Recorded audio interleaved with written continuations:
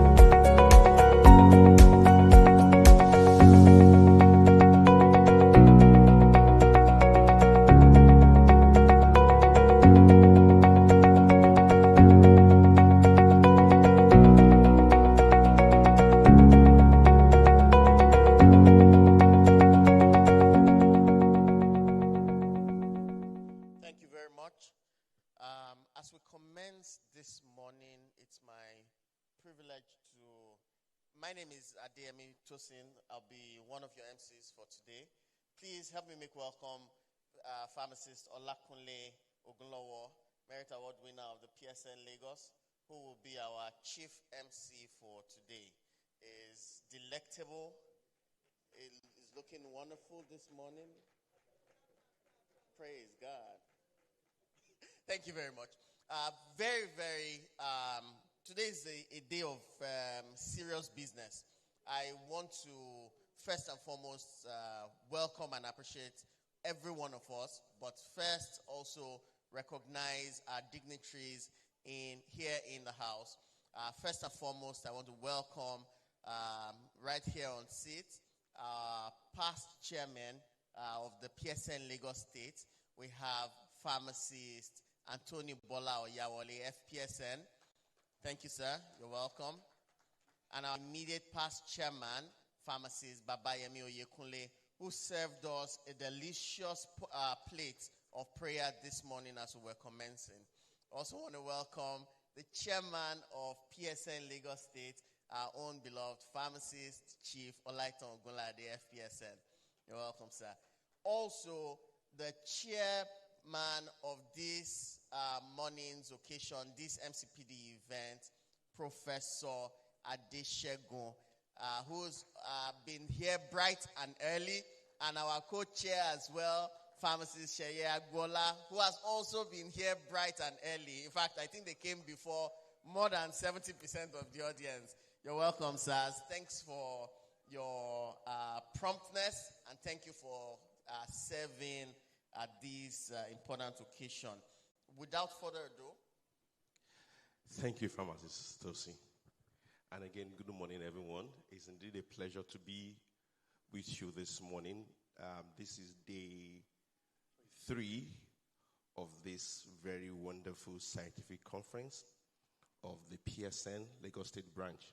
And I'm sure for those of us who have been attending the conference over the years, you will agree with us that this year has been with a lot of difference. I believe we deserve to clap for ourselves. And it couldn't have been that without your support, without your presence, without you agreeing to be part of this week. I'm sure we've reached out to some of us, appreciating our resource people, everyone from the planning committee, the members of the ESCOs, the past leaders. I believe what we saw yesterday should awaken all of us to the fact that as pharmacists, there's a lot that is expected of us. Millions of Lagosians, and not just Lagosians, I know some of us, our roads goes beyond Lagos, are looking up to us. Even if they fight us, even if they say we're not important, the reality that we are in the center of healthcare anywhere we are found. So clap for yourself if you are proud to be a pharmacist. Thank you very much. So without much ado, this is the chief MC actually. I'm just here to stand by him. So don't mind two of us. We are both advisors, and I've appointed him as the chief advisor. I'm the co-advisor. Professor Sunday, the chairman, for his opening address. You can see why is the chief MC. He's telling me what to do, and I have to obey. So, without much waste of time, we'd like to welcome the chairman for this MCPD academic session in the person of Professor Sunday Adeshegun, PhD, the Dean, Faculty of Pharmacy, University of Lagos. We would like to please come up, sir, to just have your opening address. Okay. Thank you, sir. Please, we can do better. Thank you, Prof. Yesterday they said people in academics are not just lecturers. They're into research. Thank you for forming all of us into where we are today. Thank you, sir. Thank you very much. The MC, we appreciate you. The entire leadership of PSN Lagos, under this distinguished, amiable, and indefatigable chairman, Farm High Chief Olaitan Ogunlade of PSN. The planning committee, led by our amiable farm, Muji Alade Somi, MAW. Ladies and gentlemen, I think at this point, the PSN week for 2026 has been very, very interesting. And I want us to give them a round of applause. We can do better. We can do better. Distinguished members of the Board of Fellows, our respected elders, leaders of the profession, our distinguished resource persons for today's MCPD program, esteemed colleagues and fellow pharmacists. Good morning, everyone. It is my pleasure and privilege to serve as the chairman of this MCPD session on day 3 of the PSN Lagos Pharmacy Scientific Week 2026. Our theme for today, One Health, One Pharmacy, Connecting Sector, Transforming Health. And our today's sub-theme, Pharmacy Forward in Practice, Technical Excellence, and Lifelong Learning across all sectors, gives us an excellent framework for this important professional development program. Continued professional development is the art of professional excellence. You have to develop yourself. You can't remain where you are. You need to upskill whatever you have known before. As pharmacists, the public has placed a lot of responsibilities on our children. And so our responsibility does not end when we graduate from universities, when we earn our degree, when we obtain our registration from Pharmacists Council of Nigeria, or when we become established in our switching area of practice. The healthcare profession is constantly changing. Pharmacy profession is not static. It's dynamic. It's moving forward. If you want to remain where you are, people will leave you behind, and they will do what? They will move on. So there is need for us to change. As the Commissioner of Health said yesterday, we must change with the pharmacy profession. New medicine, new terminologies, treatment guidelines, the new ones, healthcare challenges, new healthcare challenges are emerging almost every year. And because of this, pharmacists must be a lifelong learner. We must continue to read some of those leaflets, products, promotions that are always given to us. Don't let us just keep it in a file. We should read them and get updates. This is the fundamental value of the MCPD we are here to do. MCPD, as pharmacists, we should not see MCPD simply as a regulatory requirement. Now, if I don't do MCPD, I will not get my license. It's not only a means of getting credit points. We should regard it as professional commitment to competence, patient safety, quality health care. That's the way we should see MCPD. Quality health care, which is the hallmark of pharmacy. Every day, our patients, especially in Lagos, they are very brilliant and intelligent. They place a lot of trust on us. Many of them, before they come to your pharmacy, they have checked the problem online. They have outlined the possible drugs. And so when they come to your pharmacy, they expect you to give them perfect understanding of those medicines you are recommending. The medicine you are about to dispense. The medicine you are monitoring. And they expect accurate information. You can only get accurate information if you are up to date. If you are reading updates, if you attend MCPD program like this, they expect sound professional judgment. Are the drugs harmful? If I use it, am I going to be fine? How long? What are possible effects to some of the natural products I always take with it? They want to find out. They are looking for appropriate counseling. They are looking for appropriate counseling. Many of us in our pharmacy, we behave just like dispensers. Some of us, we even give them drugs without telling them the direction of use. It's the patient that will come back and say, Oga pharmacist, how am I going to use this drug?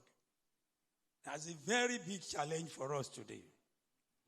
We therefore hold our patients to upscale. We need to upscale our knowledge and skill to the current status. We must be up to scale.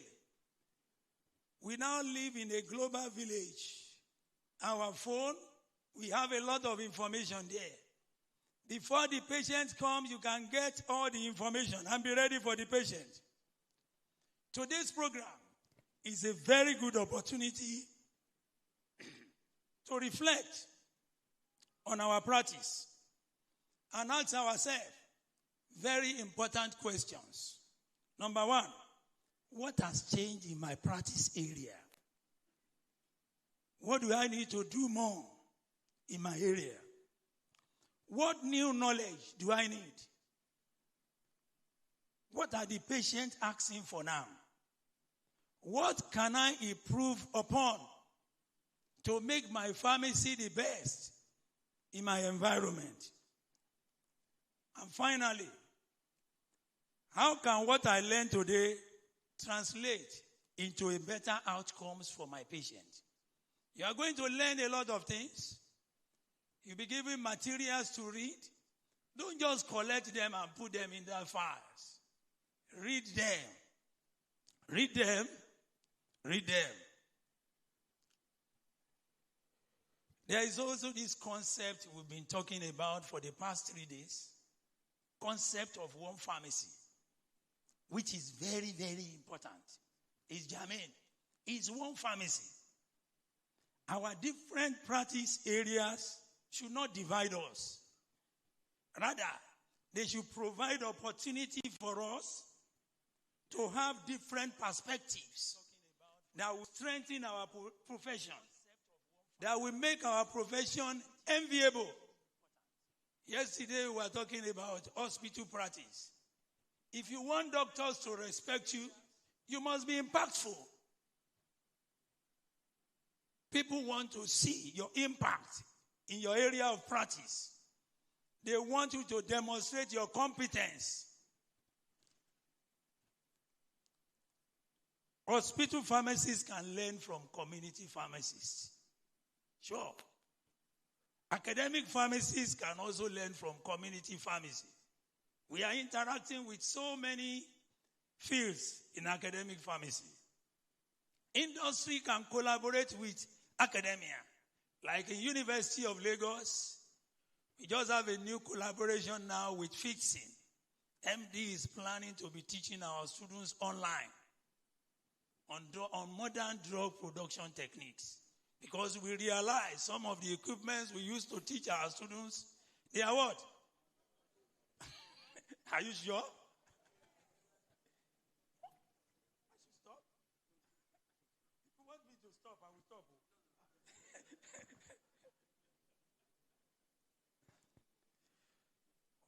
When we connect these sectors, we create a stronger and more responsive pharmacy profession. We must also prepare ourselves for emerging developments. There are new developments coming up. Many of us, we want to go and practice pharmacy in Canada, in America. Are you ready to face the challenge? Are you ready? Some of the emerging technologies include artificial intelligence, digital health, precision medicine, pharmacogenomics, biotechnology, advanced pharmaceutical technology. This MCD program gives us a very good platform to understand some of these developments and consider how they can influence our practice. That is the purpose of the MCPD. However, the professional development is not only about acquiring technical knowledge. It's also about ethics, professionalism, communication, leadership, critical thinking, and like the focus of our PharmD program, patient-centered care. A technically competent pharmacist who lacks professional integrity cannot provide quality care that society expects. If you are not a pharmacist of high integrity, you will cut corner. You will distribute substandard products to make more profit. And therefore, as we will involve in this MCP session, I encourage us to approach it with open minds and a commitment to improvement.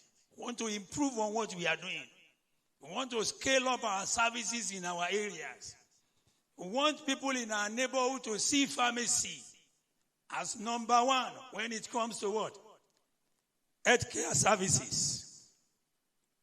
To our distinguished resource persons and panelists, we look forward to your expertise, practical experiences, and insights.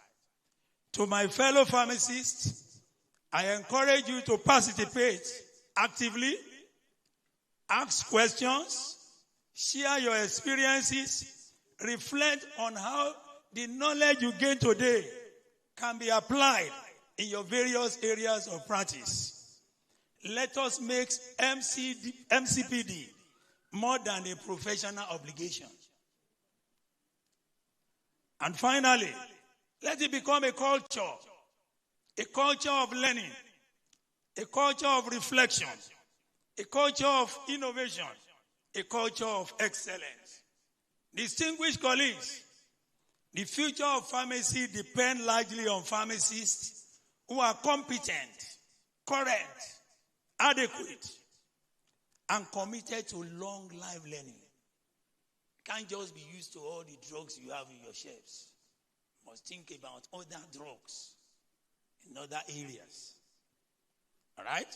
Therefore, we must continue to develop ourselves, strengthen our profession, the profession of pharmacy, and most importantly, improve the quality of care we provide for patients in Lagos. Yesterday, Lagos State Commissioner of Health challenged us. I saw his message as a challenge. Yes, as in pharmacy profession, we still have a lot to do. As we proceed in this MCPD, I want us to remind, one health requires what? One pharmacy. And one pharmacy calls for what? Continuous learning. Continuous learning. We cannot remain where we are. Some of the drugs they used to train us in those days in Ife, they are no longer in use. So if you are not up to date, if you refuse to upscale, you become what? Redundant. And continuous learning drives what? Professional excellence. I welcome you once again to this MCPD session. I thank the Pharmaceutical Society of Nigeria, Lagos State Branch, for giving me this platform to talk on professional development. I wish all of us a stimulating, rewarding, and impactful session. Thank you. God bless you mightily.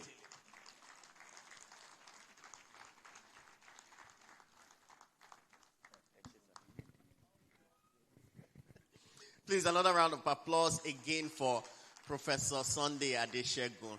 Thank you very much, sir. One thing you cannot take away from Professor Adeshegun is his consistent, persistent push for people to keep learning and relearning. Thank you very much, sir. Our co-chair, pharmacist Sheye Agbola, is also here and is ready. You know, one of the reasons why it's important to have a practice and an academic chair is that if you hear it from somebody whose career depends on learning all the time, you think, it's because he's in academia. But you will also hear from someone who's in practice and whose efforts also resemble that continuous development. You're welcome, sir. Thank you. Thank you very much. Good morning, all. Please allow me to align with all the existing protocol because of our time. I must recognize the chairman of the Lagos State PSN, Chief Ogunlade, and all the past chairmen of the high table. I want to recognize all the senior elders of the professions too. Distinguished ladies and gentlemen, we're all welcome. I thank the organizing committee for the opportunity to be here today. I'm highly honored. I don't want you to take it for granted. Thank you. I'm also honored to sit with my dean, Professor Adeshegun, because I attended University of Lagos, University of First Choice, off school. Today's technical and masterclass section is particularly important because pharmacists standing at a point in its professional journey. The healthcare environment is changing rapidly, and the pharmacists of today and tomorrow must prepare not only to respond to change, but to lead it. Our focus today is therefore more than the exchange of knowledge. It's about equipping pharmacy for excellence in the era of One Health, digital transformation, and emerging clinical challenges. As we begin this class, I would like us to approach it with one central question. How do we position the pharmacy profession to remain relevant, innovative, patient-centered, and influential in the healthcare system of the future? Our answer must be rooted in the leadership, continuous learning, innovation, and collaboration. First, We must embrace the one health approach. We must look beyond the traditional boundary of dispensing and medication management and become active contributors to broader public health outcomes. Second, we must be digitally transformed. Today's technology is changing. How healthcare is delivered. AI, electronic health record, telepharmacy, data analysis, etc.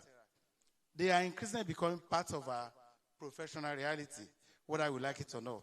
The question is not whether technology will transform pharmacy. It is whether pharmacists will be among those leading that transformation. We must therefore develop the competence to use technology intelligently while preserving human value at the heart of the healthcare. Third, we must strengthen clinical excellence. The complexity of patient care continues to increase. New diseases, emerging therapy polypharmacy, medication-related problems, and changing treatment guidelines require pharmacists who are confident, evidence-driven, clinically competent. This is very key in the sense that I'm sorry I was not around yesterday, but I watched the program from the beginning to the end. I listened to the Commissioner for Health when we were talking about the opening new hospital. He was talking about pharmacy and trying to compare with pharmacy technicians. There must be difference between us. The Lord will help us. As member of NAI, the future of industrial pharmacy is GMP-driven, quality-focused, data-driven. And finally, we must strengthen collaboration and professional leadership. The future of healthcare will not be built by one profession working in isolation. Pharmacists must collaborate effectively with physicians, nurses, laboratory scientists, public health professional technologies. Our expectation is that this section should be practical, engaging, and transformational. We should not read this room with knowledge that remains only in our notebooks. We should live with new ideas, new perspective, new professional relationship, and most importantly, actionable commitment. The future of our profession is not something we should wait for. We must build it. Let us become pharmacists who understand technology without losing the human touch. Pharmacists who embrace innovation without compromising ethics. Pharmacists who pursue clinical excellence while contributing to public health. And pharmacists who are prepared to lead beyond the traditional boundaries of our profession. Let us move from being participants in healthcare transformation to becoming drivers of healthcare. If we get this right, pharmacists not merely adapt to the future of healthcare, we will help to define it. I therefore encourage everyone to participate fully, learn openly, question constructively, and connect meaningfully throughout today's session. Once again, I welcome us all to this important technical and masterclass class. May today's demonstration inspire excellence, stimulate innovation, and strengthen our collective capacity to advance the pharmacy profession. Together, let us equip pharmacy for excellence, live with purpose, and build a healthier future through One Health, digital transformation, and clinical innovation. Thank you, and I wish a highly impactful and rewarding session. God bless you. God bless PSN Lagos State. God bless pharmacy profession, and God bless Nigeria. Thank you.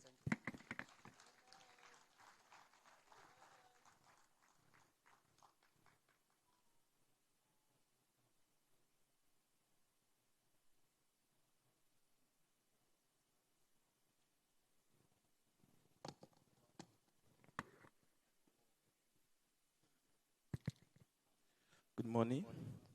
Morning, everyone. Please permit me to stay on the existing protocols. My name is Pharmacist Christian Ayanacho.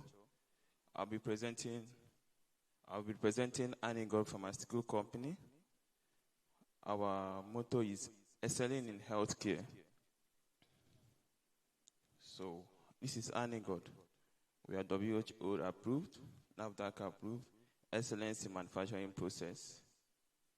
So we are introducing Cinemet and the rationale for dopamine replacement therapy. So by the end of this session, you should be able to understand the epidemiology of Parkinson's disease, the neuroanatomy of motor control, the role of dopamine in normal movement, and the pathophysiology of Parkinson's disease and why it matters. And most importantly, understand why carbidopa, levodopa fit in the current guideline-based management of PD.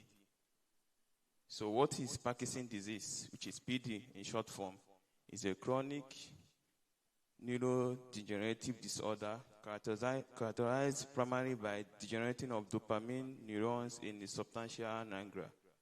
So it's the second most common neurodegenerative disease after Alzheimer's. It affects the movement, cognition, mood, and automatic function. So this is how it functions. When there's a dopamine depletion, and mostly in the substantia nigra, there's a disturbance. It now affects the motor movement, which now we get the symptoms like the movement, difficulty in walking, standing, and doing other movements that affects the motor neurons. So these are the stages of Parkinson's disease. We have the stage 1, when there is a mild tremor and slight change in posture, which can start in one side. Then getting to the moderate symptoms, which is stage 2, we start noticing movement issue on both sides. For the mid stage, which is the stage 3, there is balance problems and there will be need for assistance of this patient. Daily tasks will need assistance. And advanced symptoms, which is the stage 4, the mobility, there is a severe limitation, tremor and stiffness. Then in stage 5, we have total loss in mobility and they require constant care. So these are the symptoms: tremor, slowed movement, rigid muscles, impaired posture and balance, loss of automatic movement. So these are what it looks like. Then we look at the epidemiology. We have more than 8.5 million people living with Parkinson's disease. This is globally. And in Africa, there's increased recognition of Parkinson's disease, increasing by the day. So there is need for us to focus more and encourage to do some diagnosis and improve access to specialist care. So these are the challenges: misdiagnosis, financial barrier, low awareness. So the neuroanatomy, it involves the voluntary muscle, which require precise integration of multiple neural circuits in the brain. The motor control center, which is the basal ganglia, I think that is where, when there's a depletion of the dopamine, it affects this basal ganglia, which controls the motor movement and every other thing. So the basal ganglia controls all of this. And this is where it affects the movement. Then the functions of dopamine, it helps in movement, motivation, reward, learning, and mood, and every other thing. So these are these dopamine synthesis. Why dopamine matters? This is the function of dopamine in the brain. So levodopa is more, when you are using a single levodopa for treatment, as against our brand Cinnamate. Levodopa helps in metabolic processing of dopamine and it doesn't cross the blood-brain barrier. So why are we using, or why should we use levodopa, carbidopa, which is what our Cinnamate contains? It has a greatest symptomatic efficacy. It has a rapid improvement in bradycardia and rigidity, improved quality of life. So the rationale, levodopa is almost 95 to 99% are converted to dopamine in the peripheral tissue. And this results to all of these side effects, like cardiac effect, nausea and vomiting, orthostatic hypotension, reduced central availability, which is where levodopa should have gotten to the brain. It doesn't cross the brain, so that's why there's a need for carbidopa, which helps it to cross the blood-brain barrier. So these are the mechanisms of action of Cinnamate, which is combination of carbidopa, levodopa. Okay? So let's go straight to why are we using levodopa and carbidopa. Carbidopa helps to replace deficiency dopamine indirectly through levodopa. Carbidopa improves central levodopa availability by inhibiting the peripheral metabolism, which is the limitation of levodopa when used alone. It doesn't reach to the central brain, which is where it's most needed. So carbidopa will help you to get there. Finally, we are introducing our brand Cinemet. Cinemet is a combination of carbidopa and levodopa. 25 milligram of carbidopa and 250 milligram of levodopa. So why do we use Cinemet? It's cost effective, it's convenient to use. The pack size, you can see here, is a month supply. So convenient for the patient, and the dosage is 1 tablet 3 or 4 times daily. That is every 6 hours or 8 hours. Not more than 8 tablets in a day, as directed by a doctor. So with this, the patient is sure of a month supply, and can always come back to a doctor for further checkup and everything. And easy to adhere and comply. So this is our brand of carbidopa levodopa. So it's still the dopamine replacement therapy. It has been still proven efficacy for decades, and we still believe that Cinemet will give us a good control or treatment plan for Parkinson's disease, and patients will benefit more on it. So these are the common side effects. So in conclusion, Parkinson's disease is a chronic progressive neurodegenerative disorder. Since it's a chronic, the patient might have to use it for a long while. So Cinemet, being cost effective, won't be a big burden for the patient to get the best result on this condition and probably get the treatment plan. Thank you. So in support of PSN Week this year, we, the management, has decided to give every health professional or pharmacist that will visit our stand to have 1 pack of Cinemet as you visit our stand inside here. We also have other products. We have 8480. You also go home with a pack of our 8480. Eh? No. Oh, Cinemet just came in last week, so we are just sharing that. 8480 came in last week. You also share that. These are just looking at the screen, you see more of our products that we have and how it is going to benefit you. Our aim and motto is to make these products affordable for our patients and also make sure the efficacy and all that is needed for this patient to get access to health care is actually gotten. Thank you very much and remain blessed.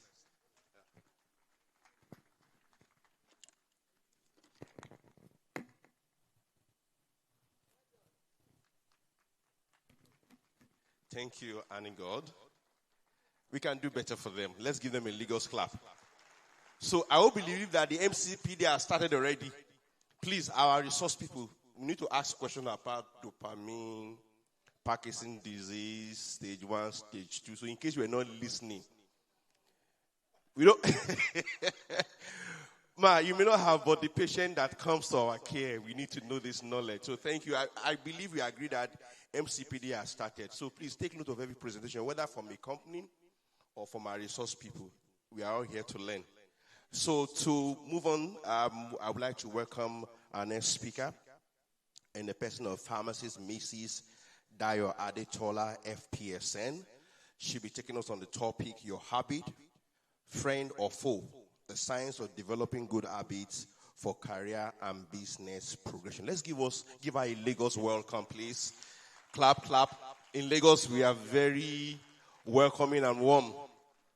And so that, when you don't clap well for your lecturer, there can be consequences. So our advisors, please, we welcome you specially. Please, my points must not reduce. I did my own job. Thank you,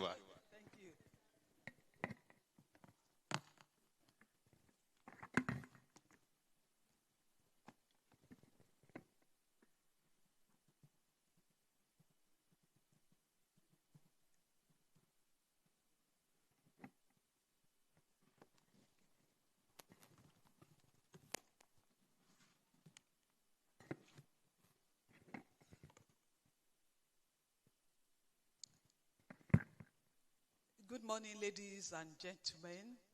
Standing on all existing protocol, because if I want to start greeting every group, everybody, I think my 15 minutes will be gone. So, but I would like to appreciate the chairman, Lagos State PSN, Chief Ogunlade, and other parts chairmen. Thank you so much for giving me the opportunity. I also want to appreciate the planning committee as well for giving me the opportunity to share knowledge. So the topic before me is your habit, friend or foe. The science of developing good habits for career and business progression. Okay.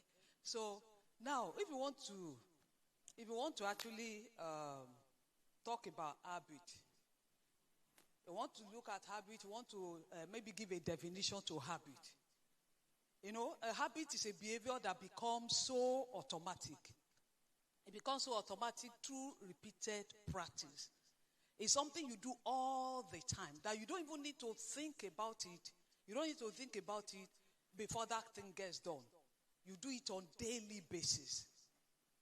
And it gets to a time whereby you are even very, very unconscious that you are doing that kind of a thing.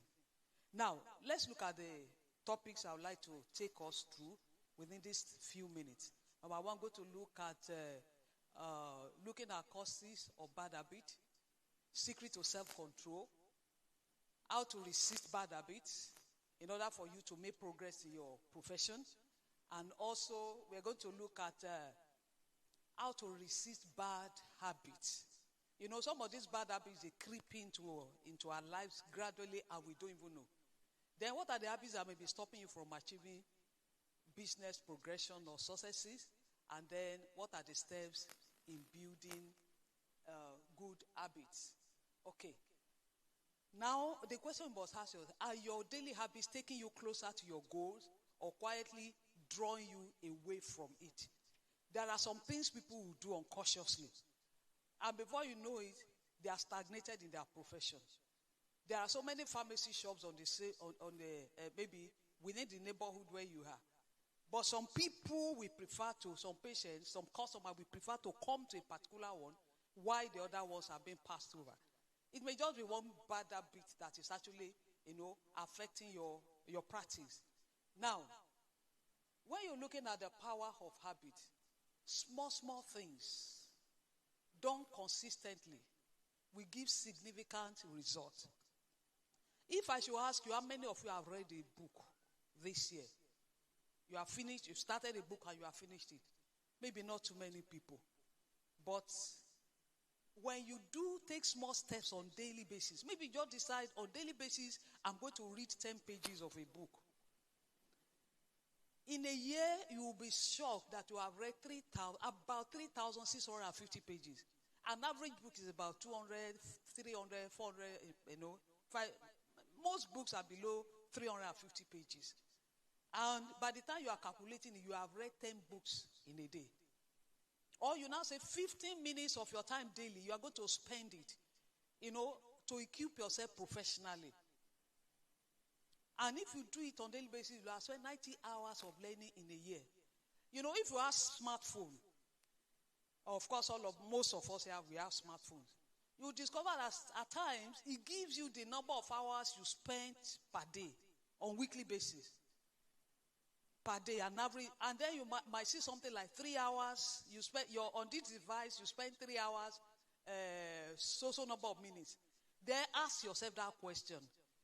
That 3 hours I spent on my phone, how productive was it? Did I use it to learn anything? And then you start asking yourself. Sometimes when I see this number of fire so high on my phone, I will ask myself, what did you do that? What did you do with all these 3 hours, 4 hours a day on phone? What did you do? And that's the question we should start asking ourselves. Now, I've given the definition of habit. It's a behavior that comes through automatic, it becomes automatic through repeated behavior.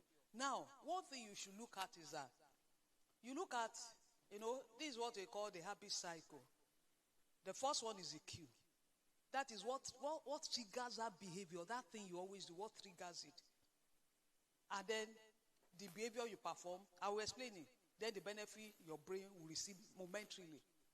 Now, what are the things that trigger you maybe to eat excessively?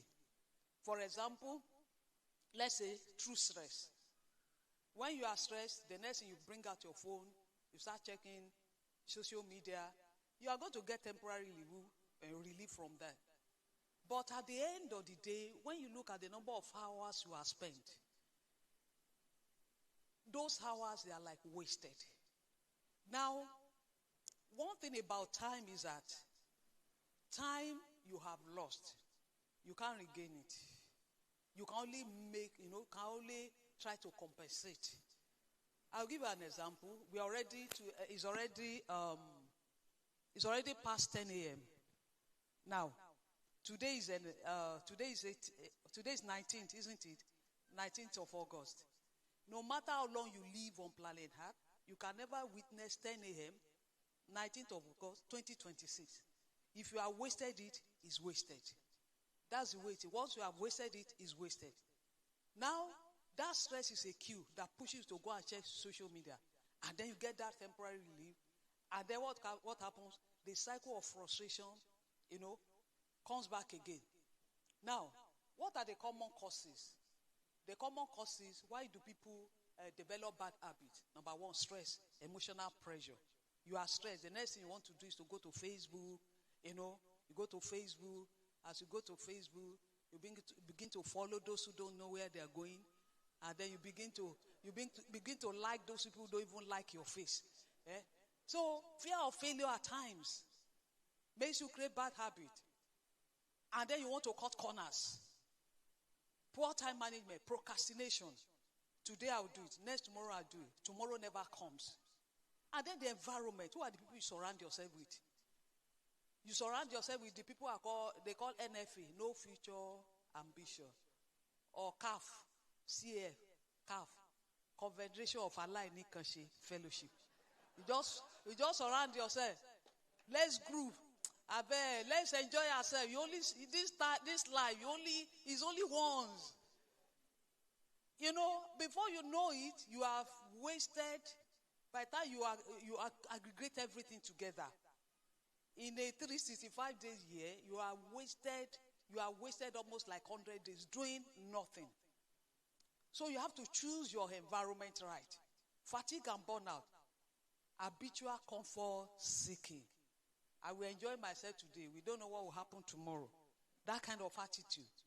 So a bad habit usually solves immediate problem, but creates a bigger problem in the future. It creates a bigger problem in the future. So you have to locate the real cause.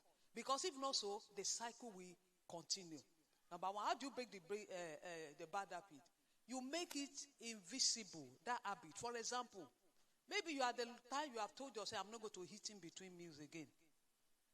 And then what you do is that immediately you open your fridge. You see fried chicken. That's the first one you locate. You see the type of food you like. And you look at it and say, just this once, I won't do it again. Then you eat. But what you should do, make that thing invisible. Something that you struggle to get so that you don't go into that habit. Then, for example, look at your phone. The way you should do it is such that you don't say, my phone, I won't be checking it all the time. But what you should do is that I will keep my phone away for so number of minutes. Because we see a lot of people being stagnated professionally. Like Prof just said, you look at yourself. This year has gone to, maybe we are already in August. You ask yourself, how many hours did I spend developing myself professionally? And that is why somebody is in the hospital. This year, all the ethical products we have been dispensing to patients.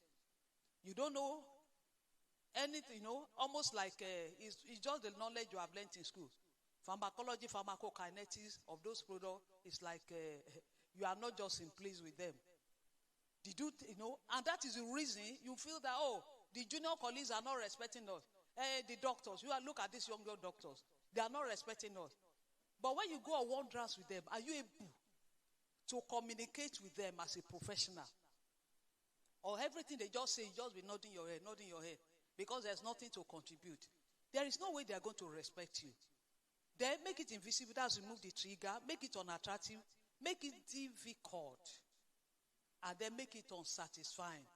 So that let it hold you accountable. Anytime you do that, you step into that bad habit, let the person let somebody, maybe your spouse or any of your children, let the person remind you, but you said you are not going to do this thing again. So that's the way to move forward. Okay? Then, if you want to, for example, this was the example I gave before, you want to reduce your necessary time use of social media, remove that app from your home screen. There are some apps I've deleted from my phone because they keep sending you notifications, or you mute the notification so that when it even comes in, you don't see it at all. And then set a time limit. On social media, I'm not going to spend more than this month. And that's where discipline comes in. Because those that are successful, they didn't just get there overnight. Discipline comes in. Developing themselves comes in. So ask somebody to always hold you accountable. Then when it comes to build good habit, make it obvious. You say you're going to read a book a day, 10 pages a day. Put that book in a place where you're going to see it, and you can tie it. The second, make it attractive. Connect with something that you enjoy doing. Maybe when you want to take your morning coffee, you can just put a book by the side. Maybe just browse through a couple of pages in the afternoon instead of just sitting endlessly. Update your knowledge. I normally, anytime I'm running training programs for maybe new medical reps, you want to go and detail to a doctor, what do? Do you just sit at the reception and begin to look at, they normally have this television there, playing home video, this and that one, or football, and you are engrossed in that. Instead of the time you are waiting to see that consultant, just pick and revise your product knowledge. So by the time you see the consultant, you want to detail your product or the doctor, you are short and sharp. So make it easy, make it satisfying, whatever you do. 90% of your problems in life can be solved by removing bad habits, by removing toxic people. By the time you remove all the bad habits, you are on your way to career and business success. So what do we mean by self-control? Self-control is the ability to choose behavior that serves you long time. It gives you serves you long time, and it is not just satisfying your immediate desire. Because nothing good comes easy. There's a price to pay. And these are some of the habits that reduce your effectiveness, poor, punctuality, poor communication, failure to follow, negative attitude, poor listening skills. You don't listen to your boss, you don't listen to your subordinates. No communication, avoiding responsibility. If you want to move far in any place where you work, always volunteer. We are looking for somebody to head this particular thing, to help us gather this information. You must always be the one to volunteer. The more you practice that which you are doing, the more you take up new responsibility, the more your brain, the capacity for your brain to function, the more it grows. So that you don't become redundant. By the time because this brain is like your body muscle. The more you exercise it, the more the capacity expands. Okay. So, you may stand, there is being busy is not the same thing as being productive. You can be so busy. Like I said, look at the number of hours you have spent on that smartphone. How many of those hours or minutes were productive ones? So you should start checking yourself. You can be responding to emails, moving from one task to another, yet you are not making any form of impact. Now, another thing is that if anybody wants to be stagnated in career, I'm sure nobody wants to be. There are this is, I would say, the recipe for stagnation. Do what you already know. Avoid difficult conversation. Anytime they are talking about new remedy, new drug, avoid it. Avoid new responsibility. Avoid technology. They are talking about AI here. Some people will even put religion behind it. Say this AI is a work of the end time. Don't mind that. It's demonic. It's demonic. Let's leave it alone. Let's leave it alone. It's so demonic. When you avoid feedback, So comfortably, you'll be very comfortable in your, in that zone. But what it results into is what? Stagnation. That's what it will result into. One of the dangerous things, somebody can get involved in it to say, I already know enough. Don't mind them. I've been in this pharmacy practice for over 30 years. What are they going to tell me again? All these small doctors, some of them were in kindergarten the time I graduated. What are they going to tell me? And that is the reason you see that the young pharmacists are not respecting you. The young doctors are not respecting you. But by the time you begin to give them one information or the other, you talk about pharmacology, kinetics of drugs, drug interaction. Of course, there is no way they will need an advice, they will not consult you. So that is the reason you must make yourself relevant. These are the things that can make you, I think my time is up, make you relevant. You seek information from books, from journals. It's very easy to access journals now. Anything you can access them. At least the easiest one that I have seen, if you just type google.scholar.com, it brings, is a compilation, although some of the journals there, they may be obsolete, at least you can still get some information. You get different journals, Academia, Science Direct, and mainly just rely on peer-reviewed journals. Those ones, they are very, very helpful. What I mean by peer-reviewed journals, those are journals that contain publication and all the researchers, they have, attested to it that this is genuine, this is a good work. Okay? So, I'm rounding up now. Small behavior, if repeated consistently, becomes a habit. It becomes part of your identity. It influences your performance. It creates results. It shapes your career and business. So, the key message is that your future is being shaped by what you do repeatedly. Whether you are moving forward or you will be on the same spot, that's what is going to shape it. Now, finally, let me just quickly tell this story to tell you how important it is for you to create good habits. There was a company I worked for. This senior manager had a secretary. This secretary was a contract staff. This secretary, anytime they give her any job to do, that she knows that will take her beyond 5 p.m. 5 p.m. was the closing time. You will see her face will be as strong gold itself. But it came to a time, when this manager was to be given, they wanted to give him a permanent staff. So, of course, you will think that the one that has served him for like 2 years, yes, should be converted to a permanent staff. But unfortunately, because of her behavior, they didn't convert her. In fact, she was already expecting it, that they won't convert her. All the people that were close to that senior manager, he was just begging them, please let me talk to my Oga so that they can. Can you imagine that? So, of course, eventually she lost out. And that is the reason why some people cannot make progress, physically in their profession. I always counsel the young pharmacists anytime I have opportunity to train them. We just concluded a 7-day training program for a group of newly employed medical reps for a pharmaceutical company. One of the things I emphasize to them is that if you are going to make progress in this profession or not, is all about your habit. Your habit forms your character. Your character will form your attitude. Your attitude will determine how far you'll be able to climb in the ladder of success. You cannot have a low attitude and expect to climb higher in the ladder of success. The choice is yours. Thank you.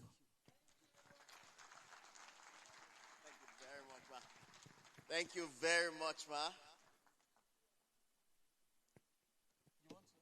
Oh, excellent. Thank you very much, Ma. We appreciate you for that intellectually stimulating presentation. Please, another round of applause for her again. Pharmacist Adetola, FPSN. She's a trainer par excellence. And you can always reach out to Boxing and Co. as well for trainings and other sessions for personal development. Right away, we'll take activity farmer.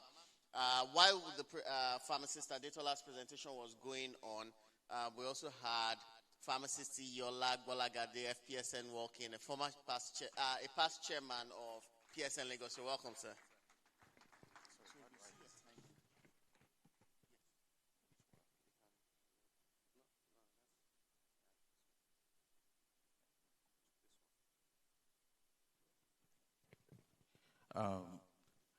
Good morning, everyone. Permit me to stand on the existing protocol. I'm here to present to you a wonderful product. I'm from Glaston from Activity Pharmaceuticals. Here to present to you a new product and also a blend of probiotic, boric acid, aloe vera for treatment of infection, and it's also used to promote the vaginal health. First of all, before I proceed, I want to give a little analysis about the vaginal microflora, the composition. This is what composes in the vagina. We have the lactobacilli about 80 to 100%. We have bifidobacteria 1 to 10%. Also in the microflora of the vagina, we have Enterococca, Staphylococca, E. coli, Candidiasis, and we also have the Gardnerella vaginitis. These are all housed or colonized in the vagina. Now, if a good and a healthy vagina, there must be or maintain what we call lactobacilli of 80 to 100%. And at that point, that vagina is said to be healthy. And what does this lactobacilli do? They have three functions. They do protective barrier. That's they maintain the acidity of the vagina, which is supposed to be within 3.5 to 4.5, and thereby inhibit the growth of pathogens. Because once the vaginal microflora is within 3.4, the acidity is within 3.5 and 4.5, then there will be no pathogen growth. It also helps to maintain vaginal mucosa thickness and integrity. They have regulatory function. They support reproductive health, fertility, pregnancy, and menstruation cycle. They also have metabolic function. They help in fermentation of sugar, producing lactic acid and maintaining the vaginal acidity. Now, what are the factors that can affect the vaginal microbiota? That's the imbalance. Hormonal changes, age, sexual activities, poor hygiene, that's dodging, diet, antibiotic use, health conditions, warm or moist environment, immune compromised state, and wearing of tightened clothing. Now, what symptoms will you see if there's an imbalance? Itching, abdominal discharge, burning sensation, odor, painful intercourse, redness, and inflammation. Now, there are methods to diagnose these problems: vaginal swab, microscopic examination, culture-based tests, molecular techniques. Now, but you can actually maintain a healthy vagina by living a good hygiene life, avoid dodging, use condoms, eat balanced diet, and stay hydrated. Now, there are treatment options for patients who are infected. The use of antibiotics, where my product for probiotic and prebiotic use are my products. Now, if it is left not treated, if infection is left not treated, it causes what we call recurrent vulvovaginal candidiasis, PIDs, infertility, increase in transmissions, preterm, and miscarriage. Now, this is my product. My product is a composition of boric acid 600 milligram, aloe vera, apple cider, prebiotic blend, probiotic blend, about 6 billion spouts. Now, for a good probiotic must be viable, it must be alive, a living microorganisms, and must be selected a specific strain which has inhibition against the growth of pathogens within that location, especially when we talk about the vaginal wall. If I go back to the microbiota, you see that this same probiotic in this product are the same that are supposed to be maintained 80 to 100%. And what happens is that when there's an alter in the imbalance, that means there's a reduction in the population of lactobacilli in the vagina, causing the growth of pathogen. Now, what do boric acid do? It has antifungal, antiviral property. It's a pH buffering capacity, because when there's an imbalance in the vagina, there's an increase in pH to basicity, but boric acid helps to buffer the pH and maintain it at 3.5. It supports the growth of vaginal probiotics, prevent recurrent infection, has anti-inflammatory properties and antioxidant property. Now, apple cider is a combination of slight acidic compounds like acetic acid, ethanol, organic acid. What's their benefit? They maintain the vaginal acidic pH, support the growth and population of lactobacilli, may prevent recurrent infections. Now, aloe vera. Aloe vera has anti-inflammatory properties, antioxidant. It reduces inflammation and discomfort during menstruation, support vaginal mucosa health, prevent vaginal dryness, odor, and it enhances elasticity and tone. Prebiotic are food for probiotic. Normally, we are supposed to eat prebiotic food like fruits, vegetables, gods, so that it will enhance the growth of probiotic in our system. Know that in our body we have about 40 to 60 trillion spouts of probiotic, which are sited basically in the microflora of the stomach, in the vagina, in the esophagus, and in the mouth. And their aim and what they do, they are like the controller of antibodies. They cite the problem, pathogen growth, and they use the antibodies to destroy them. So they have the activity of producing postbiotics. And this postbiotic is their ADME, that's their pharmacokinetics. They produce metabolites, which helps in inhibiting the growth of pathogen. That is the natural process. But whenever you have less of this probiotic in any area of your body, especially in the vagina, it enhances the growth of pathogen. When you also have less of it in the microflora of the stomach, you see diarrhea will be corrupted and the rest of the stuff. So the mechanism of this drug is to enhance and improve the colony of probiotic in the vagina, which was already been destroyed by pathogens growth. Now, it's what it does basically is to maintain the pH and then produce metabolites which kills the pathogen.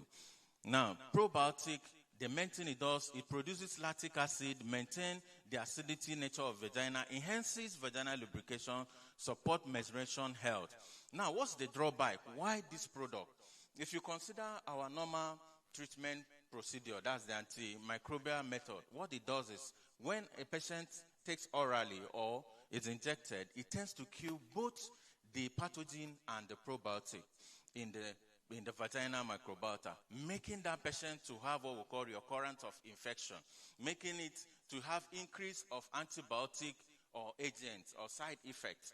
But this product will help the patient to be more safe. Like, look at it. The advantage of this product is selective. What it does, it improves and increases the colony of probiotic and then destroys the pathogen growth in the vaginal wall. It preserves and strengthens the vaginal microbiota and barrier. Fast symptom relief and resolution. Low risk of antibiotic resistance. There's no resistivity with this product. Low risk of systematic absorption and toxicity. It has a long-term benefit. It reduces reoccurrence and hence enhances vaginal resistance. It supports vaginal health, prevention, and protection. After treatment, it tends to make the probiotic to be more active and thereby resume back their normal function of protective, maintaining, and regulatory. There are studies backing up this product where boric acid and probiotic used in bacteria and fungi vaginitis as an effective therapy option. At the end, 60% of curative rate was recorded. Another therapy was also carried where boric acid was used, and it has a promising cure rate against intraconazole. Intraconazole recorded 64.2, while boric acid recorded 78.2. Now, these are meta-study for the efficacy against prebiotic and oral antimicrobial. The prebiotic and probiotic has about 80 to 10% efficacy in the treatment, while oral antimicrobial has 50 to 70. You have side effects. This product has less side effect. The clinical has even proven none up to date. We have it to be 5 to 10% side effects compared to the oral antibiotic, who has 20 to 50. Then recurrent rates was recorded 10 to 20% for pre-probiotic treatment compared to 20 to 50% oral antibiotics. Side effects is less than 10%. Allergic, contraindicated to pregnant women, nursing mothers. A dose. Treatment is to insert 1 tablet, 7 to 21 days. It must start after menstruation. Treatment plan must start because it's 14 days. But we have recorded in the clinical about 7 to 10 days treatment duration. And after insertion for 3 days, symptoms cease, all those itching and the rest, and can be used. So these are why Femenica should be used. Fast relief, resolution of symptoms, reduces side effects, reduces recurrent rate, reduces microbial resistance, better efficacy and safety. It's very convenient dose that enhance compliances, and it's also pocket friendly. These are references to the research made on this. Thank you for listening.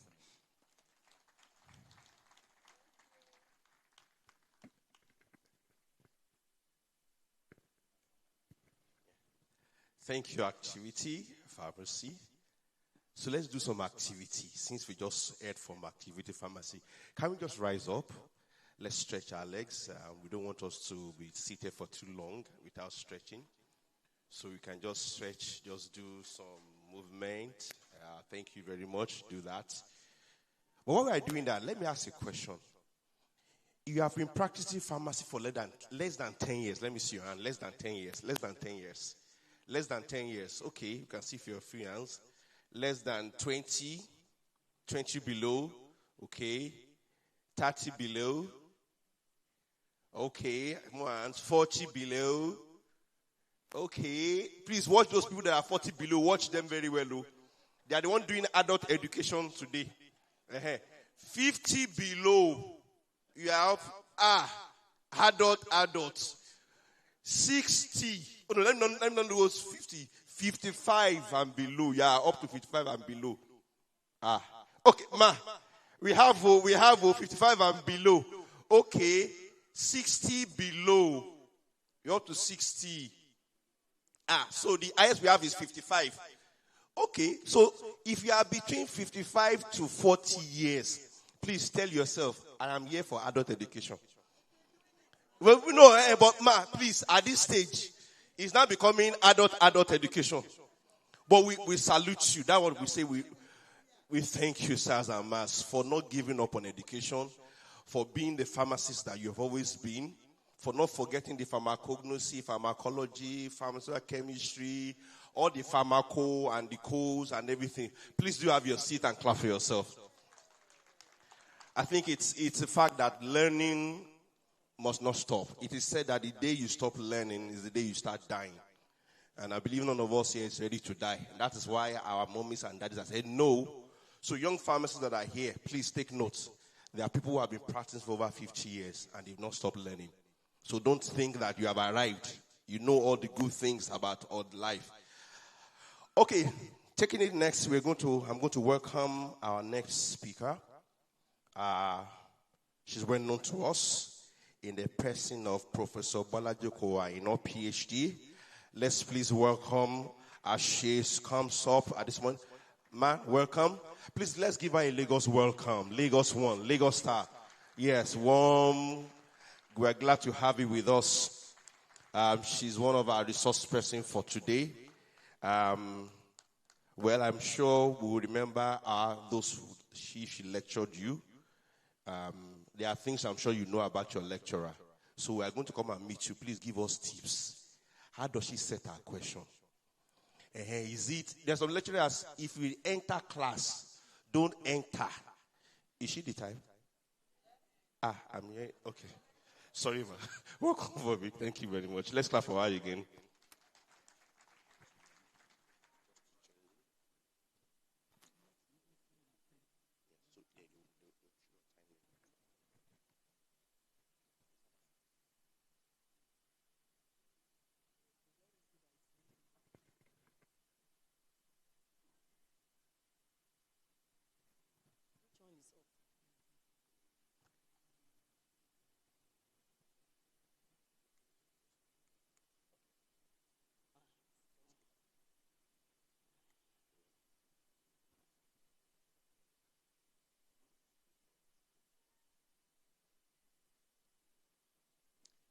Okay, I think it's still morning. Good morning, everybody. Our chairman, past chairman, and the current chairman of PSN Lagos, I thank you for giving me this opportunity. The MC was asking questions. Go and ask very well. My students, they like to answer my questions. They must look for my questions in the exam.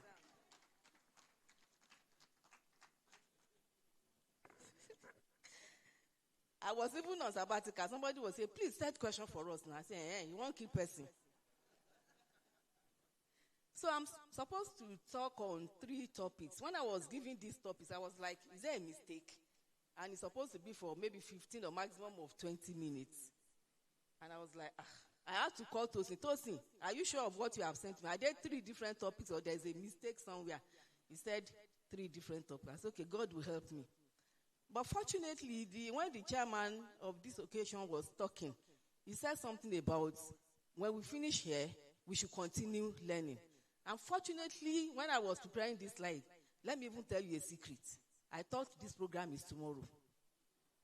So it was about 10, 11 p.m. yesterday evening that I realized it's today. And I never finished my slides. So I had to sit and finish maybe like around 2 a.m. So I've put some links in the slides. I believe the slide will be sent to everybody.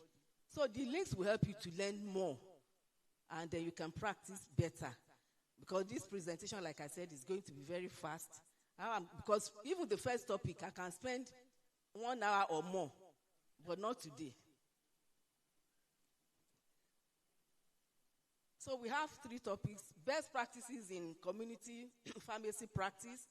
Best practices in hospital pharmacy practice. And then documentation in pharmacy practice. So we'll start with best practices in community pharmacy practice. Now, when we are talking about best practices in community pharmacy, we are looking at the community pharmacists, delivering safe, patient-centered care, optimizing medication therapy, and maintaining stringent regulation compliance. And of course, the community pharmacist practices activities concerning health promotion to improve the overall health of the community where they are located. And when we are talking about high-quality patient care, this care does not only improve the patient's outcome, but it also builds trust between the pharmacist and the client or the patient. And when you have this trust and you have this unity with your client or patient, they help you to now talk about you around the community. Go to so pharmacy. They will treat you well. They will attend to you well, and they don't charge much. I hope that is true. So the patient or client will tell others, and then you get more customers, more clients coming to your pharmacy. Now, I want to look briefly at the different practices we've just mentioned. Talking about patient care and counseling, we look at clear communication. That is, there should be clear communication between you and your clients. You tell them about how to take their medication and explain potential side effects. There's need for medication review and chronic disease support. Most times when the patient has attended the hospital, they can continue their management in the community pharmacy. I mean those with chronic conditions like hypertension, like diabetes. Then dispensing and safety. There's need for the pharmacist to check every prescription for correctness, whether it belongs to that particular patient, whether the dosage is right, and then there's need for proper drug selection before handing it over to the patient. There's also need to have standard operating procedures and the safe disposal of expired or unused household medicine. I think, was it yesterday or 2 days ago, Dr. Onedo was on a TV station, and this was part of the things she was discussing.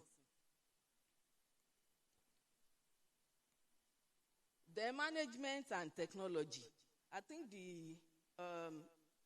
one of the people that are supposed to control this program today has mentioned that there's need for technology. There's need for AI. Even recently, maybe like about a year ago, you'll be checking for something on Google and you see AI. You'll be like, they say we should not be using the AI. What is AI doing? I didn't ask for information via AI until somebody now educated me that these days, when you check anything on Google, it's the AI Google that will come up. So there's improvement in technology. We can use this technology for record keeping, and it can help us to, keep secure the patient history, and it can also help in tracking outcomes. Then we can also use technology for inventory control to monitor our stock levels. And there's need for continued education too. We ensure as pharmacists, especially the leading pharmacists in that community pharmacy, that our members are updated in their professional training and clinical skills. Then there's this, when I was preparing for this, I came across a link that I put there that I said you can check. Actually, the company that puts up the link and the information, they're actually marketing some things. But what I discovered was that there is a particular write-up there that can help us. So it's one of the links that you can go to and get more information on the importance of high-quality patient care, how to improve patient care, how to improve patient interaction, streamlining your clinical services, and how technology can actually improve patient care. And then they gave some real-life cases. But because this company is based in UK, the real-life case studies were actually community pharmacies in UK. And so I went ahead to even find out what exactly is this company about. So I found out that it's a company that is in UK that provides technology that can supply patient medication record and has software that has component for dispensing system and for digital solutions to a majority of community pharmacies in UK. But like I said, what is interesting there is that you get information as to how to improve your care of your clients or patients. You cannot, because we are here, we may not be able to use that technology completely, but at least the information there is important and useful to us. Then we go to best practices in hospital pharmacy practice. This involves focusing on maximizing medication safety, optimizing clinical outcomes, and streamlining supply chain.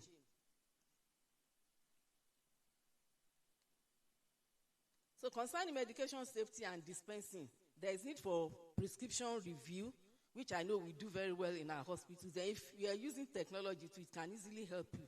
So it can alert you of some interaction that may come up. And then also there's the issue of reducing error, whereby the hospital pharmacists are advised to have store protocols for look-alike or sound-alike medications and high-risk medications. Then there's need for adverse event tracking.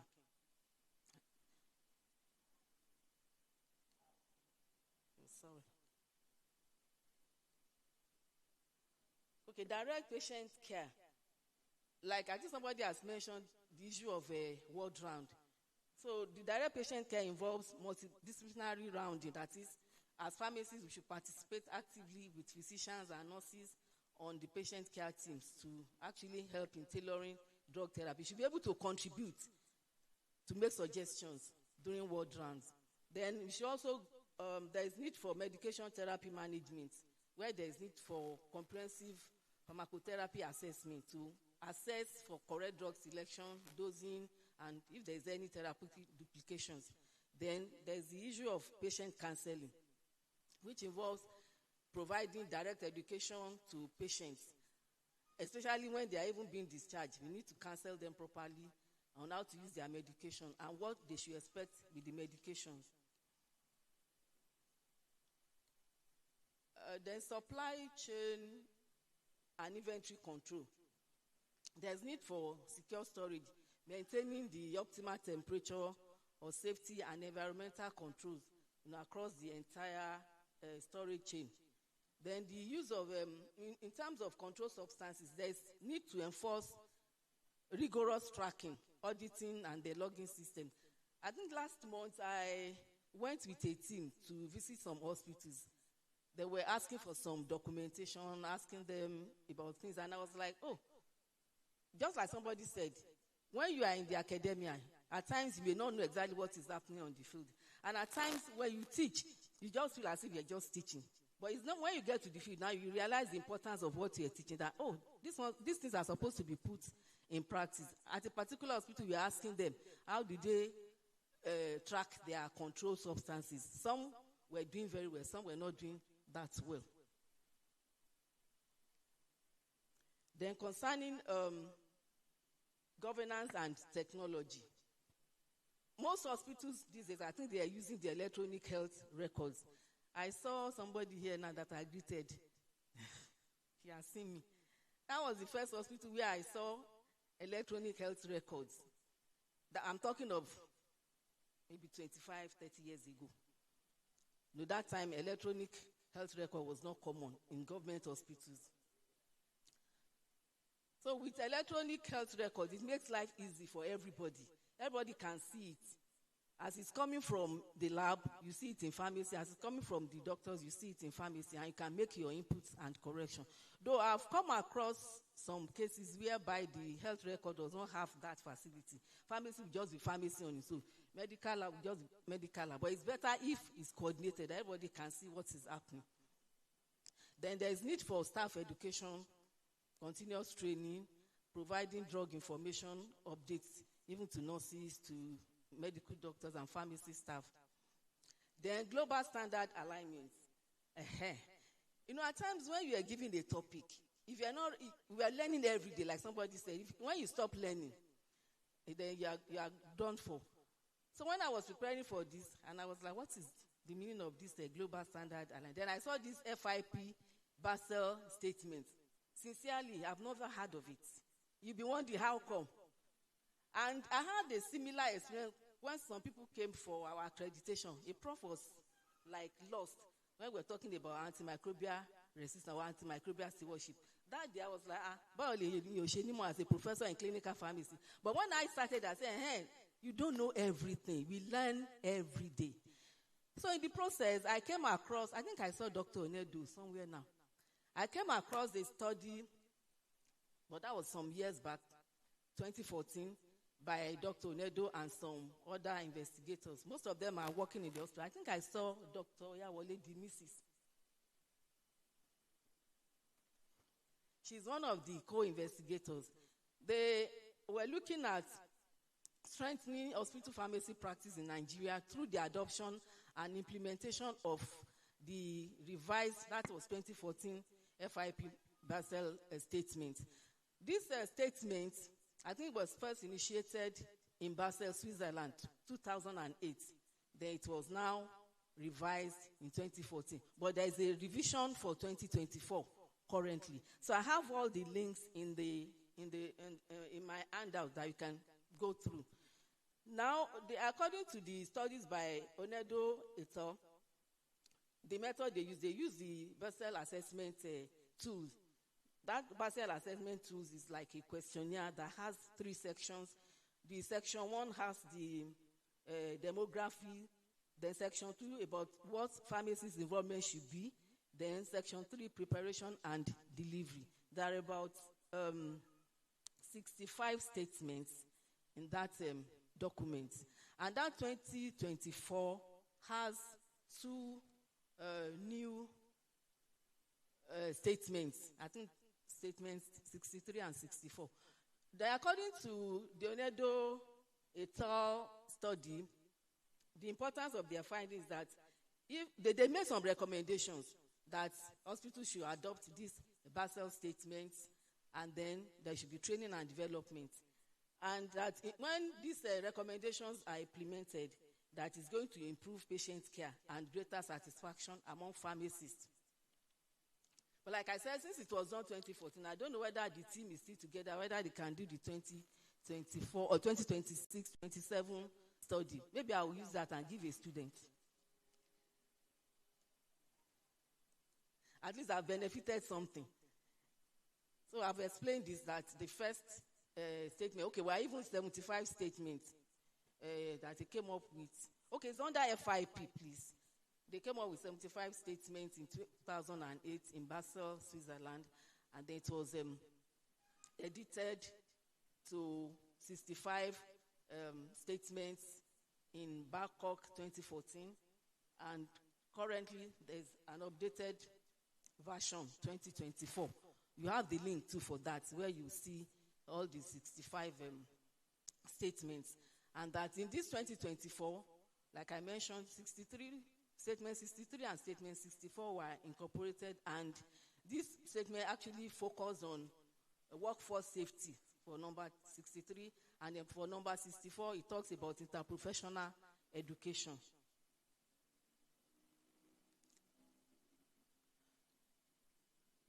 The core focus areas of the statements for 2024 are procurement and distribution, prescribing and stewardship, preparation, delivery and administration, then workforce safety and leadership, which are new updates, the statement 63 and 64. These are the links. You have the one for the statement 2014, you have the one for the assessment tools, then you have the one for the statements in 2024. Then we'll go to the last topic, documentation in pharmacy practice.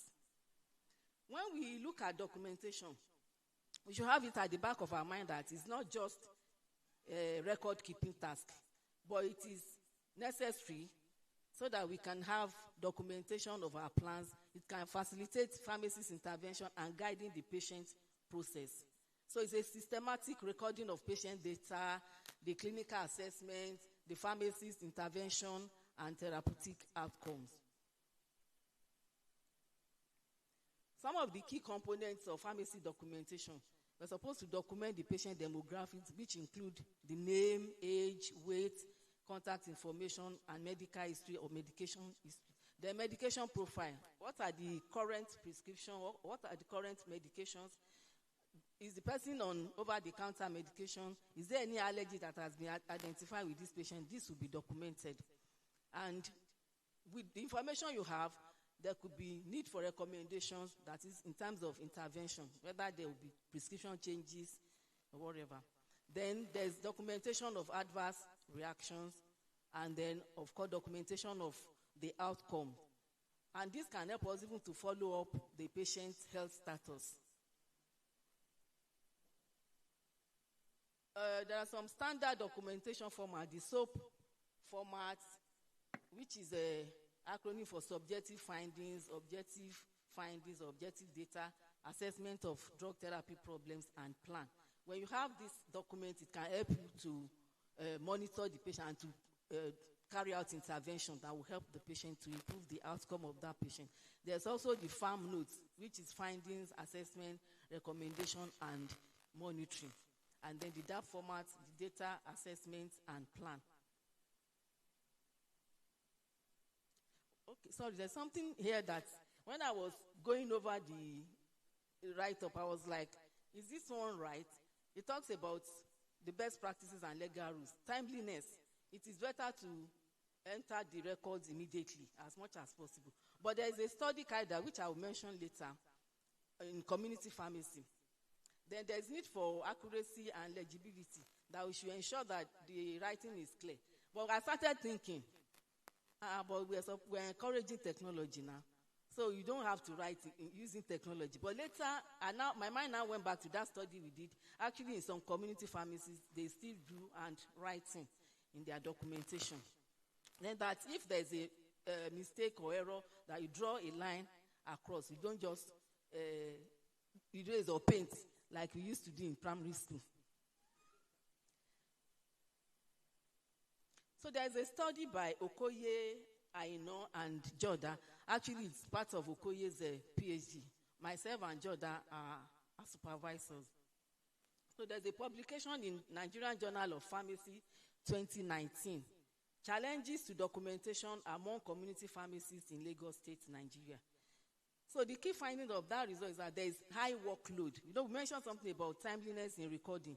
But when there is high workload and then you don't have enough hands, you may keep the recording till a later time. But the earlier the better, so that you don't forget the information you want to key in.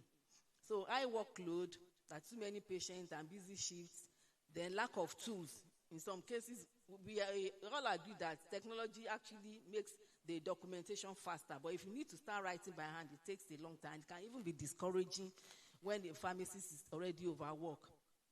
Then there's poor guideline as to clear rules on how to record data. Then risk to care. At times, there could be messy notes, especially those using handwriting. And that's why that advice about if there's a mistake, just draw a line across. Don't start painting and shading. And there's another publication from that, no, I won't call it publication, abstract, 2 abstracts on that, from that study. There is one that was presented during the WAPCP conference earlier this year, and it's titled Observation of Documentation of Client Pharmacies Interaction in Community Pharmacies in Lagos State. The conclusion of that study is that we could identify client pharmacies interaction, and then we could identify the documentation, which provide data on the client's social demographic characteristics, the purpose of their visit, the intervention by the pharmacist, and the outcome of that intervention. And we're advising that routine documentation of client pharmacist interaction should be made mandatory in community pharmacy. You can find that abstract in West African Journal of Pharmacy, volume 37, page 170.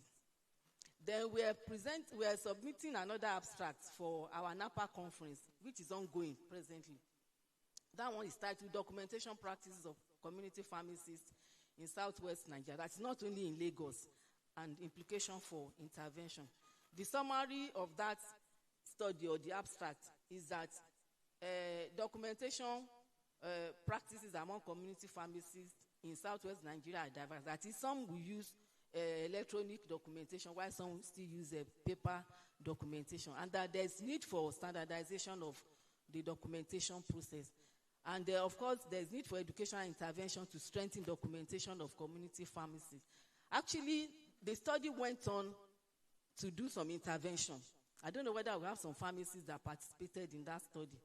We designed a form that can help community pharmacies in documenting their activities. And then later, there's a software that was also developed that can be used instead of the paper one. But if you want to use that as community pharmacists, please see us in camera. Then I came across another study which was carried out in Ibadan, and it's titled Assessment of Documentation of Pharmaceutical Care Activities Among Community Pharmacists in Ibadan. And it's available in West African Journal of Pharmacy, volume 27, number 1, pages 118 to 125. There's a link that you can click and you see the journal. The conclusion of that study is that almost all the community pharmacies in Ibadan were aware of pharmaceutical care concepts, and the level of documentation among the community pharmacies was very low. But actually, they are willing to be trained. Then, in the process, just like that company that I mentioned earlier, the Sejidim, I came across, will I call it a company now? Doc Station Company, where it talks about it's actually a software. But what is interesting in this one, that's the link. What is interesting in this one is that when you click the link, you will see information about how to, the importance, the types of clinical documentation, the importance for clinical documentation for pharmacists, and other information that are really good that one can apply in one's practice. But then they're actually marketing a software. But you get that information, which can, and part of the highlights of the doc station is that they support variety of clinical pharmacies documentation, like the SOAP and farm notes or progress notes. Then the software, the doc station software actually simplifies workflow, and it's not unexpected, because when you key in information using technology, it makes the work faster. So at this point, I will say thank you for listening.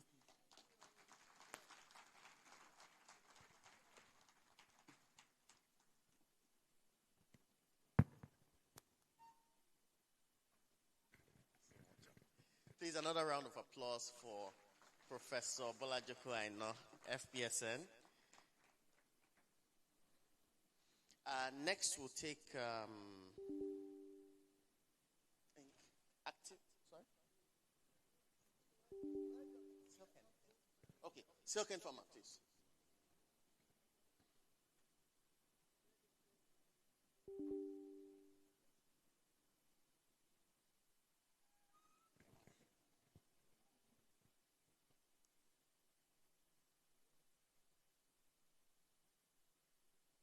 So, standing on the existing protocol, I'm Ugome Andrew, brand manager from Nature's Feed.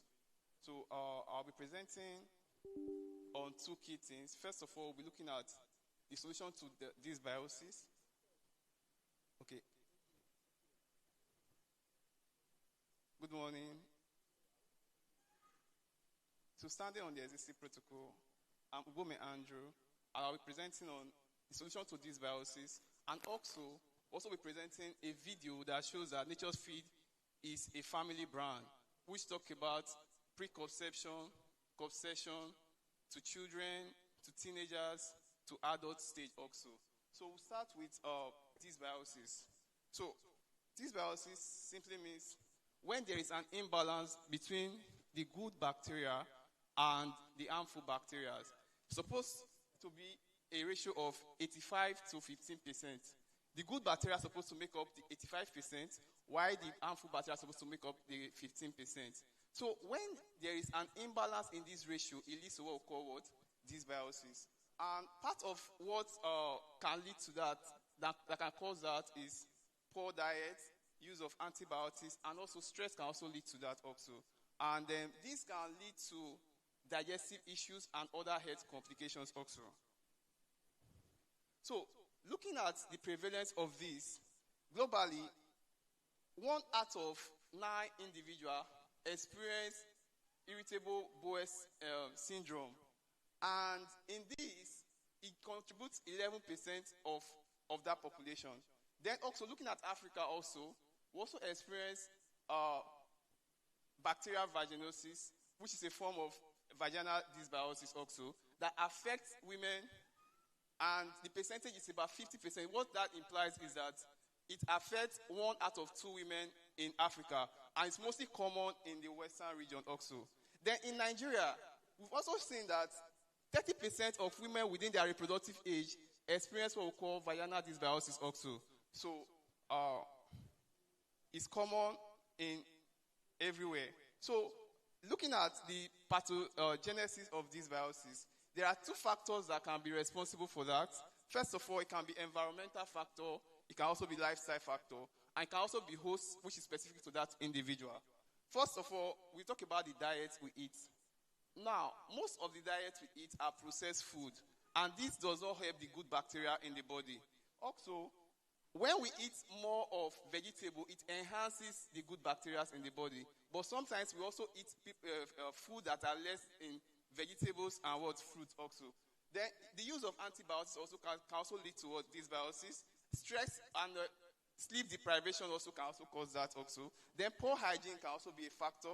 Smoking and alcohol. Then also for the genetics, you agree with me that if Mr. A and Mr. B is exposed to something, sometimes Mr. A might not show any symptoms and Mr. B might show some symptoms. So it talks about the genetics of that individual also. Then pre-existing health condition can also cause dysbiosis. Then some hormonal changes also can also lead to that also. Then immune system deregulation can also lead to that. Now, what are the mechanisms of dysbiosis? First is we have the gut barrier. The gut barrier helps to prevent harmful substances from getting into the bloodstream. So, but when there is dysbiosis, that there is this imbalance, it leads to the breakage of that barrier. It makes the barrier to be leaking. So harmful substances can now pass from there into the bloodstream. From there, it can lead to chronic inflammation. And we already know that inflammation is one of the leading causes of various diseases in our body. Then it also leads to metabolic changes also. You also agree with me that these probiotics help in the formation of short chain fatty acid, which help to keep the barrier intact. But because there is a change and increase of the harmful bacteria, it disrupts this what metabolic what process also. Then we also have the gut brain axis, and some of the neurotransmitters we have, they are being synthesized from the what? From the gut, like the dopamine and serotonin also. So it enhances our what? Our mood. So when someone has dysbiosis, sometimes he can just wake up and become what? Moody also. So this is as a result of what? Dysbiosis. Now, these are the consequences of dysbiosis.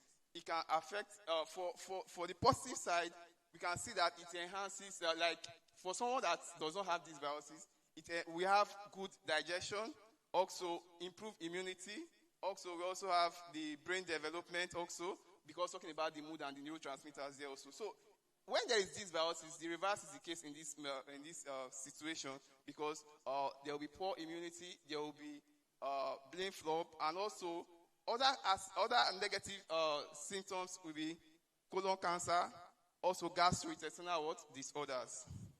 So these are also other consequences.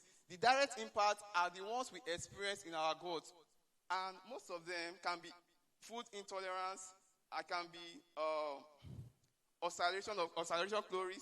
Then the indirect is the one that affects the organs and the system in the body. For example, the patient can also come down with fatty liver disease, and the reason behind this is because the blood passes from the gut direct to the liver. So when there is this leaky barrier, it makes harmful substances to go to the liver. We also have atherosclerosis, in the sense that when these microbes are in the blood vessel, in the arteries, they can cause blockage of the arteries also. So how do we restore dysbiosis? Number one, we need to restore the normal flora, and also to prevent the complications. We also need to increase the pH of the individual, and also support the immune system. So these are some of the challenges we experience in dysbiosis, because sometimes the treatment method that we employ, we might not have the adequate probiotics for that individual. Some of them, the strengths are limited. So these are some of the challenges in management of dysbiosis. So we bring it down to our Nature's Feed probiotics. Because Nature's Feed probiotics, we have 3 different categories of probiotics. We have the daily probiotics, which is 1.85 billion CFU. We also have the once daily women probiotics, which is 50 billion CFU. We also have the vaginal probiotics, which is specifically for the vaginal pH and also health of the vagina, which is 60 billion CFU. So for the daily probiotics, this can be used by both male and female, and also it contains the probiotics and also the prebiotics. The prebiotics is just like the food of the probiotics. So a patient that maybe is having antibiotics diarrhea can also use our daily probiotics. Now, looking at the prevalence of vaginal dysbiosis in Nigeria, we said that 30% of women within their reproductive age experience this dysbiosis. So we have 2 different types of probiotics for the women specifically. We have the ones daily vaginal probiotics. This one can be used for both immune health. It can be used for both constipation, and also it can also be used for UTI also.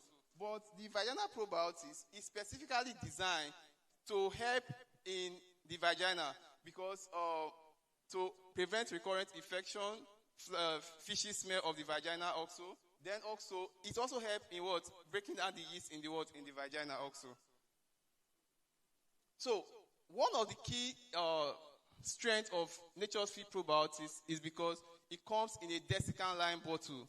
I would say it comes in a desiccant line bottle. It simply means that we don't need to refrigerate these our probiotics. The bottle keeps it alive, and also it prevents moisture from going inside. So the desiccant line bottle acts as the refrigerator for the probiotics, so that can keep that organism alive.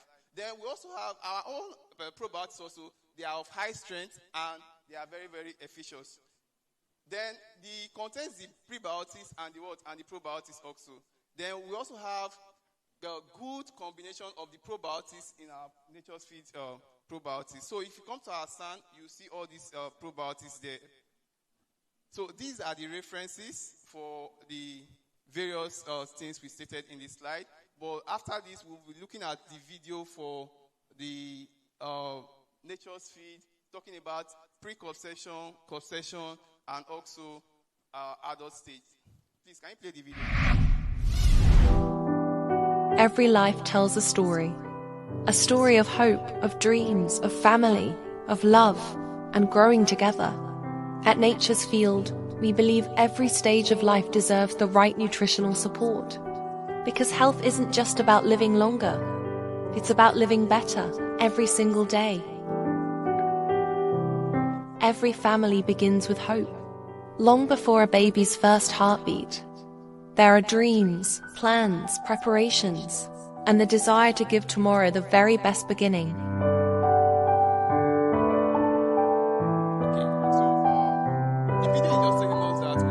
Then one beautiful day, category, which is the family brand, talking about preconception, conception, children, adolescents, adults. Do you understand? So specifically, we have products for all age categories. That's what we are just talking about in this video. And part of what we also have towards the end is our solar inverter. So if you come to our stand also, we also explain further on that. Thank you very much. Where's your stand? Where's your stand? It's in the... once you walk in, you just see us there, yeah. Yeah, thank you very much. Thank you very much. Please, a round of applause for Silken Farmer. Thank you very much, Silken. Please, Silken also graciously provided a lot of take-homes, both yesterday and today. So please, another round of applause for Silken. Thank you very much for your partnership. Thank you, sir.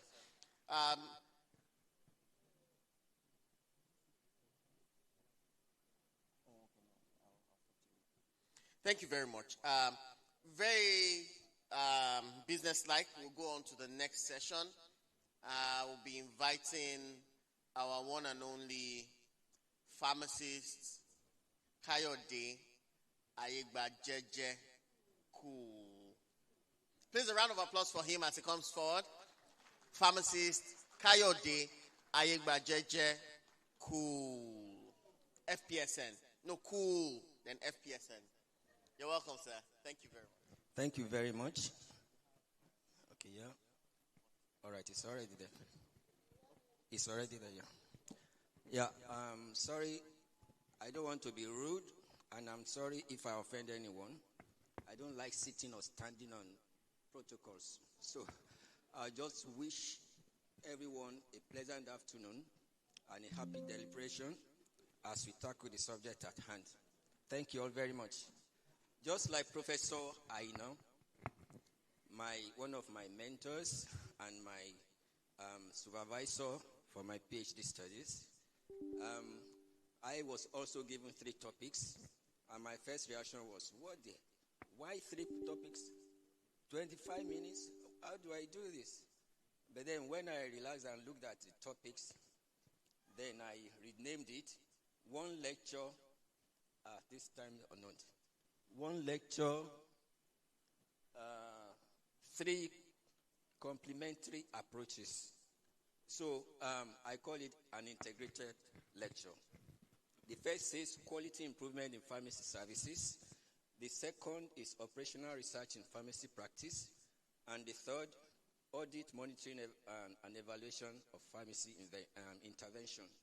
So what that took me into, to name the way I call it integrated, is that even if Nigeria has the best pharmacy practice in the whole world, it's not going to just sit on it and not still seek improvement. So quality improvement, welcome.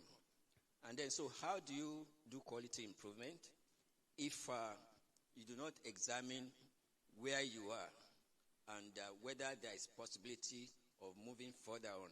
So you need operational research. Then the third one,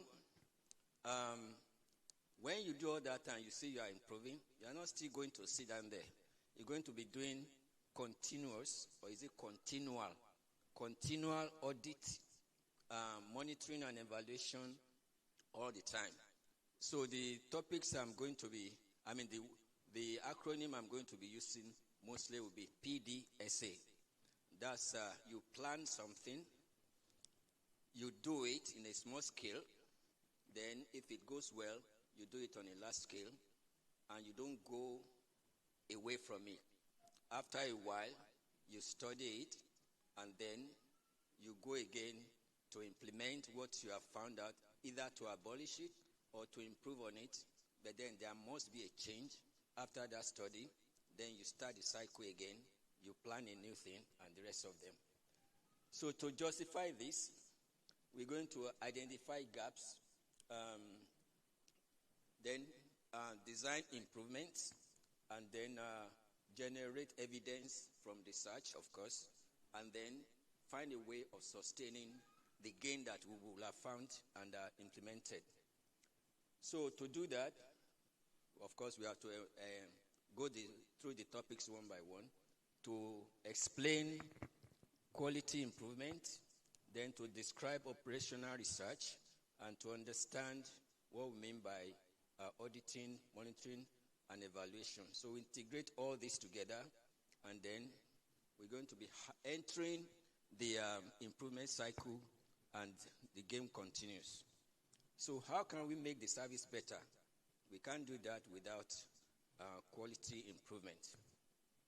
So if we go back to everything that we do in healthcare, especially in pharmacy, we're there because of the patients, of course, and we are there because of humans generally. So if it's medicine, we talk of, first of all, rational use of medicine stands on a tripod. The first thing is it safe? And that's why we go all those clinical trials from the beginning and go to 4 stages before it now gets to humans. So is it safe? Is the first thing. So the processes we also do in all our operations in healthcare, the first thing is it safe? Because we are dealing with humans, and that's why healthcare is the most regulated in all the fields we have in human endeavor. Then the second now comes to, is it effective? And of course, you don't forget about the humans that it's made for. You have to think about them. If it's medicine again, you say a drug like cloxacillin and penicillin, 4 times a day, and the woman is fasting. And then, are you going to tell her to stop fasting? Fasting. So the first question is, what can I do so that she can continue? She's the number one for you, not the drug. So, can you work something out? Can she use co-amoxicillin like 1 gram BD? Or if you see the test, it's one of them trimoxazole, also BD, which is okay for her to continue with her fasting, and then the timing. So the patient, don't forget also the cost. So the patient is important. Then patient's waiting time or the time of your intervention are very important, and the resources are there. Don't waste money on unnecessary medicine, polypharmacy, you have to work on it and stuff like that. Then how you continue to be consistent in all these things. So, in short, quality assurance improvement is a systematic approach to improve safety, effectiveness, efficiency, and patient-centeredness, and medication outcomes, which we continue to monitor. So, what do we need to do all this? I just use medicine as an example. So, all the other things we do should be patient-centered. So, medication error, that's part of safety. Then patient satisfaction, the woman, you have made her to continue with what she believed in, fasting, that's not interrupted. Then we optimize workflow such that we don't waste people's time, and then we still give them the best. Then we promote evidence-based practice, something we could measure to say, okay, we're going it right. So this is the word I was talking about, plan, do, study, act. That's the PDSA cycle. We are going to be doing that iteratively. No stopping. Every time is PDSA. So we plan what we are going to do. We do it on a small scale. If it goes well, we do it on a larger scale. Then we are monitoring it. Then we study what's going on. Then based on our findings, is it good to continue this way? And so on. And then we act accordingly, whether to stop or to change it or to continue that way. Then we do process mapping. We do cost analysis during that, and then mapping. Then we cannot measure anything without indicators, of course. We introduce indicators in there. And of course, all our staff, ourselves, continue education, which we are all doing here. We do that continuously or continually. Continuously is do it for a while and continue that way. But this is continually. So the principles are improvement should produce a measurable change. It's not like you just describe what you're going to do. If we say we are doing dispensing errors, reducing it through double-checking system, that's a way of going about it. So, example of reducing, I'm not comfortable with, I should have just used this. Example of reducing dispensing waiting time. Please, can you remove the time? It's disturbing, I can't see it here. The time on this screen is showing, it doesn't show you. I don't want to turn back. I want to feel comfortable facing the audience. So the problem, reducing dispensing waiting time. If that is what you want to do, for instance. So what you could do about this, you first of all calculate how much time on average, because we have our precision papers rolled up every day, and we label them. So electronics is even better. So you can now determine on the average, for instance, if you measure that the median waiting time was 42, and you want to reduce that to not more than 20 minutes. So what do? You just take 50 to 100 prescriptions, and then you mark that workflow. Then you find out the root causes of why it takes 42 minutes on an average for every patient. And then usually you don't have the cashier attached only to pharmacy. It's attached to other sections. And then that's also counted against you. So can you ask for a special cashier for you so that patient don't spend probably 2 minutes maximum to pay, instead of queuing a long way, paying with people from pathology and the rest of them at the same time. So that could be a factor. Then stock retrieval. Okay, so now you are using a can of 1,000 tablets of paracetamol. And patient is waiting, and you are going to start counting for every patient, and then you are going to label it. What can you do about that? It's either you go to sachets of 10, so you can just scissors cuts, or you have somebody else pre-pack them, and then you just pick, and you don't waste time. Those are the kind of things you see that you can do differently. So all this labeling and the rest of them is eliminated, and the bottleneck is taken over. Then what you need to change then is to pre-sort fast-moving medicines, like I just said, then standardize the label, then separate final check queue, because somebody else is going to do that. That's why in the UK, and that's why many pharmacies are required in the UK. It's not the same pharmacy that takes the prescription, that is going to prepare it, that is going to label it, that is going to give it back. It takes about 3 people for dispensing of one prescription. Somebody takes it, checks where is it from, is it okay or not, passes it to somebody else.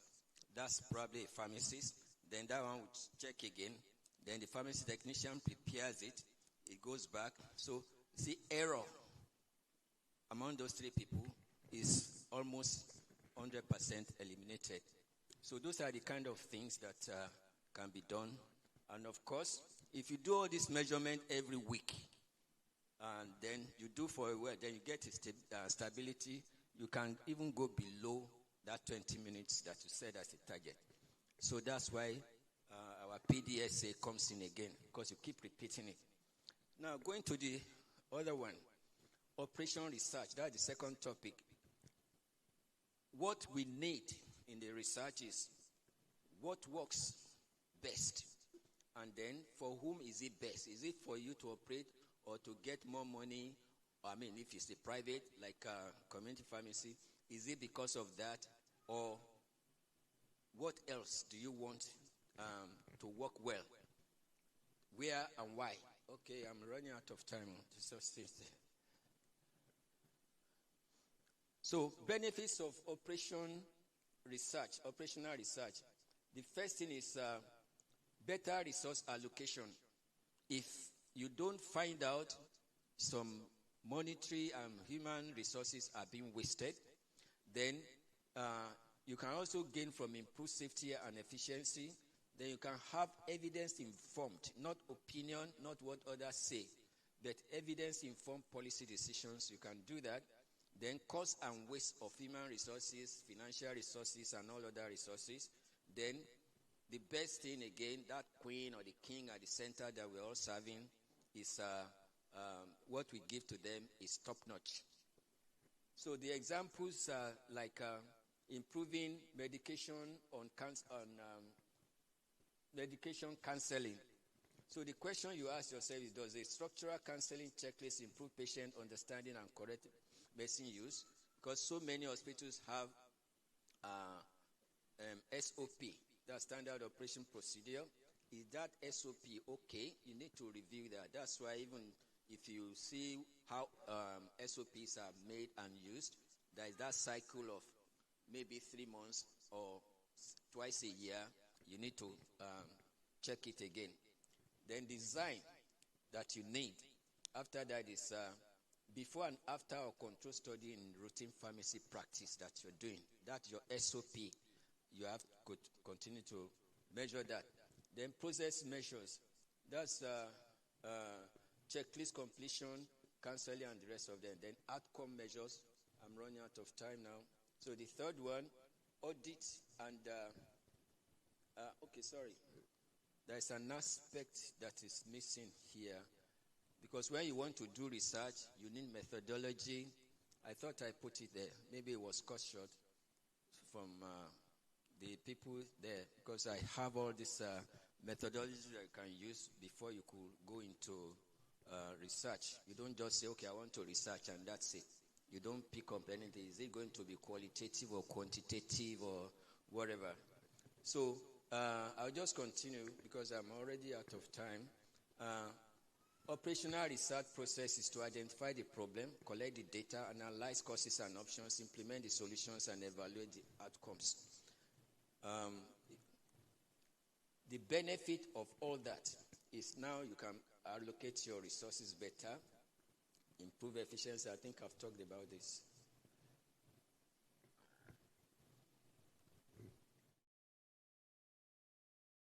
We go into audit, and that's the last topic.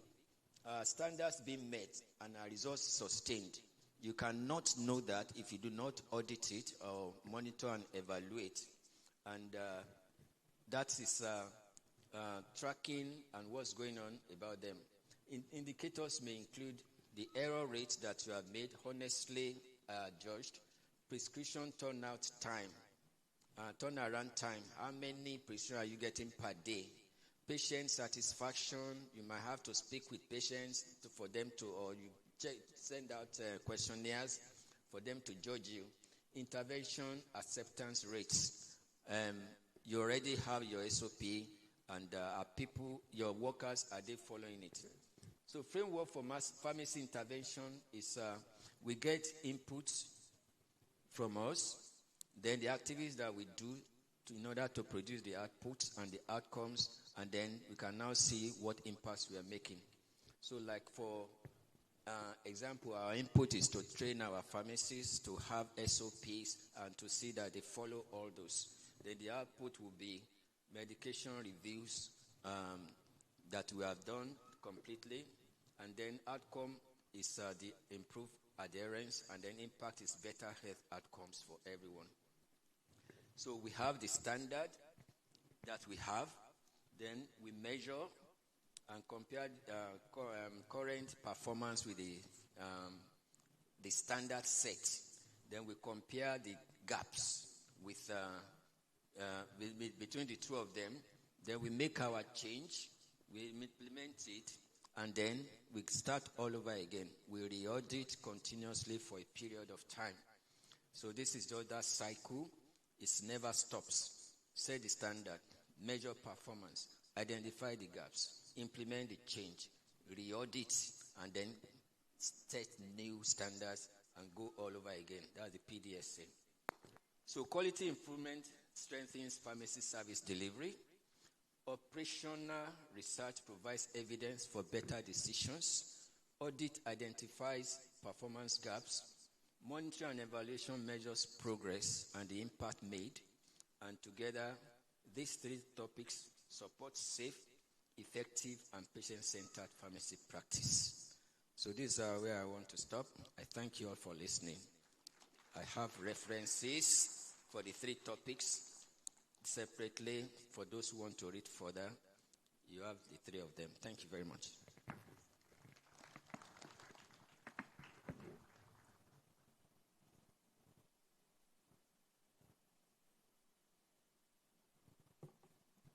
Thank you very much, sir. And please let us give him another round of applause. I'm not sure it's everybody that can come in front of an audience like this and give a lecture. So when you see people come to do that, please let's appreciate them. And I must appreciate Pharmacist Kayode. He has always been consistent. Anytime, if you have someone that comes regularly for the monthly meetings, he has always been giving us continuous medical education. Thank you very much, sir, for what you're doing today. Practice. Let's appreciate him once again. So we're going to play a video, and then we're going to go on tea break. How many of us would like to go for tea break? Or you want us to continue? I can see some of us are already looking tired. We're having hypoglycemia. People are feeling weak. So please stretch your legs. They will tell us how the tea break will go. But we'll try and come back in time because we still have a lot of things to cover for today. So can we have the video from Nature's Field played now while we go for tea break? Family Made, is she in the hall? So how do we proceed for the tea break? Are we to go all at once? At once. The back of... Okay. So please, come. Tell us how you want us to produce it. Good morning, everyone. So we'll go through the exhibition area and then pick up our tea, then come back here, and the lectures will continue. So we'll have about 15 minutes to do that. Thank you very much. So can we please go in time so that we can save enough time? 15 minutes, we are expected to be back for the next set. Every life tells a story. A story of hope, of dreams, of family, of love, and growing together. At Nature's Field, we believe every stage of life deserves the right nutritional support. Because health isn't just about living longer. It's about living better every single day. Every family begins with hope. Long before a baby's first heartbeat, there are dreams, plans, preparations, and the desire to give tomorrow the very best beginning.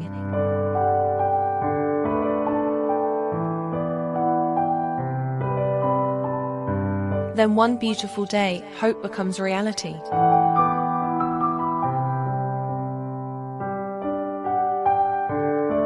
Every heartbeat reminds us that something extraordinary is in the pharmacy profession. My name is Emanuela Onyeminem. I'm the brand manager for Dexa Group. Our subsidiary here in Nigeria is GDM. So that's Glorious Dexa Mendaya, Nigeria. So I'm going to do a short presentation. I'm going to try to not bore you, basically. So please sit down and listen while I start the presentation. This Dexa Group, we've been in existence for over 56 years. We celebrated 56 years in Indonesia this year. So this company has been around since 1969, basically. And we've diversified into over 14 countries with over 700 products. And we're into research and development as well as production. In fact, over there in Indonesia, there's a plant, a very big plant, dedicated to making Bosca. I'm sure a lot of you know Bosca. And there's a whole plant. In fact, that plant is like the whole of, an estate. That's how big it is. Because Bosca is one of the leading OTC brands in Nigeria. And Nigeria is one of the biggest markets for Bosca. So, and that is why we have established ourselves as a legal entity here in Nigeria under the name GDM. So what's our mission? Expertise for the promotion of health. GDM basically employs pharmacists and people that are professionals in both their marketing, their regulatory, in every aspect of what we do. Because we believe that the experts are the people who dedicate their knowledge and their passion to promote health. So the name DEXA is actually inspired by a Greek word, DEXA. I was trying to get that symbol. It's like a D with a sign. And it means quality, perfection. And that is what DEXA Mendaya is known for.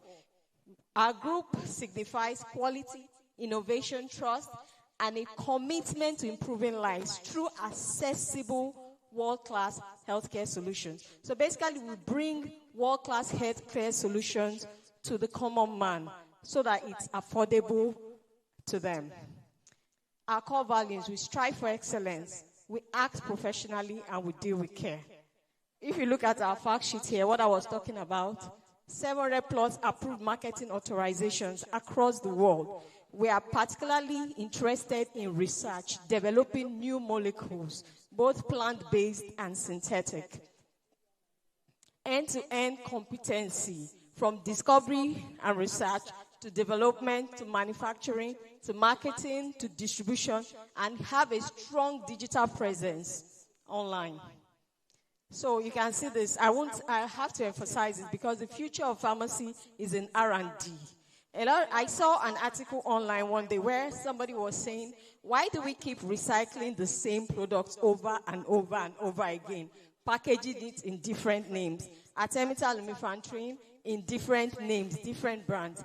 Why don't we look at what does the common man need? Is there a problem with this medication that we can address through R&D such that it delivers the right way at the right dose to this person? And this is one interest that DEXA Group is interested in. So we focus in 4 therapeutic areas, although a lot of them are not in Nigeria, but they are currently undergoing registration. And from 2027, we'll see more of our products in the country. From cardiovascular to CNN to GI to respiratory is a broad category. You can see some of our products here. Herbacov, although for now we are not doing that. There's Timuno, there's Bosca, which is one of the leading OTC brands in the pain relief category in Nigeria. You can see our centers for development and manufacturing. And then you can see our global regulatory approvals with NAFDAC, FDA, and so many. So we are both in Europe, in North America, Asia, as well as in Africa, in Nigeria. So you can see that over 14 countries. You can see in the UK, we export products to the UK. Now let's talk about GDM Nigeria. Bosca, effective and fast relief of headache and pain. Now, Bosca is beyond pain relief. We create meaningful health impact because just like our parent body in Indonesia, we are committed to giving quality at affordable prices. And that quality is not just about the product. It's about how we interact with the society, the community as a whole. So we've been reaching community at scale for years through our Bosca Pain-Free Day activations, where we provide free healthcare checks and health education to over 50,000 Nigerians annually. So we have this program every month in even hard-to-access locations, markets, where people go to, where they don't even have time to go to the hospital. So we go there, we take their blood sugar, their BP, advise them, please go to the hospital. So it goes beyond selling our products. It goes to reaching and making an impact in the community. Also, we have actively engaged Gen Z women and campus women, that's young women in campus, because we are trying to reach the next generation with the same messaging on health education. We've strengthened industry partnerships with PSN Lagos, for instance, because we recognize that they are key opinion leaders and decision makers in the pharmaceutical industry and the health sector as a whole. Then we respond where it matters most. Through our corporate social responsibility initiatives, we have supported communities in challenging environments. I don't know if you remember that there was an epidemic in Maiduguri recently, a cholera outbreak. We were there. Even though we don't produce oral rehydration solutions, but we sent it to them. We sourced, we sent it to them. We went to engage them despite the risk, the challenging, significant security issues in that region. We had representatives on ground, and we organized a pain-free day where we did health checks. And in fact, the Borno State government actually endorsed and recognized us for this. We empower Nigerians to use medicines responsibly. Like I said, it's not just about promoting our products. We developed over 100,000 consumer flyers. If you've come to our stand, you will receive a pack, and in it you see those consumer flyers. Basically what we are saying is, let's educate the public in the little way we can about the safe use of pain medications. Because a lot of Nigerians, whether we like it or not, they still go to patent medicine stores. That's the truth of it. And when they get there, they get different pain relief products put together. So we are reaching out to consumers directly that mix is not the right thing. And at the same time, we are reaching out to these patent medicine vendors. Please stop mixing, because it could be your own relative in another place getting this kind of medications that will endanger their health. Our core messages are simple. Avoid unnecessary mixing of medications. Consult a pharmacist for appropriate medication guidance, and seek medical attention if pain persists beyond 3 days. So we are not only providing pain relief, we are empowering Nigerians with the knowledge to manage pain responsibly, improving access to basic health care, and creating meaningful impact in communities across Nigeria. So very quickly, you can see some of our activations here, the Bosca Pain-Free Day activations, and then we'll go to Stimuno. I did a presentation on this at the PSN Secretariat. I think that was about 2 months ago. And I know for us as pharmacists, herbal remedies are not new to us. In fact, when you look at pharmacognosy in pharmacy school, was basically about herbal remedies. And we look at a good number of the medications we have today. Things like Artemether, things like aspirin, they were derived somehow from plants. So we know that plants are good. However, the challenge has always been, how do you separate the good from the bad? And that is where DEXA's R&D has come into play. Because they've been able to identify this plant is something that grows everywhere around us. I even have it in my house. Phyllanthus neruri. I think the Yoruba name is Enyolobe or something like that. It is a common weed. In fact, when somebody came to weed my garden recently, and he kept packing it, I was like, what are you doing? He said it's a medicine. So I said, let me look at it. And I saw it was actually Phyllanthus neruri, the same plant used to make stimuno. So it is not a strange plant to us. It's indigenous to us in our locality. But DEXA went a step ahead to not only cultivate these plants, they also refined it, and they did extraction, fractionation, and the rest to extract the active compounds, which is a combination of phenols, flavonoids. And they ensure to put this in capsules such that each capsule of Stimuno contains 50 milligrams of that compound, thereby addressing this key issue. What is the consistency in herbal products? This has always been a challenge with healthcare practitioners, but DEXA has been able to resolve this adequately. Stimuno syrup, each 5 ml contains 25 milligrams of extract. You can take it to the lab and check, because this has gone through process, a standardized process. And in Indonesia, they call herbal plants that have gone through this phytopharmaca. It's the highest grade of herbal medicine. Meaning, they've even done some form of research showing that whatever claim, if you say it's an immunomodulator, it has been shown to actively cause antibodies to be produced in the body. So that is what differentiates Stimuno from other herbal medicines. The Stimuno Forte capsules contains 50 milligrams of the extract. You can take that to the bank. Now, this is an immune disorder, basically. I think COVID-19 taught us a very important lesson, which means it's not just about strong immunity. It's about immune regulation. We saw people like athletes dying, not because they didn't have a good immune system, but because there was hyperactivity in their immune system. And what this means is that immunity is not just about being strong. It's about being smart. There should be a balance. There should be a balance. And this is that imbalance we see in allergic reactions and all those autoimmune reactions. Because sometimes the immune system hyperacts. And when it does that, you can have the person's condition worsening.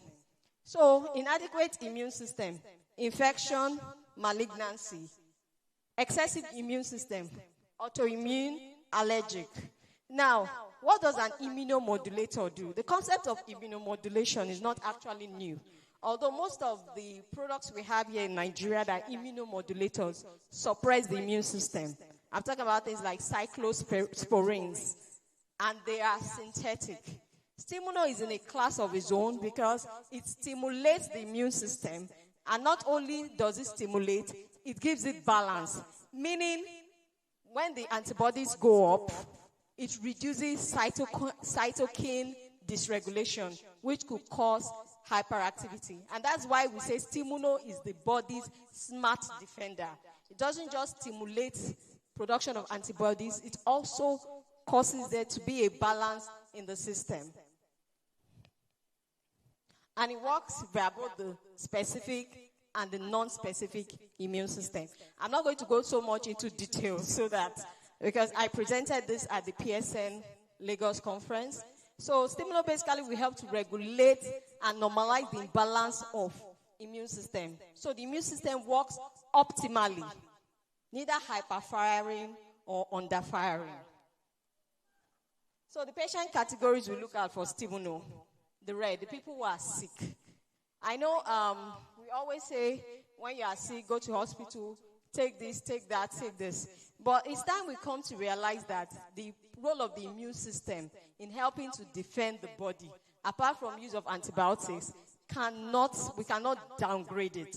Because during an infection, while using antibiotics, the immune system too is also suppressed. So you need something like Stimuno that would help to balance the immune system and help the person fight the infection better.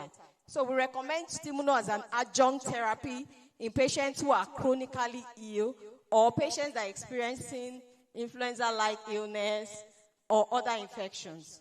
Also, patients who are at risk. Why do I say that? Nigeria is a country, let me not say Nigeria, so they don't come for me. Lagos is a country that stresses you. No, sorry, Lagos is a country actually. It's a state that actually stresses you. You wake up in the morning and you don't know what the traffic situation is going to be. So you end up, Lagos is the only city I've seen that doesn't sleep. When I go up country, I sleep for 9 hours like a baby. But in Lagos, I dare not try that. Or I'll get to the office at noon. And this stress, we all know we are pharmacists. We know the impact of stress on the immune system. And that's why a lot of times when you're under stress, you tend to fall ill easier. You catch colds easier. You catch things that normally your body would defend against because your immune system has been suppressed. And that's why we recommend for patients who are at risk. You have somebody who is taking care of somebody who is ill. They've already been exposed to the illness. So there's a likelihood that they may fall ill. You have somebody traveling to a location that maybe there's an illness endemic to that region and they'll be exposed to it. These are the patient categories that can also use Stimuno. But for the people that are green, healthy, we don't recommend Stimuno. because that is the role of multivitamin. It's not like you can't use Stimuno there, but we don't recommend, because why are you wasting a gun on an ant, basically? You could just eat your normal diet, eat fruits, eat vegetables. But when you are at risk for actually catching an infection, or when you are actually sick, that is when we recommend Stimuno as an adjunct therapy to help your body defend itself better and smarter. So, I think basically, this is just reinforcing when to take Stimuno on the red and yellow category, and multivitamin in the green category. So Stimuno is natural and smart immune support for high demand moments, when a patient is sick or when he's exposed to situations where they could actually become ill. And I think I've come to the end of my presentation, basically. So thank you, everybody, with 4 minutes to spare. Thank you. So at this point, I'd like to entertain questions, feedback. You say I'm okay? Oh, no! Our chairman said I'm okay. Okay. This one. Oh, thank you, sir. Please let me give it to you. Your presentation was very active. Yeah, it was very active, and it was captivating from the beginning to the end. Thank you. Next time they are talking about these plants, and try and bring some. Some of us don't know. If we would, I can't recognize it. All this your steam cane. I'm saying me. So try and bring some of these leaves. It's part of imparting knowledge. I grew up in the city. I was born in the city. And I go to the village. You go in the night, come back in the morning. So some of us are not. I'm not talking about me alone. Some people are pretending there and they don't know. But that's for everyone. God bless you. That was good. I'll come to your stand.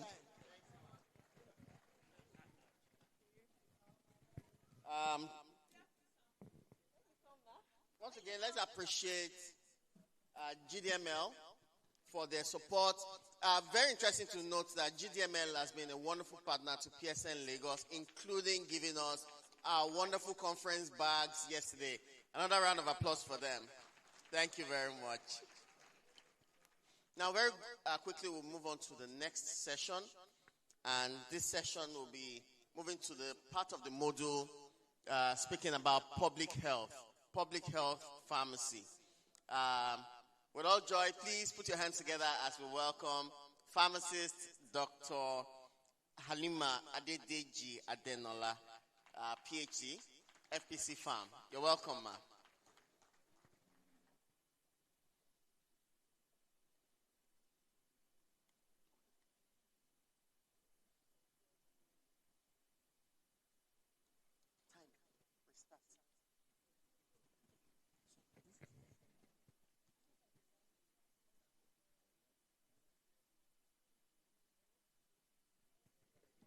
Thank you very much.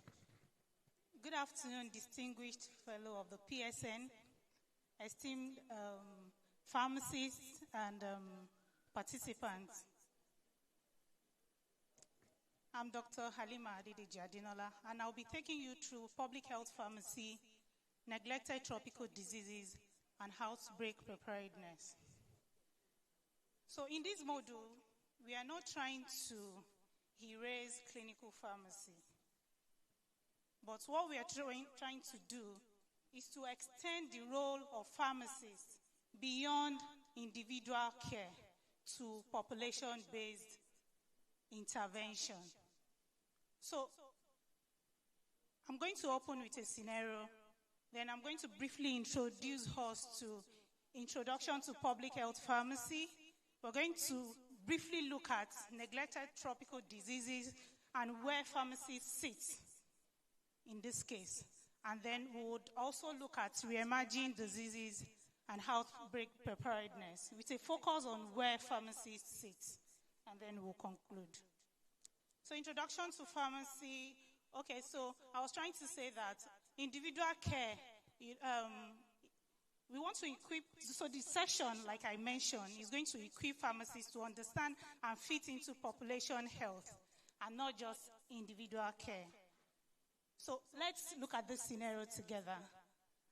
Community pharmacy, 8:15 a.m. on a Monday, and then you had 3 patients.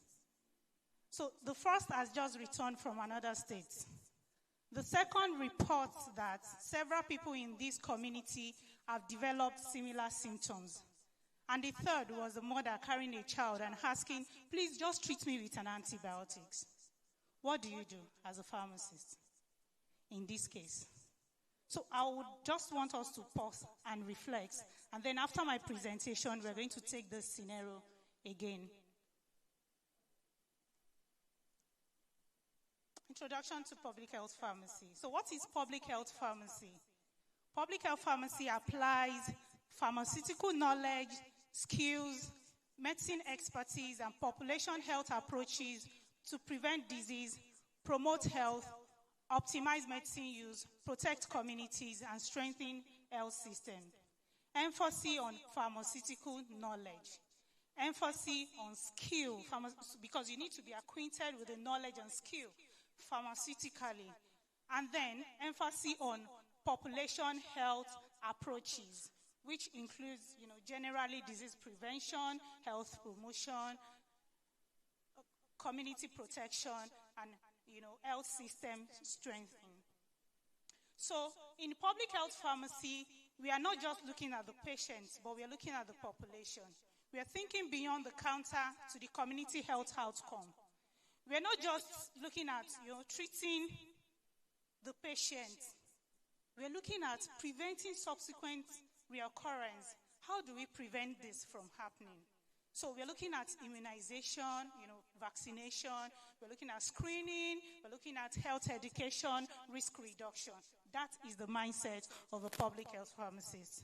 And then we are not just working in silos. Take 3 times daily. 2 hours before, 30 minutes before food, or 2 hours. No, we're not just working in silos. We are working with a system, working with PHC, veterinary, environmental sector, as one health. So a public health pharmacist don't just work in the facility, but extending whatever scenario happens, whatever teachings, whatever lesson, whatever finding, beyond just the facility, but to the health system. So like I said, this presentation is not to erase the clinical pharmacy activity. They are very, very important. But we are just trying to, focus on population-based intervention beyond individual diagnosis or treatment. So we are looking, so when we say public health approach, as a pharmacist, it's, having a mindset that is looking at the population at large.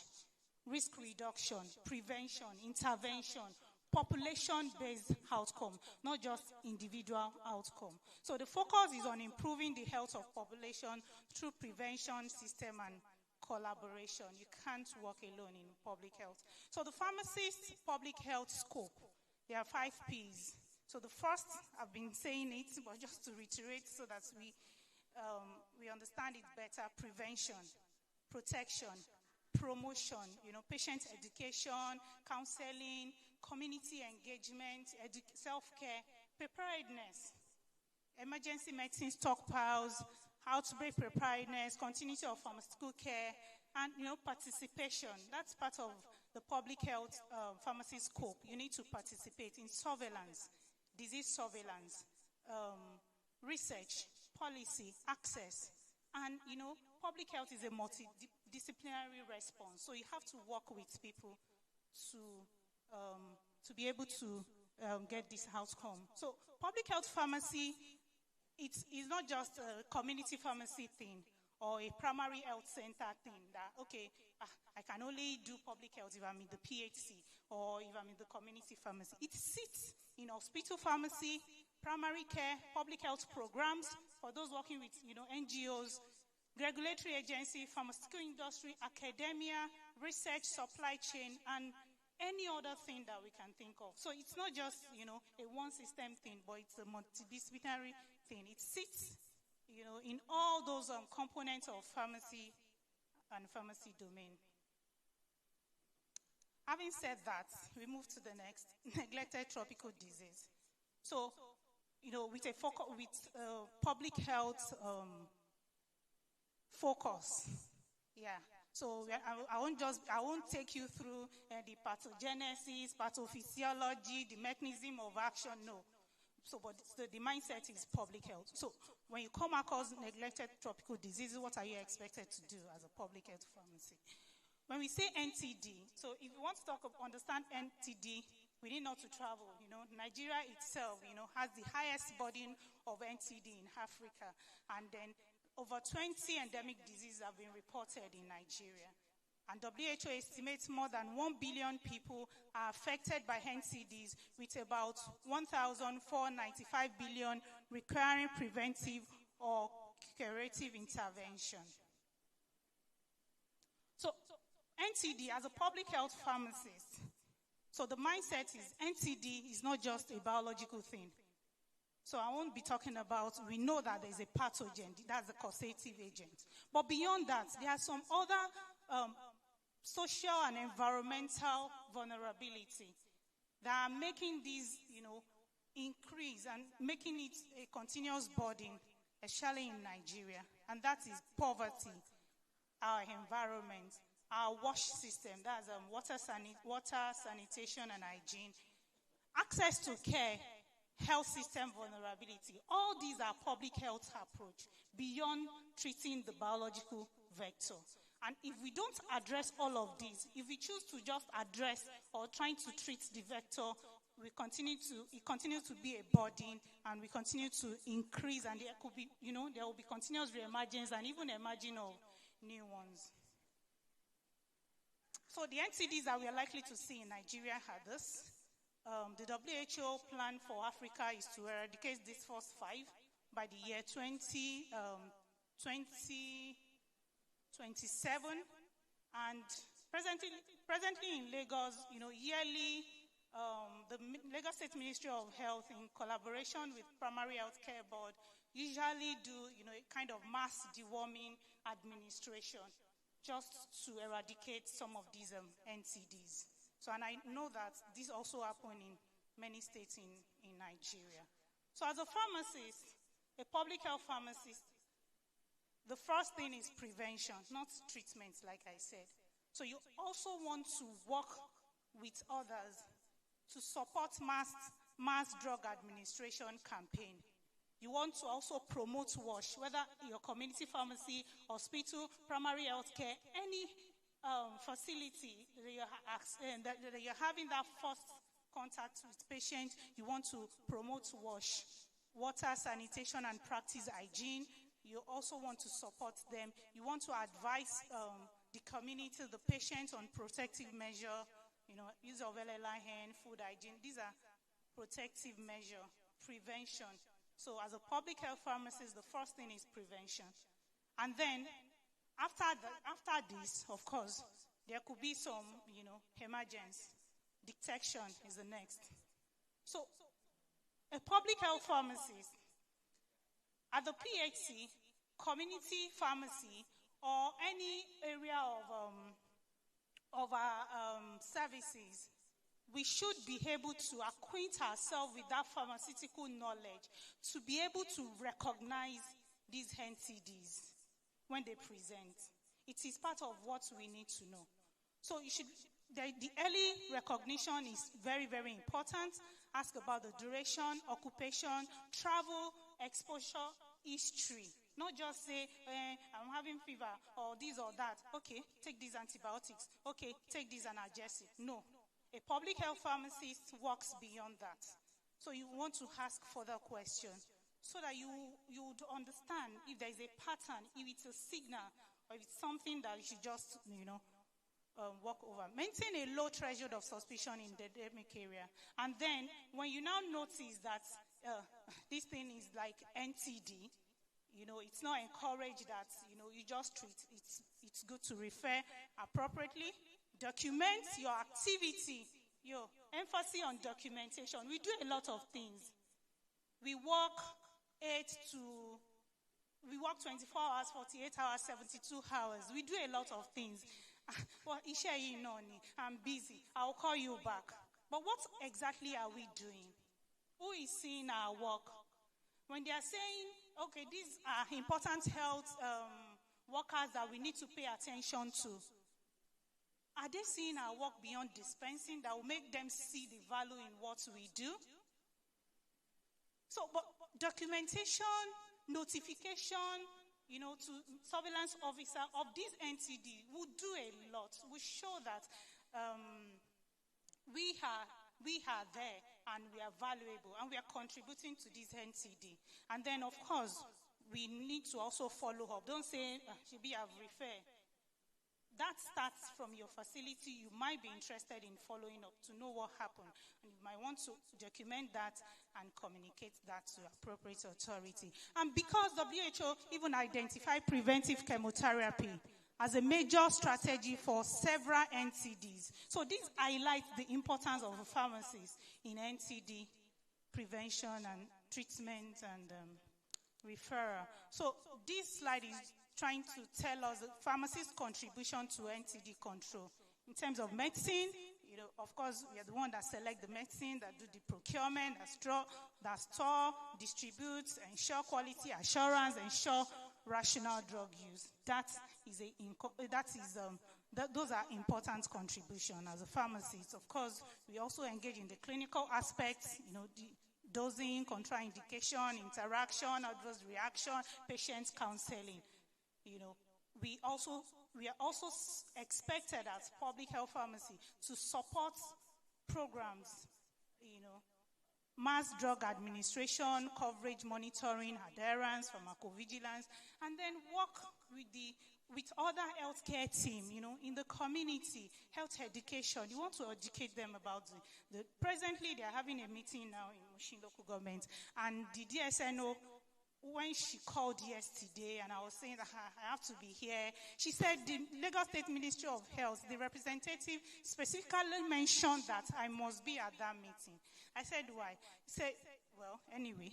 So showing that as a pharmacist, you should also be there, because I said there will soon be mass administration of deworming, to children. And so that initiation meeting, they also recognize that a pharmacist must be there. So, and when you are there, don't just sit, Of course, beyond that, okay, they want because they will give me drug. No, your work, is beyond that. It also includes, participation in health education. We want to tell them about the last year one that we did. We treated with albendazole and ivermectin. And this is not age or weight based; it's height based. So you want to, and then the interaction, the side effects better than any other person. So this is part of the health education.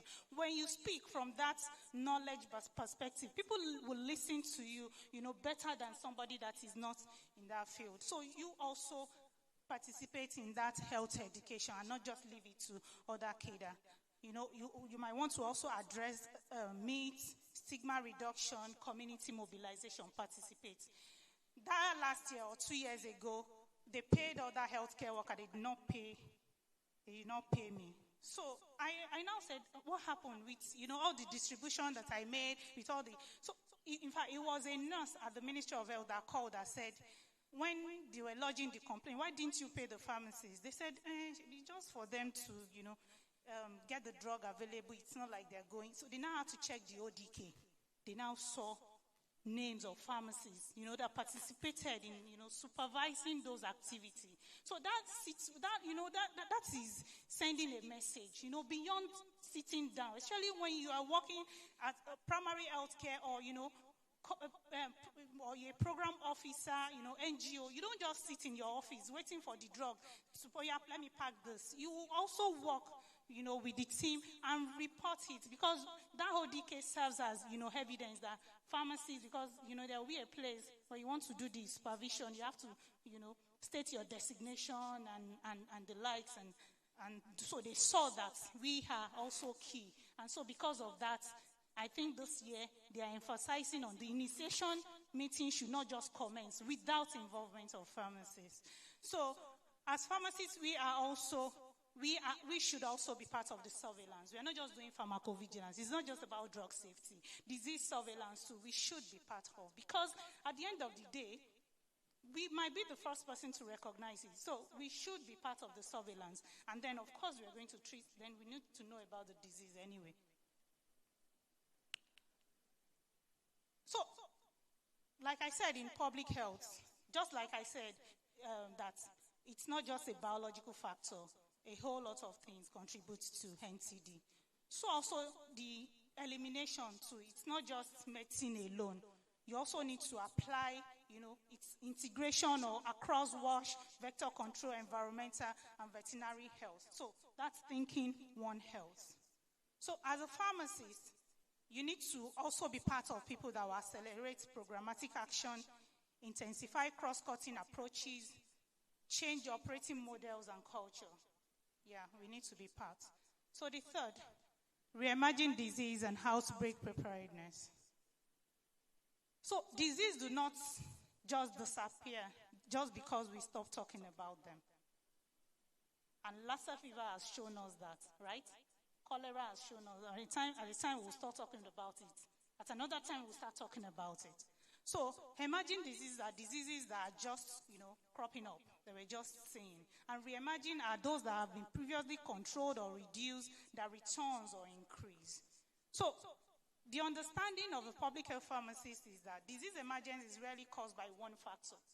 Yes, it's also, due to climate change, deforestation, vaccine hesitancy, urbanization, antimicrobial resistance, poor infection control, population movement, weak surveillance, global travel and trade.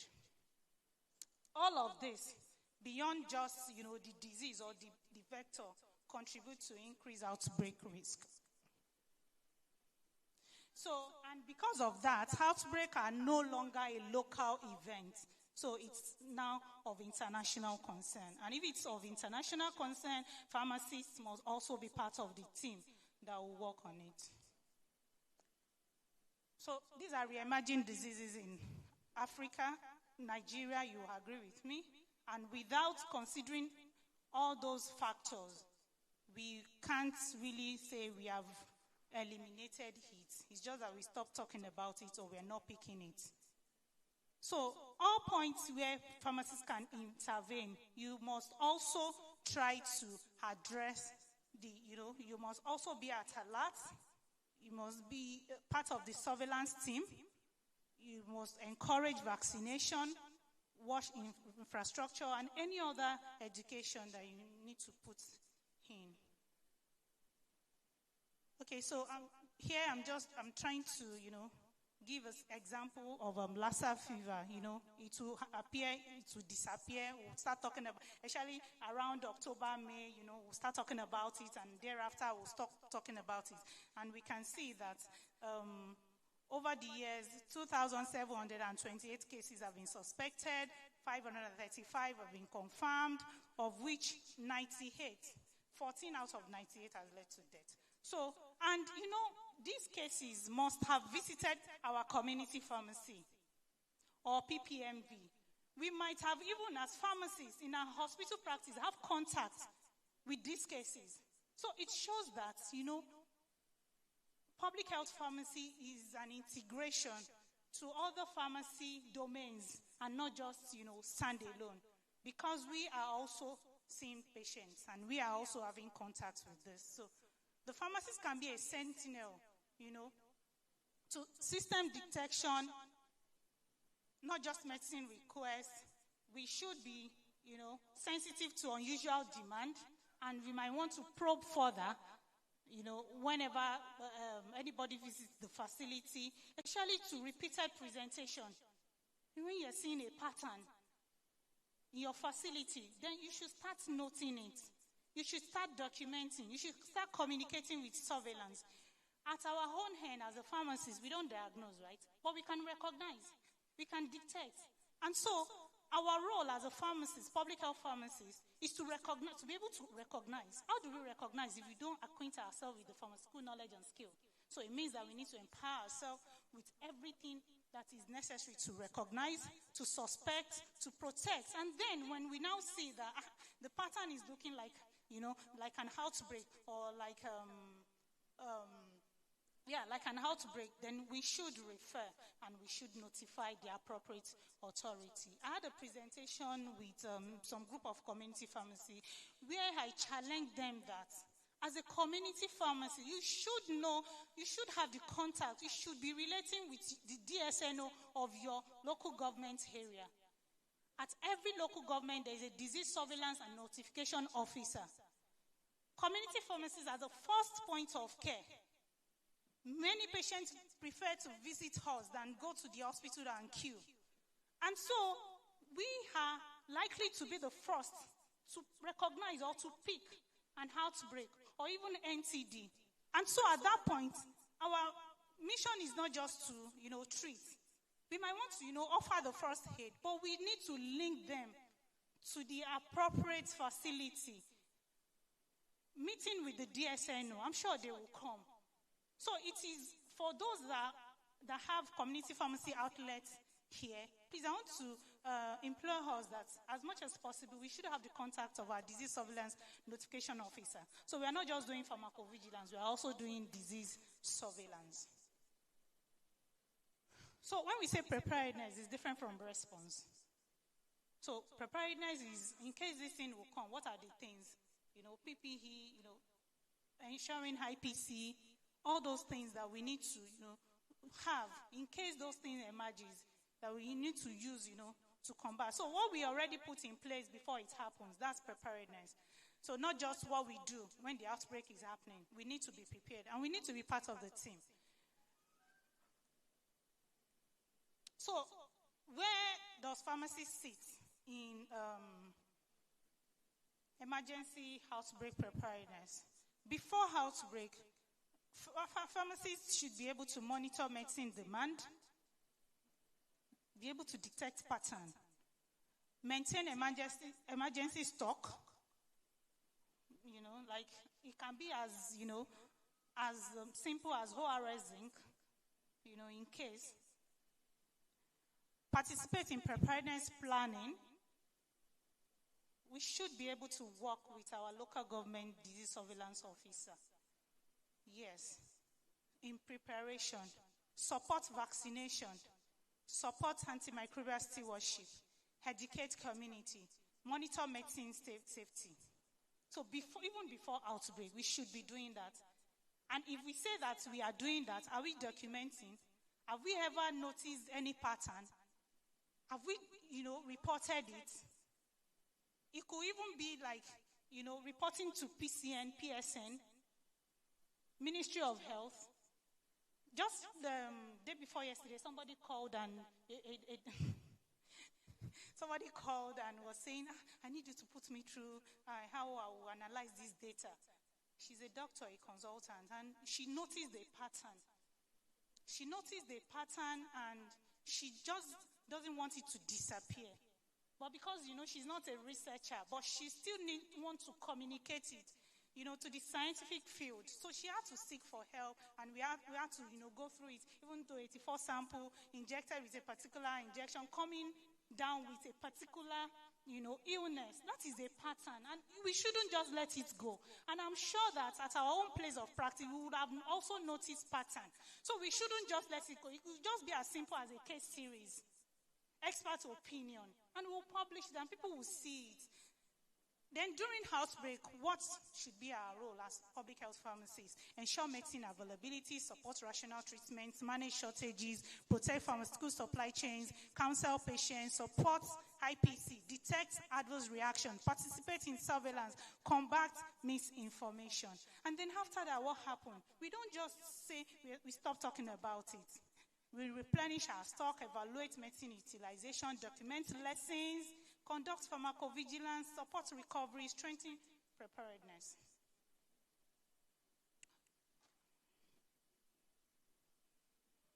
Okay, so pharmacist outbreak preparedness role, we've said it.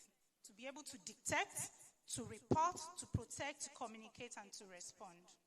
So I'm trying to use this slide for, I mentioned that even before outbreak, we should, activate antimicrobial stewardship. We should participate. After all, we're talking about antibiotics. These are medicine, and we are the custodian. So, do you know that even antibiotic resistance is also like a form of, outbreak? In our home case, when people are not, when we are experiencing treatment failure, people are no longer responding to, antibiotics. It's becoming more expensive because, they have to go from one to another. And, there is increased transmission and fewer therapeutic options. It means that it is also like an emergency.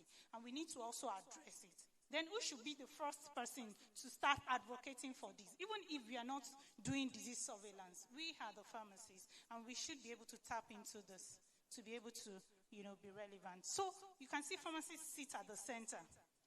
Human health, they require medicine. Environmental health, animal and vector, primary health system. Pharmacy, we are the core center of public health.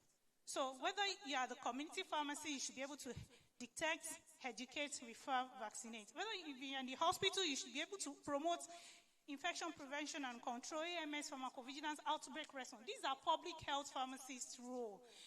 If you are in the industry, medicine security, now they are advocating for QPPV, qualified person for pharmacovigilance. That all industrial pharmacy must have it. This is a form of public health pharmacy. Regulatory, whether you find yourself there, you can be a public health pharmacist when you are part of the team that ensures safety, quality, surveillance, and enforcement. If you're in the academia, you're trying to promote population health outcome, you're trying to research that field, you're a public health pharmacist. If you're in procurement, supply chain, of course, that is public health. If you're in the public sector, you can be part of the, program implementation and population health team. The PhD research, we are everywhere, public health pharmacists. So this is just a summary of what we do as a public health pharmacy, whether in NCD control, reemerging disease, outbreak preparedness and response. And like I said, we work everywhere. So if you're not getting anything, know that as a public health pharmacist, we should think population and not just patients. That's the focus, that's the mindset. Early detection, refer promptly. You don't have to delay. And how do you ensure, prompt referral? That is, partnering with other, health cadre, like I mentioned. You need to have contact of, the public facility close to you that documents this. You should be able to disseminate your findings and the likes. Report what you see. Timely notification is very, very important. Connect across sector. You cannot work in silos as a public health pharmacist. It has to be a system thing. Pharmacists already practice public health every day. Yes or yes? Yeah, we do that. So, but the problem is that we don't always recognize, we don't measure, and we don't communicate the population health impact of what we do. And that is the gap. Do you agree with me? Do you agree with me? Okay, thank you. So what we want us to start doing differently is, as a public health pharmacist, if that is our area, we shouldn't just say that because I'm a fellow of the FPC Farm Public Health Pharmacy. No, if you call yourself a public health pharmacy consultant, you should be able to recognize, to measure, and to communicate. Until when we start doing that, so when we start doing that, then we can say with confidence that we are public health pharmacists, and then we understand the role, we've acquainted ourselves with it, and we are partnering with the system to ensure health outcomes. These are my references, and thank you very much for listening. Thank you very much. Thanks for making an impossible task possible. Another round of applause again for pharmacist Dr. Adedeji Adenola. Thank you so very much, ma. So, I think you can go to see. Sorry, before you go, pharmacist Dr. Halima Adedeji Adenola was recently given an award by the governor of Lagos State for practice excellence, I think. Meritorial service. Thank you very much. Thanks. Thank you very much. So, very quickly, we'll have Swifa.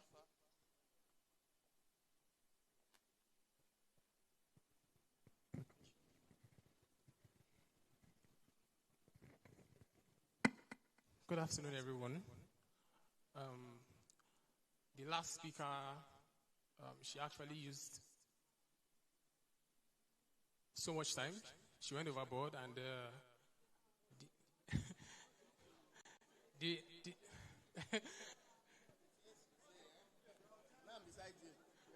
so the rule is that for every minute you go, you're going to pay 10,000 naira, and if I can finish before time, she's going to transfer that money to me. So I have to speed up my own presentation, so at least I can get something. All right, thank you, everyone. First of all, I would like to appreciate the PSN Lagos State Branch for organizing this event, and also for making it possible for me to be here representing Swifa and making this presentation. My name is Tochi Emmanuel, a medical rep representing Swifa. And Swifa as a company, we make a host of medications ranging from antihypertensives to antidiabetic medications. We also do antidiabetic medications as well. We do anti-infectives. We do anti-ulcer and antacid medications, as well as nutraceutical house, of which, for the purpose of this presentation, I will be majoring on the nutraceutical aspect as well as the antacid part of our portfolio. So before I start my presentation, during my younger years in pharmacy school, in my mind, I used to think, what is the use of supplements, or what are the use of nutraceuticals as a whole? Because in my brain, I used to think, okay, if I was not feeling too well, maybe I had some bouts of malaria, I could take artemether-lumefantrine, and I know, okay, yes, it kills the parasites. Or I'm having headache, I take paracetamol, I start seeing the effect of the paracetamol working in my system. But looking at supplements, I usually found it difficult to know exactly what supplements do. And during the course of this presentation, I think the answer to those questions that I've been thinking is what I will be sharing during this presentation, moving down to the end of the presentation as well. So, limiting this presentation to us as working men and women, it is known that we are faced with a lot of health challenges which can impact our quality of life as well as work productivity, in the sense that as working class men and women, we could come down with mental and physical stress, which is burnout. And then considering the fact that in Lagos, it's usually very, very hectic. I used to work for a colleague of mine, a pharmacist as well, but her husband used to work in the bank on the island. And she told me, for her husband to get to work early, he has to leave his house like around 5 a.m. or 4 a.m. to drive down to the island. So these are some of the stress aspect of life that majority of us go through as individuals living in Lagos. Also, we could come down with repetitive stress strains, eye strain. A lot of us use laptops, a lot of us use our phones, as well as sleep disorders. This predisposes us to diseases like hypertension, DM, arthritis, and insomnia. So, breaking down some of the mental challenges that we could have, it could come in the form of anxiety and depression. It could come as burnout, like I mentioned earlier. It could also come as cognitive impairment. Some of the physical health challenges could include cardiovascular issues like hypertension, stroke, weakened immune system, GI disturbances like reflux and ulcers. And then moving down to some of the behavioral and social challenges that we could have, you're looking at social withdrawals and strains in relationships. Now, looking at some of the eye and vision challenges that we could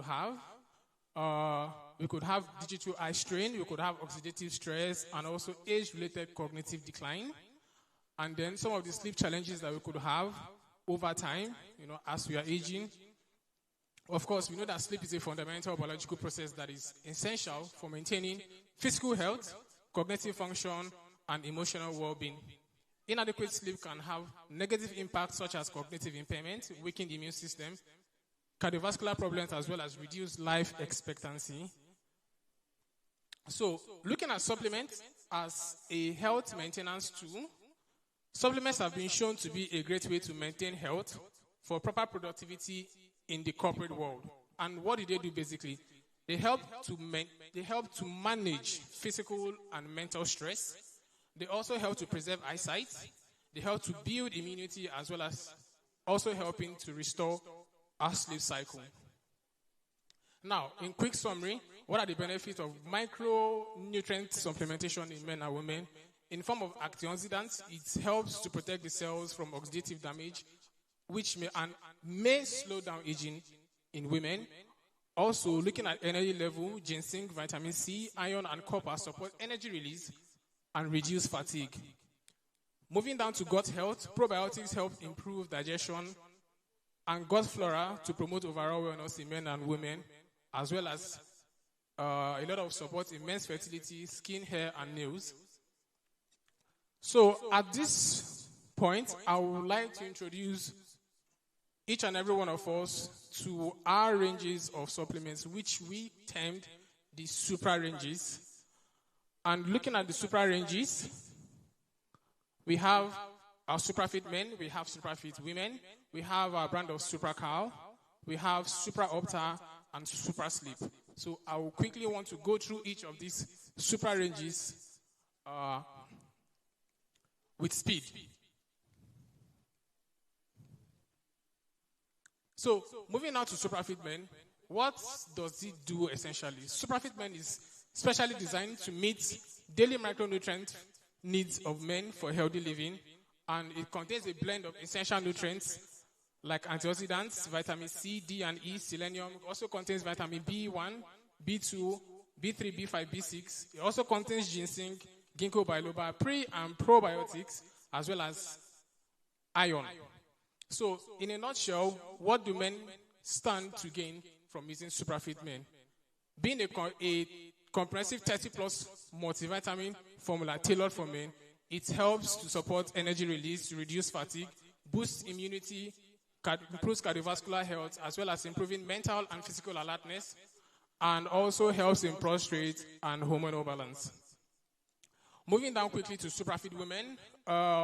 Suprafit women is a multivitamin and probiotic with green tea extracts as well as lycopene as daily nutritional support for women. Very similar to Suprafit men, it also contains a blend of essential vitamins like the antioxidants I mentioned earlier, as well as the B vitamins. But this contains bioflavonoids, grapeseed extracts, pre- and probiotic, as well as iron. So what women stand to gain from taking Suprafit women? They stand to gain better support in terms of hormonal balance, skin and hair, nail vitality. It improves mental alertness, digestive wellness, maintaining youthfulness as well. And then moving on to our eye supplement, which is termed Supra Opta. It is a nutritional support for healthy eyes in adults. Some of the key ingredients it contains include zeaxanthin, lutein, selenium, DHA, vitamin A, C, and E. And then moving down quickly to our brand of Supra Sleep. Supra Sleep is a natural sleep remedy that improves the onset of sleep to help achieve deep natural sleep. Now, one of the key features of Supra Sleep is that it contains natural supplements of which the tendency for addiction is reduced. In short, it is not existent, as well as not causing sleep hangover. Now, what I mean by sleep hangover is when you take a medication, it does this job, and then in the morning, when you're meant to be active, you still feel like you want to sleep.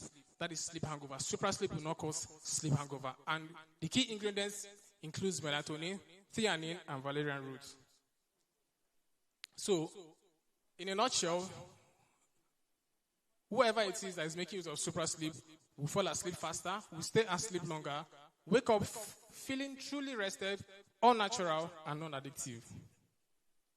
And then our brand of calcium, which is called SupraCal, contains key ingredients like calcium in mixture with magnesium, vitamin D3, and zinc.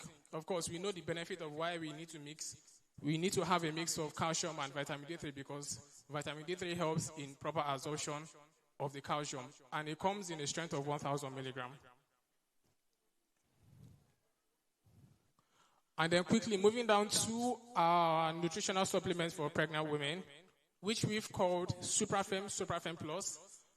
Suprafem Plus has actually been positioned for pregnant women during the period of pregnancy, while Suprafem Plus has been positioned for both during pregnancy and after pregnancy as well. So you could actually position Suprafem for the period of pregnancy, while Suprafem Plus can go beyond pregnancy as well as continuation till after pregnancy and breastfeeding. So I wouldn't want to take much of our time talking about what it contains, but some of the key benefit of what Suprafem Plus will benefit both the growing child and the mother is to help improve lactation after childbirth, to reduce the chances of premature birth, helps the development of baby's brain and the retina, as well as to build the immune system of the mother and the baby, as well as preventing low birth weight. And then for the mother,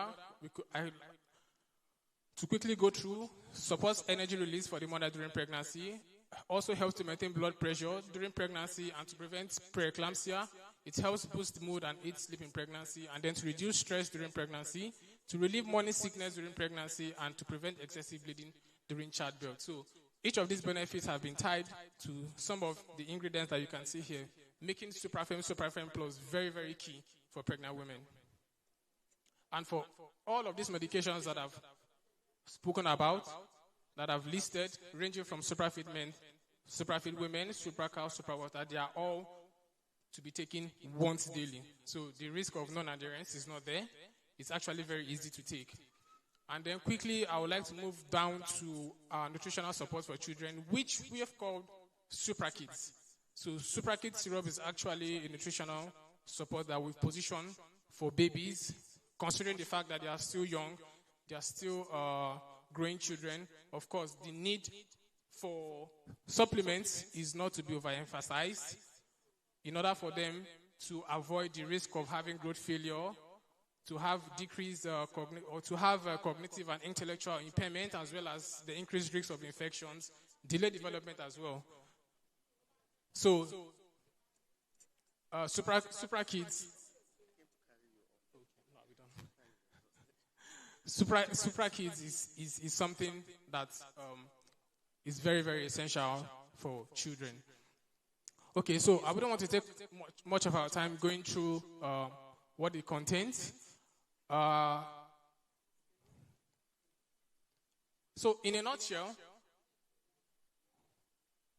looking at the ranges of medications we have, like I mentioned earlier, from Suprafit Men, women, what do we stand to gain as individuals, as well as moving down to children? With Supra, you get to sleep faster, deeper, and longer with Supra Sleep. With SupraCal, the bones and muscle health will be up to speed. Mental and physical alertness with Suprafit Men. Skin, hair, and nail vitality with Suprafit Women. Cognitive and physical development with SupraKids syrup, as well as optimal pregnancy outcome with Suprafem Plus. So, in less than a minute, I just quickly want to minute on our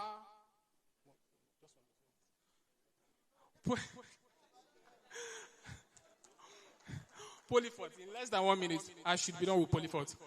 So, recently we just did a relaunch of our Polyfort suspension, which is our brand of antacid. We used to have it in just one variant before, but we actually came up with 3 variants now, which is the strawberry flavor, the peppermint flavor, and the banana vanilla flavor. So, I don't need to talk much on Polyfort because my time is exhausted. So we all know what Polyfort is used for. And then for ingredients, it contains aluminum hydroxide, magnesium hydroxide, simethicone, which is actually essential to help mitigate the effects of ulcer. So from Swiffer, we are calling on your support because we trust in your judgments, we trust in your capacity to help us recommend these medications to patients that come to visit in your pharmacy, your premise. So from SWIFA, we are calling on your support to help us recommend these medications. Thank you so much. Thank you, SWIFA, but you are owing PSN for doing shooting your time. You are going to pay for that, so we'll send your bill. I believe you all agree to that.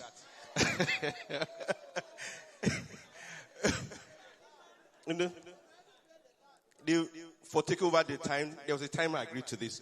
But we want to appreciate all our resource and speakers so far. We please appreciate that we try and keep to time because we still have a lot of things lined up. Please, if you have any question, please you can write it down and then pass it to the MCs.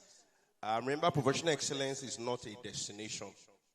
It's a commitment to continuous learning. So are we tired of learning? So thank you very much. So with that said, let me invite our next speaker in the person of pharmacist Dr.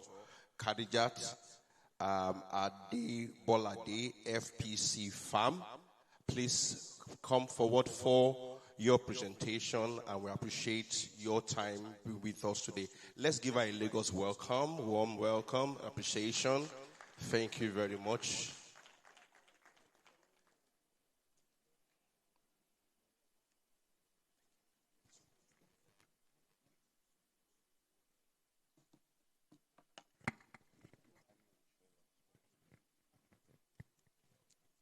Good afternoon, distinguished pharmacists of Lagos.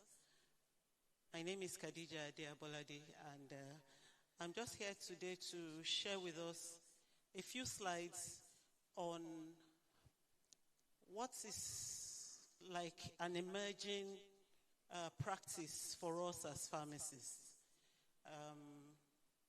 We are in the digital age. And as pharmacists, we also need to move with the times. We need to ensure our practice also aligns with current trends globally. So today I'll just be speaking briefly on what is called e-pharmacy practice and digital health services. And we'll look at regulatory and ethical requirements for this modern pharmacy practice that we're beginning to see. So we'll be looking at what we intend to achieve with this presentation in the next few minutes to see responsible use of digital tools. In not too much detail, we want to see how we'll continue to protect our patients in this digital healthcare environment that we're talking about. We look at the opportunities and risks associated with digital pharmacy practice or services, and then understand some of the regulatory and ethical requirements of modern pharmacy practice.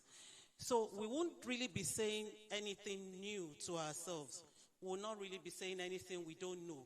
But we just want to see how this digital platform for rendering our pharmacy practice, how we are able to optimize it to ensure we continue to achieve our goals of patient protection and pharmaceutical care. So we'll look at some of the terms that are relevant in this space. There is what is called e-pharmacy. This basically is the use of digital platforms or digital technologies, electronic technologies to provide pharmaceutical products and services. So our normal practice, we attend to patients, we dispense medicines, we do patient counseling, the whole cost of pharmaceutical care.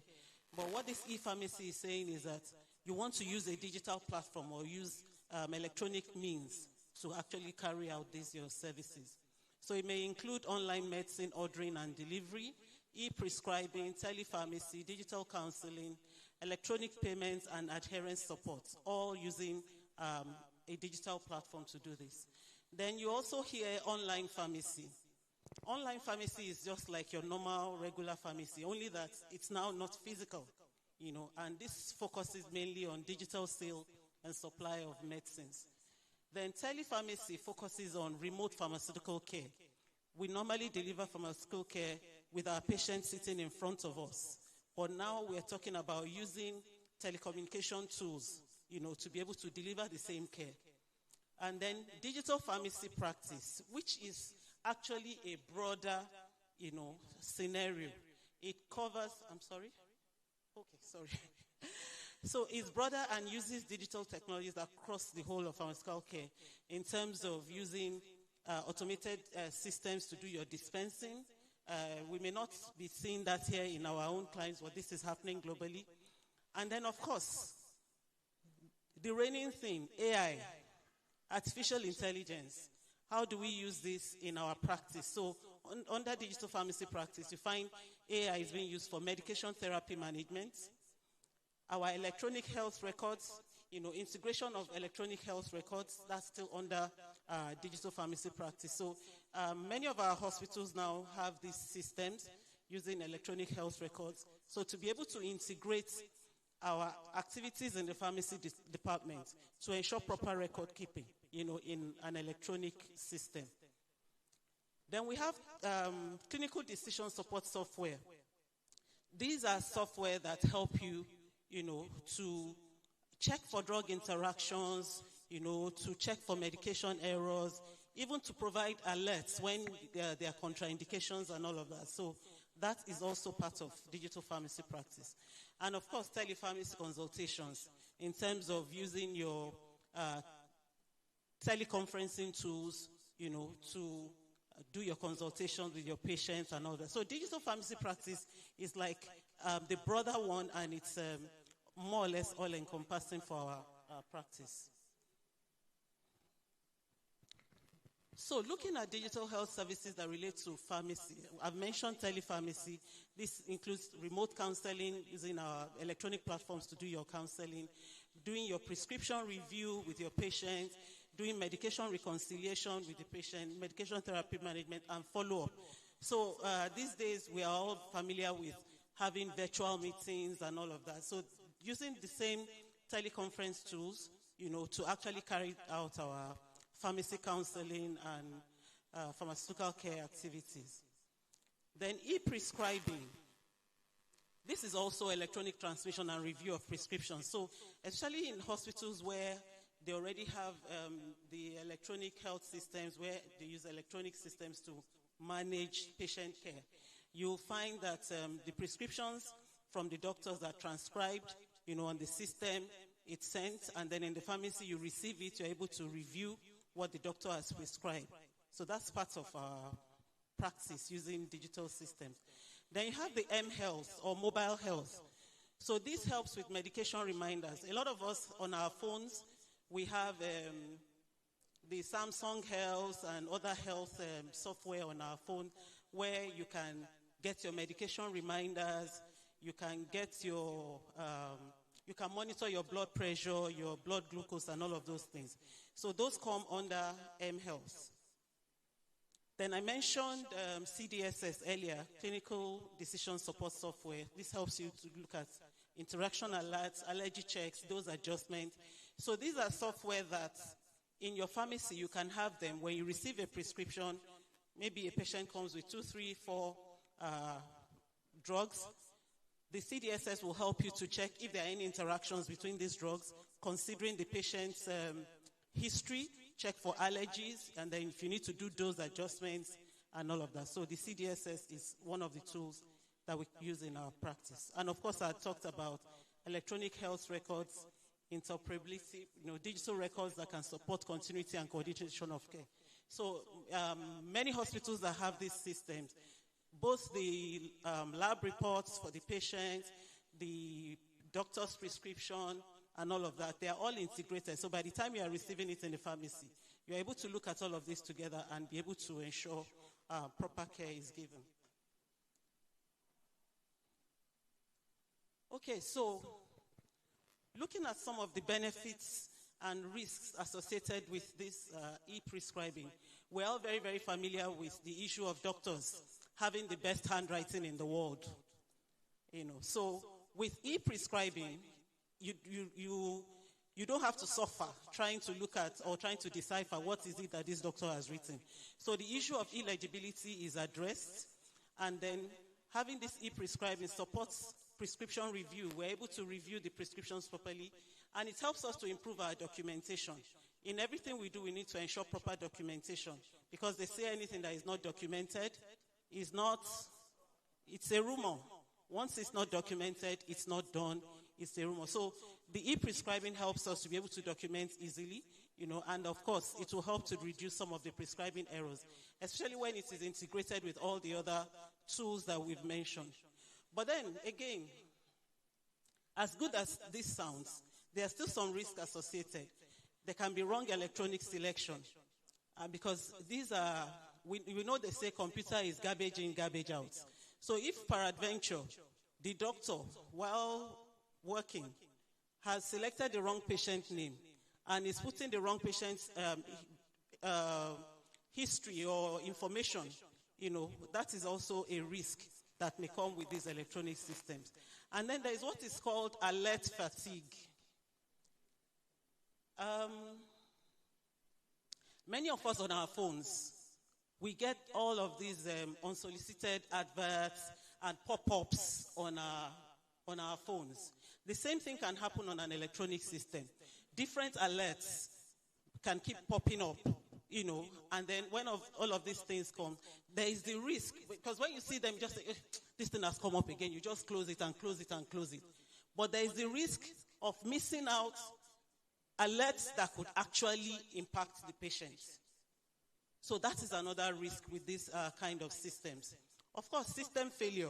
These things are computer, they are machine. Anything can happen at any time. And then the interoperability, again, like we said, it could go wrong. So the key lesson here is that the fact that it's electronic does not automatically make it error-free. And that is why, as pharmacists, we must still carry out our due diligence, to ensure that we verify the prescription and then apply our clinical management. The fact that we are using an electronic system does not take away our primary role as experts in medicines, in pharmaceutical care. We must still apply our clinical judgment. Okay, so responsible use of these tools. Technology should not replace our professional inputs. It should just support our professional judgment. So before using a digital tool, you want to be sure to ask yourself some of these questions. Is the information in this, on this screen as I'm looking at it, is this information reliable? Am I sure this is the right patient? Has the doctor selected the right patient? Is this information correct for this patient? So, and then the technology that we're using, is it appropriate for this patient? I hope we're not using a sledgehammer to kill an ant. So we need to ask ourselves this question. Is the patient's information adequately protected? We must be careful, because we know that patients' health information are confidential. We want to be sure that these tools that we are using, they would adequately protect patients' information. Does the use meet professional and legal requirements? There are certain legal requirements that should protect any system we are using. There is the Data Privacy Act, that any system we're using should comply with. We need to ensure that this is properly covered. And then, as you're using these tools, like we said, have I applied my own clinical judgment as a pharmacist, as a professional? Have I applied my clinical judgments? So, I wanted to bring this out a little, because these days, in everything we are doing, we are checking on ChatGPT, we are checking on what do you call the other one? Meta AI, and there's this other one that comes with Microsoft, Copilot. So we need to be very careful in using these AI tools. They can support our clinical decisions, they can support detection of interactions, can help us with our pharmacovigilance, But we need to also be careful that there could be incorrect outputs. And all of these things, they bring together available information, and then use an algorithm. And there is that potential for algorithmic bias, so we need to be careful. And of course, they can be giving you the output based on incomplete data, Of course, automation bias, something that is done repeatedly. You may just be getting a routine result. So the professional rule should be that you should never accept an AI recommendation simply because a computer generated it. Again, we go back to the fact that we must remain responsible for evaluating clinical appropriateness. It is our key responsibility. We must ensure that we do our due diligence at all times. Oops. So we go to regulatory requirements. Digital pharmacy must meet the same core professional obligations as physical pharmacy while addressing all these risks that we have talked about. Regulation of digital pharmacy should cover licensing, pharmacist accountability, prescription verification, medicine sourcing, storage and delivery, patient identification, records, data protection, advertising, and complaints. So basically what we are saying is that the fact that we are using an electronic system does not take away our normal practice. We must ensure that whatever needs to be licensed is licensed, and we do all that is necessary. International guidance emphasizes patent protection, professional oversight, and quality assurance. We must ensure that the right professional oversight is still given as we are using these digital platforms. So regulation should enable innovation without compromising safety. At the heart of everything we do is our patients. We want to ensure that we don't compromise their safety. So in Nigeria, PCN is the statutory regulator of pharmacy practice, and the framework of all we're talking about should be looked at under the PCN Act. And the PCN introduced the online pharmacy regulations sometime, I think, 2021. And then just this year, they now also have the electronic pharmacy regulations, which introduced a broader and more structured framework for electronic pharmacy practice in Nigeria. So in this regulation, they identified two categories of operators. We have the electronic pharmacy aggregators. These provide digital platforms connecting different pharmacies. So you have a platform where if you go there, you can see any of our community pharmacies that have subscribed, and you can link up with those pharmacies. So I gave two examples there, drugstore.ng and GoMed. And then we have the electronic pharmaceutical service providers. Those ones directly sell and dispense their products online. So we have One Health and Health Plus Online as two examples. So under the PCN Electronic Pharmacy Act, these EPSPs and EPAs must still register with the PCN and have valid electronic pharmacy license, just like we have our premises licenses for our physical pharmacies. Then there must be supervision by a licensed superintendent pharmacist to oversee prescription fulfillment, ethical standards, and clinical delivery. Of course, the operations can process electronic prescriptions, manage medicine delivery, and clinical services like patient counseling.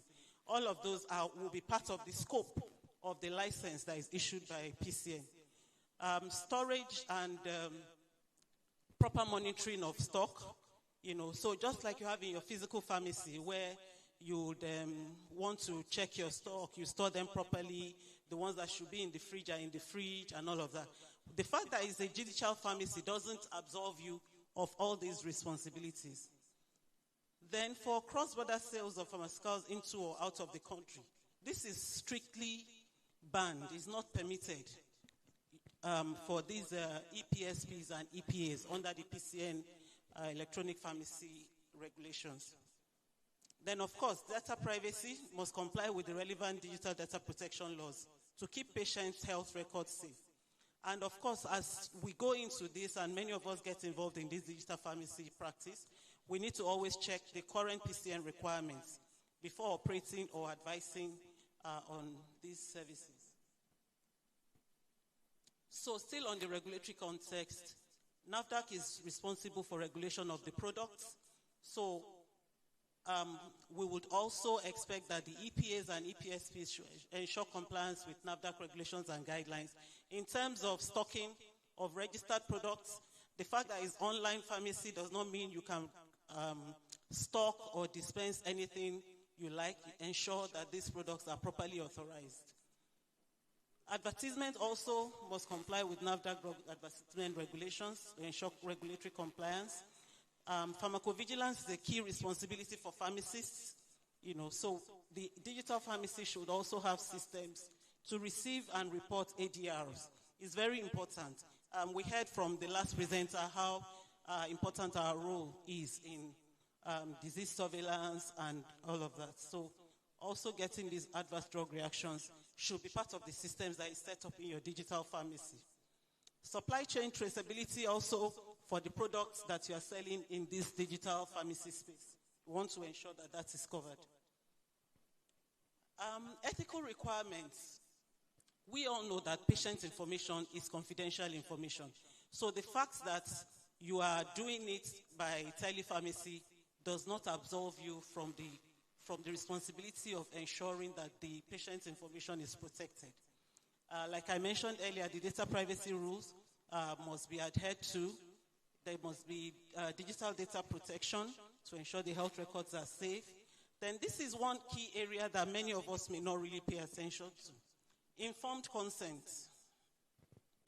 Because you are not seeing the person physically, you need to ensure that the person understands what you are doing and the person accepts, to go through that process with you. So the patient should understand what information you are getting from them and what you are going to do with the information. I also let them know why it is needed and who may access it. Professional accountability. Technology does not transfer the pharmacist's professional responsibility to a platform or computer. You can see that the issue of ensuring we still carry out our responsibilities it's repeated. It's repeated because it's very key. We need to ensure that we are accountable, we do what we're supposed to do, even though we are working in a digital space. Justice and equity. Digital services should not exclude patients because of connectivity costs, age, disability, language, or digital literacy. So that is why for the digital pharmacy practice, especially in our climb here, it's something that will take some time to be able to go around the country because we know that we have infrastructure problems. But ethically, it shouldn't be something that should exclude people.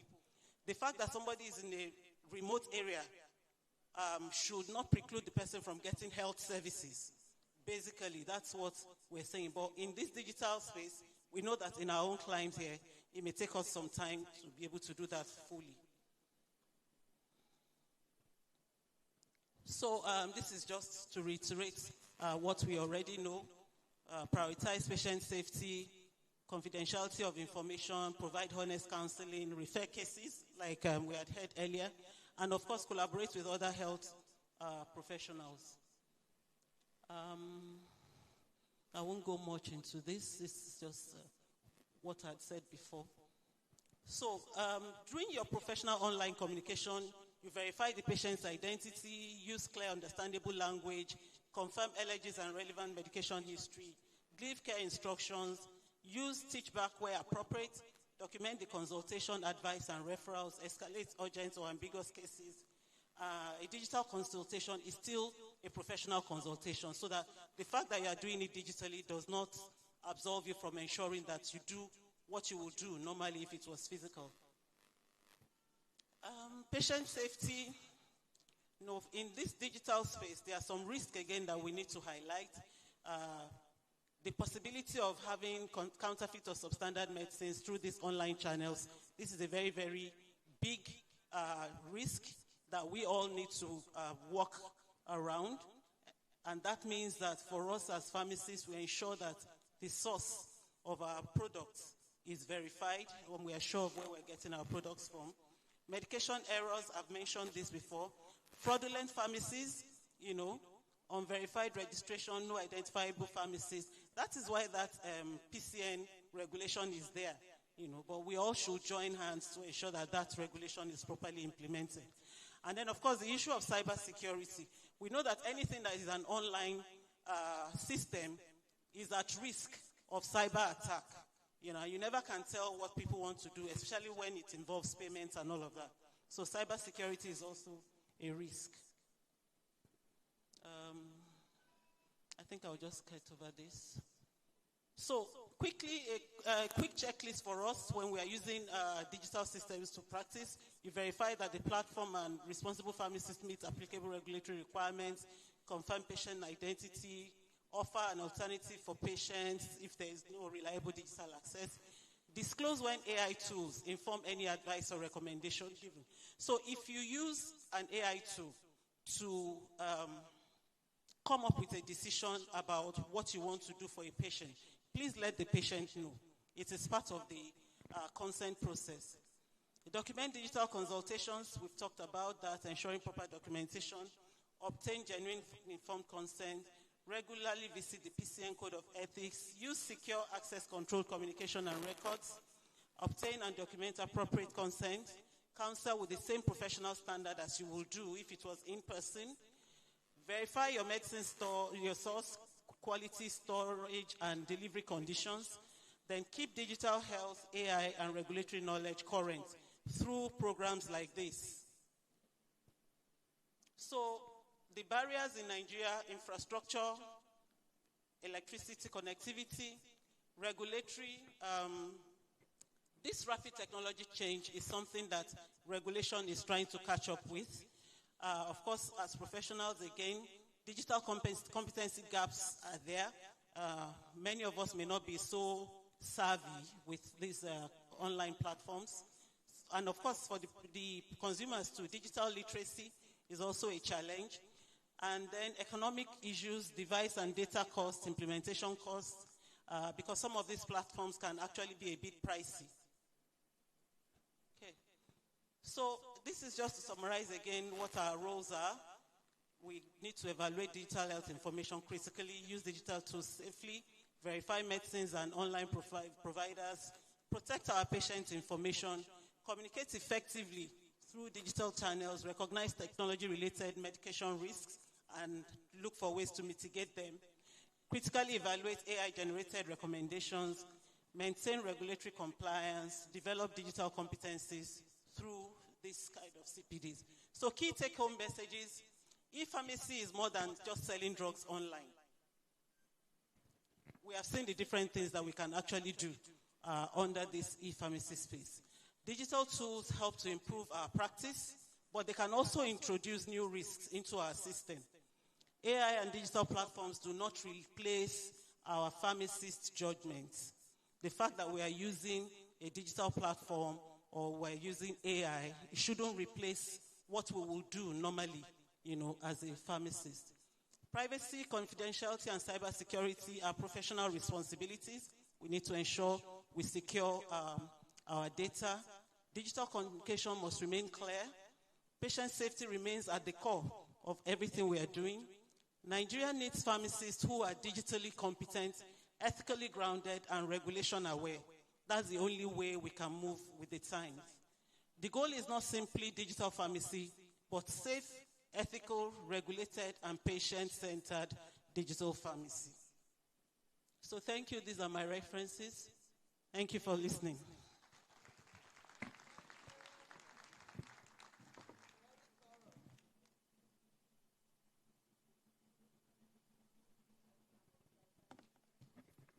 Again, a round of applause for our speaker. And please, if you have questions, please note them down, write them. You can pass it to the MC there. We'll see how we take them later. Why not waste this time? We'll go next to our next speaker in the person of pharmacist, Dr. Afusat Adeshino, FPC, Merit Award winner. Ma, please step up. Thank you very much. Let's give her a Lagos welcome. Thank you. Oh, okay, I don't have. Okay, PSN, I'm being corrected. Ma, please don't find me for not taking that. You're welcome. Thank you very much.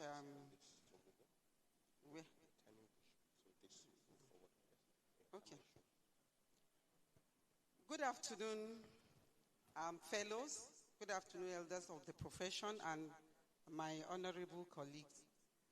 Actually, this presentation is supposed to follow that of Dr. Adenola Adedeji for the flow, because it's like it's entering into that. So the outline of this presentation, there are 3 presentations: immunization, health education, and risk communication. Then we have the community and hospital response to infectious disease threats.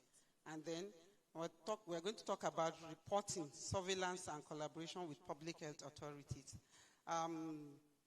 Please, do we have any community pharmacists here that has the contact of the DSNO officer in the local government? Do we have anybody? Okay. Let's continue. Let's start with the immunization, health education, and risk communication. Vaccination services, patient education, and crisis messaging. So let's look at the first box there. We counsel, we educate. Then these are the roles of pharmacists in immunization services. So we also want to look at the screen and refer.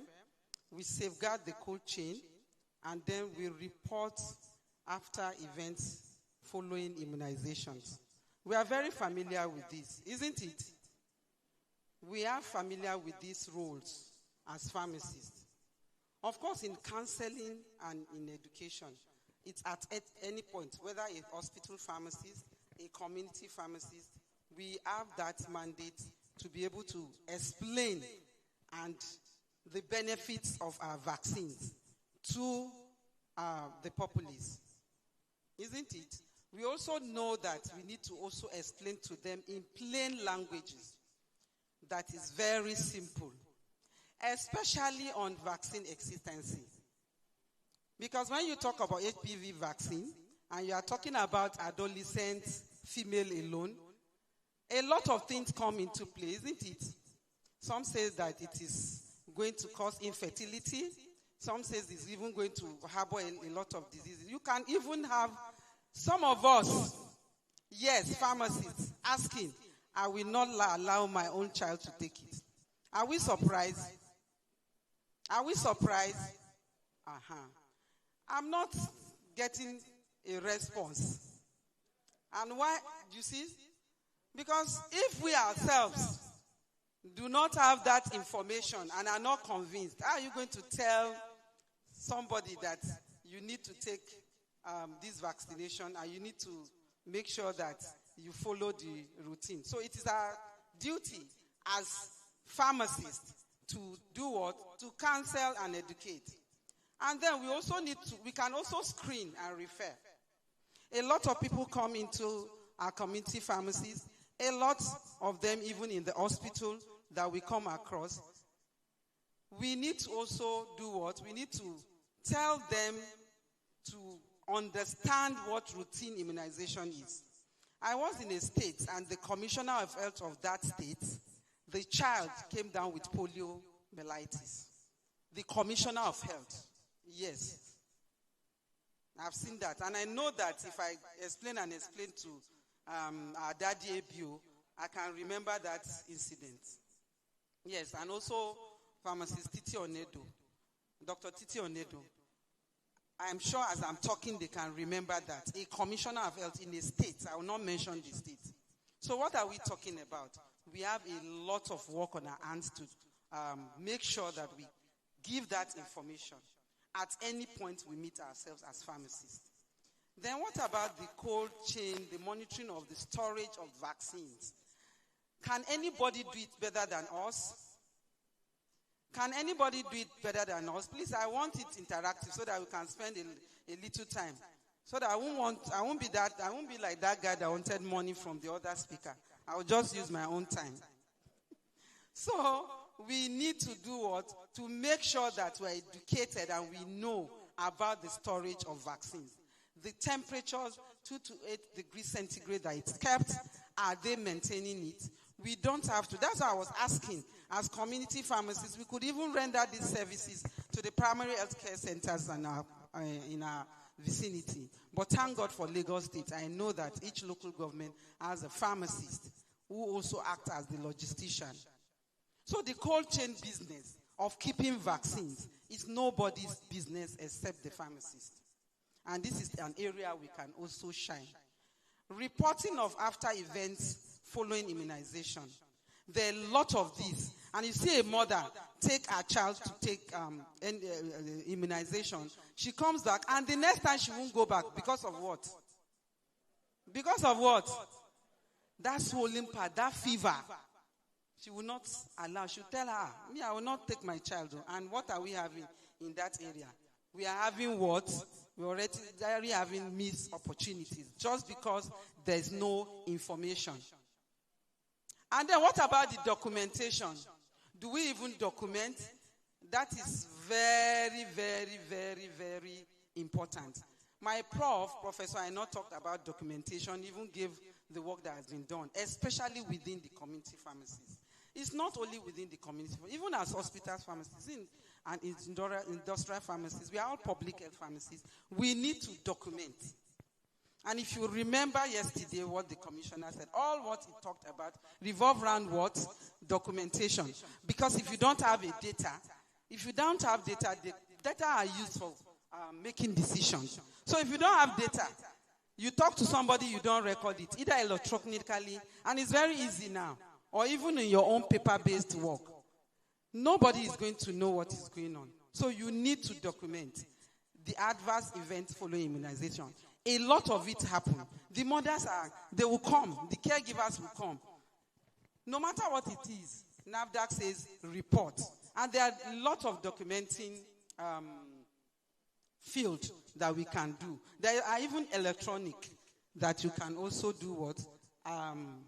Report. They're making health education effective. We have talked about a lot of. Today, listening to some of my other colleagues talk, we've talked about what? Health education, which is one area we can also shine as pharmacists.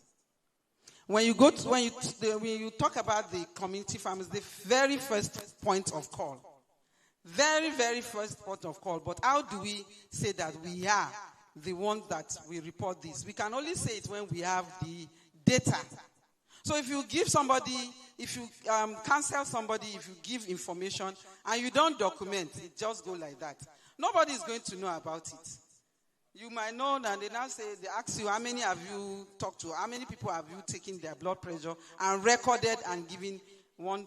I know we all do it, but the big deal there is what? Let us make sure that it is documented.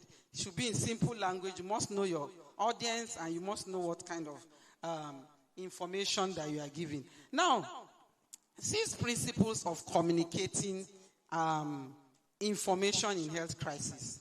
So, we want to be disease surveillance, give notification about disease surveillance, just like in our last lecture.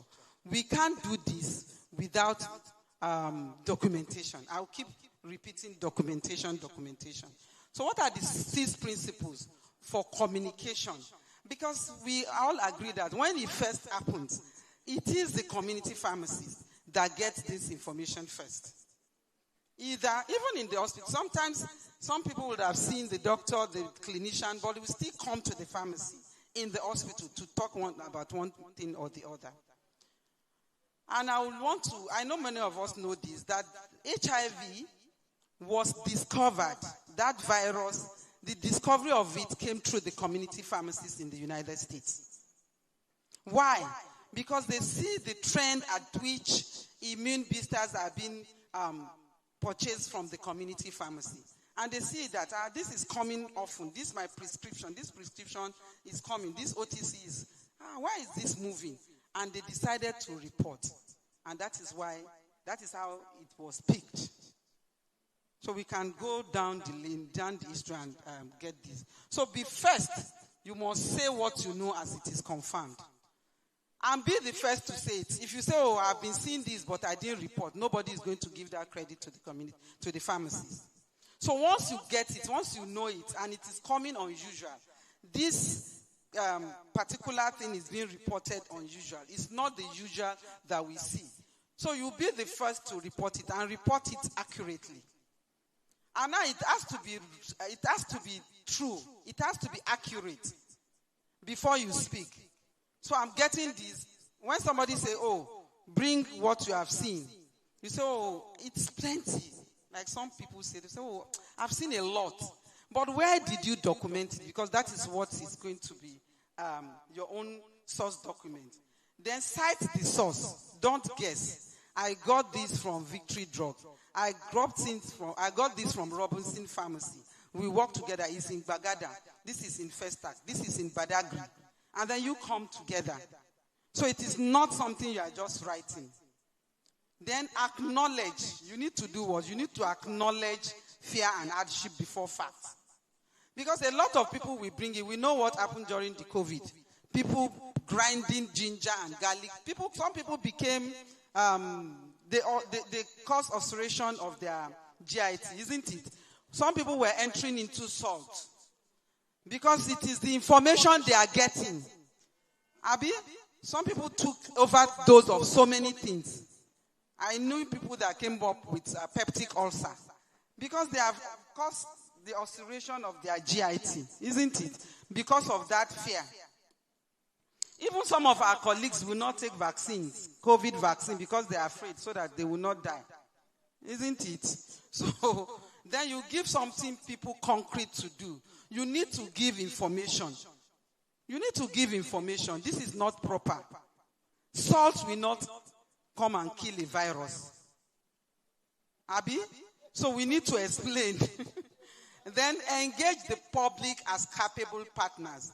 They will show you respect when you begin to do something. Not that they will tell, not that somebody will give information and say, this stooling in this environment. Somebody said I ate tiger nut and I've been stooling. It landed me in the hospital. Oh, that means maybe you didn't take it properly. Maybe you didn't store it properly. Can we document? Can we also explain the scientific basis to that person so that we can get the information? So the next thing is the community and hospital response to infectious disease threats. I've mentioned some of it. There are a lot of signs coming. We are picking it. What did we do? Did we just keep it and did not report? And that led me to the first question I asked. We must know the processes. We must know where we want to go. When I get the information as a pharmacist, where do I go? Where do I go to? Do I keep it? What is the next thing for me to do? What do I do next? So the outbreak response continuum is like this. So we might not dictate, but we can see signs. Unusual case or cluster noticed. Something unusual happening within our environment. Something that is above the normal. And then we notify. We need to alert the local government surveillance officer. So we need to know about what we need to do. Because you can't report. I cannot go and report and tell NCDC that, I've noticed a kind of surge in the way ORS is being moved from my community pharmacy. Or the way I see this community. Everybody is carrying, stooling, everybody is doing this. So we need to notify the LJ surveillance officer. Who is the one that gathered all this information at the local government level? And then there's going to be investigation. There has to be confirmation of the case. Then response and review. But what this cascade is talking about is that as pharmacists, we are in the front line. And we need to know where to respond to. But with documentation. With documentation. At what time? At what place? When did it happen? How many did I see? What does it used to be? So you can agree with me that if there's no documentation, you cannot even compare. Yes or no? I like taking money presentation when people are still very agile. Now everybody is looking hungry. Everybody is looking tired. So, inside the hospital or in the facility, you triage and isolate. You might not be able to do the normal triage, but 1 or 2 or 3 questions to your client can give you something to shine about. What do I mean by shine? Because you get it, you pick it. There are a lot of things happening because you are not picking it. Somebody will say, oh, I'm the one that did it. And it is that submitted the report. So you need to flag cases early and route them via the appropriate channel. And they are called DSNO officers at the local government. Try to get them. Then you enforce infection prevention and control. So you begin to use personal preventive equipment. Before you can tell somebody, use face masks, wash your hands, the normal hygiene things.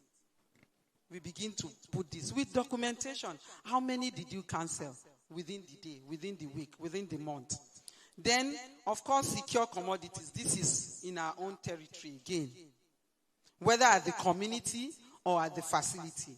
And one very good one is for you to use your supply chain knowledge. The quantification. So that it doesn't come to a time that these PPE equipment are coming and you say, oh, we don't have enough. I remember some hospitals were making methylated spirit, hand wash and all. This is very laudable. Then support communication. Give patients and colleagues calm, accurate, consistent information. We have the WHO, we have the NCDC, we have the state. Work with them to get information. Not the one that is not regular. Not people that will go and enter into their cooking pot and put salt. You need to provide scientific information that is useful. You can allay people's fear, but don't tell them what will not happen.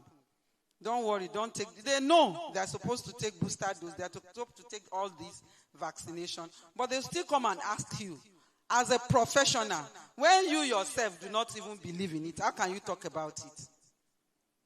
How can you talk about it? So you need to have all this information. Of course, we said in the community, we said the community pharmacist is the first point of contact. This is not a new information again. Then you refer. We need to know red flags. When there are red flags for us to refer. It's not everything you do. It's a multidisciplinary thing. So you don't sit and say that I know it all. You must be able to recognize danger signs and direct the patient, even at the time of the infectious threat. Then you need to turn every dispensing encounter into a moment of prevention messages. Anytime you are in contact with a client, we know it's no more the product alone. We need to give information. We need to give personal hygiene, environmental hygiene. Even for you to tell somebody you are giving anti-malaria, the preventive strategies for contracting malaria. Then join community outreach. You need to work with your local government right at the grassroots.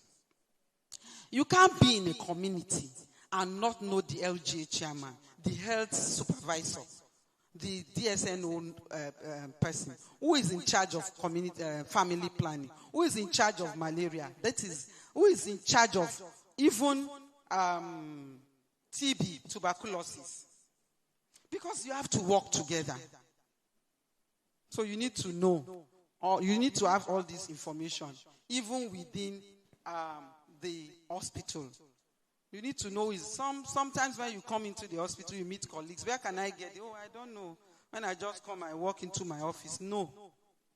You need to have all the information. So this one is no one response alone. So it is no one response alone. It is multidisciplinary. It is one health web. You can't do it alone. We have to work together. You can see the community leader, the CSO, the hospital, the LGA health department. It's one health. So we can't work alone. They don't like me. They don't want me to be this. They don't. No. You give your own and you keep recording. Please. Documentation is very, very important.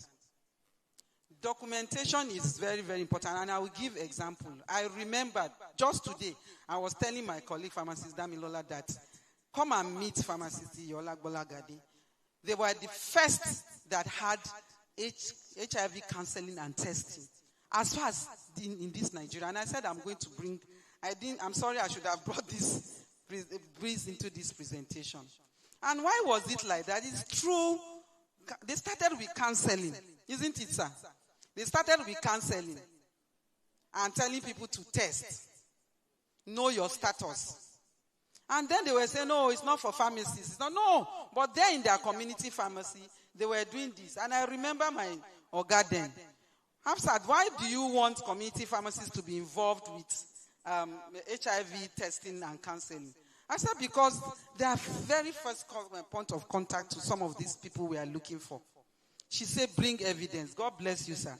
The evidence was their data. Can we appreciate them?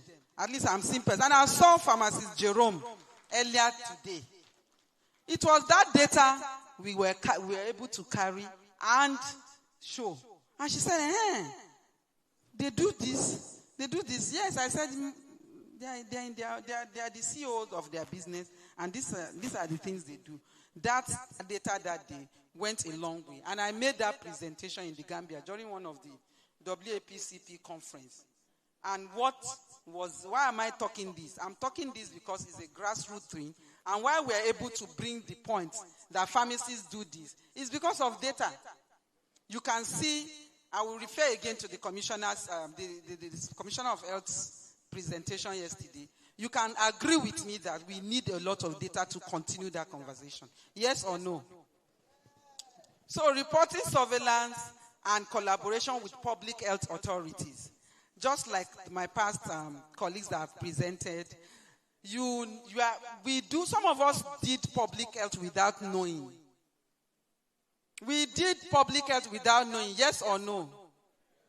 Even from the academia, a lot of public health things are going ahead. So everyone in this room, are you a public health pharmacist? Yes. Because there are a lot we do, but you can only do that. You can only tell CDC. You can also tell WHO. You can only tell any implementing partner with data. So, and that is why data is a big deal. So, turning what you see at the counter into national intelligence. So, let's look at how do we even report. So, the Nigerian disease surveillance architecture starts from the local government.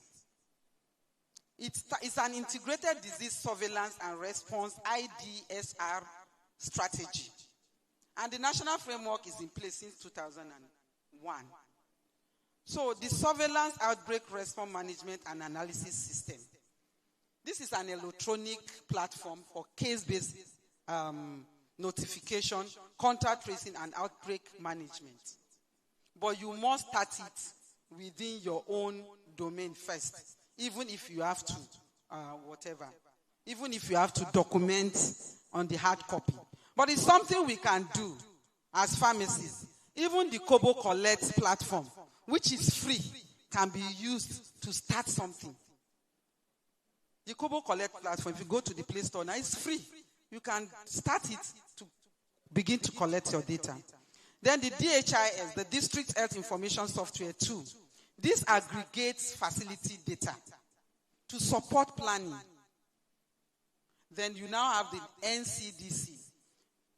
In between the NCDC and the DHIS, we also have the state epidemiologists who collect their own data. You will come and stop me because you chop my own time too. So this is about what it is. Please, we need to read more. We need to get more information. This is very, very important. And I know that a lot of data have gone nowhere. Some of us are sitting on some of this data. Pharmacist Tolulokwe Ajayi, I know you are a data person and you love it. It is something that can be done within your facility. Don't say because you are even in the hospital. You can begin to take your own data. But go and know this man. The Disease Surveillance Notification Officer, DSNO. Because if you do it, they are there. They are just, please, not to belittle anybody. They are just in the local government there. And their work is to begin to collect data in anything you have seen. And they send it to the State Minister of Health or the epidemiologist. To do what? That is when they begin to pick the data. It's not as if when Lassa fever had killed everybody. No, the moment you begin to see one or two, and you can agree with me that this is a place for us to shine. Then it moves to the NDCD and national through the epidemiologist. So you must enter into this line for you to get it done. And priority and immediately disease are reported. Then you look at the WHO Afro, if applicable. That is the region where the African things are being mentioned. So when you look at disease surveillance architecture in Nigeria, you see the ideas are the SOMAs, the district head. Okay, I've talked about this. So what surveillance asks of you day to day? You recognize and report. You must recognize and report. And as professionals, we already have some of these things to recognize. The next thing is to report. Then you notify. You cannot notify without that man in the LGA. Then you keep the record and then engage. You participate in all that is going on. Once you go there and introduce yourself, nobody will stop you. Honestly, no. Some of them want you to come. So then you begin to key takeaways, immunize, educate, and communicate. Some of us are already providing that. If we are not, please, you can educate, you can communicate.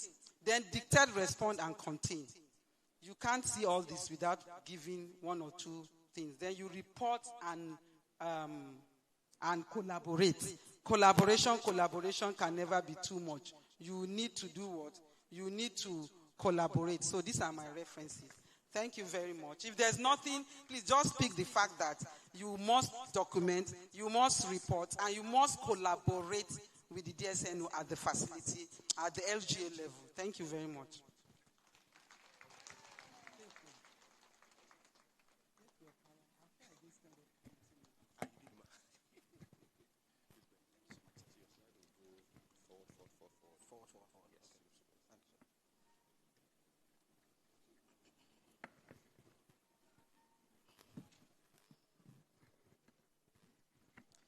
Good afternoon, sirs and Mars.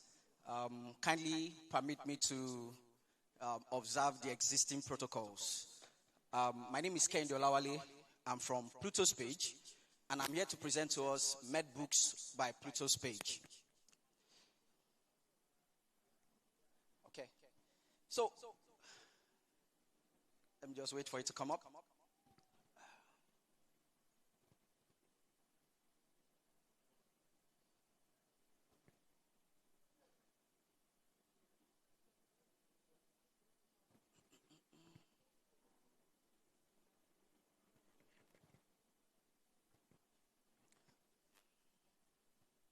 Okay, thank you so much, media team. So, what we have here is a question we have been asking everywhere we have had the opportunity to engage pharmacists and different health professionals like here. The very first question we'd like to ask you is, do you know your exact profit from last month? I mean, just this July. And why that question is so important is because many times in our consultations with people who run businesses like this, particularly community pharmacies, we find out that they are unable to make that distinction between sales and actual profits. They give us numbers. They know the numbers. Oh, every month, every week, I'm making 2 million naira in sales. Every month, I'm making about 10 million naira in sales. Then we ask them the hard questions. How much is your profit? And then they begin to stutter and say, well, I'm making money. The pharmacy is running. There seems to be no issue at the time. But we now have dug deeper to show them that your profit is not your sales. Your profit is after all other costs. What is your own take home? What can you say is actually making this business profitable? I'll quickly start with a story about a real life situation we had when we were consulting for a pharmacy. And they were on the verge of closing down 3 outlets. And what was the problem? The pharmacy was running, but they were at a loss because they didn't have data. Permit me to borrow from the last presenter that data is so important. Many times people just do things without actually reviewing the data of the business. I also like to put it out there that when you own a community pharmacy, you should always realize that 50% of that pharmacy is clinical. The remaining 50% is business. So you must ask yourself, am I running this business properly? I'm not just a clinical person. Am I running this business properly? And that's why we're here. So the reality in most community pharmacies is that there's no real profit visibility.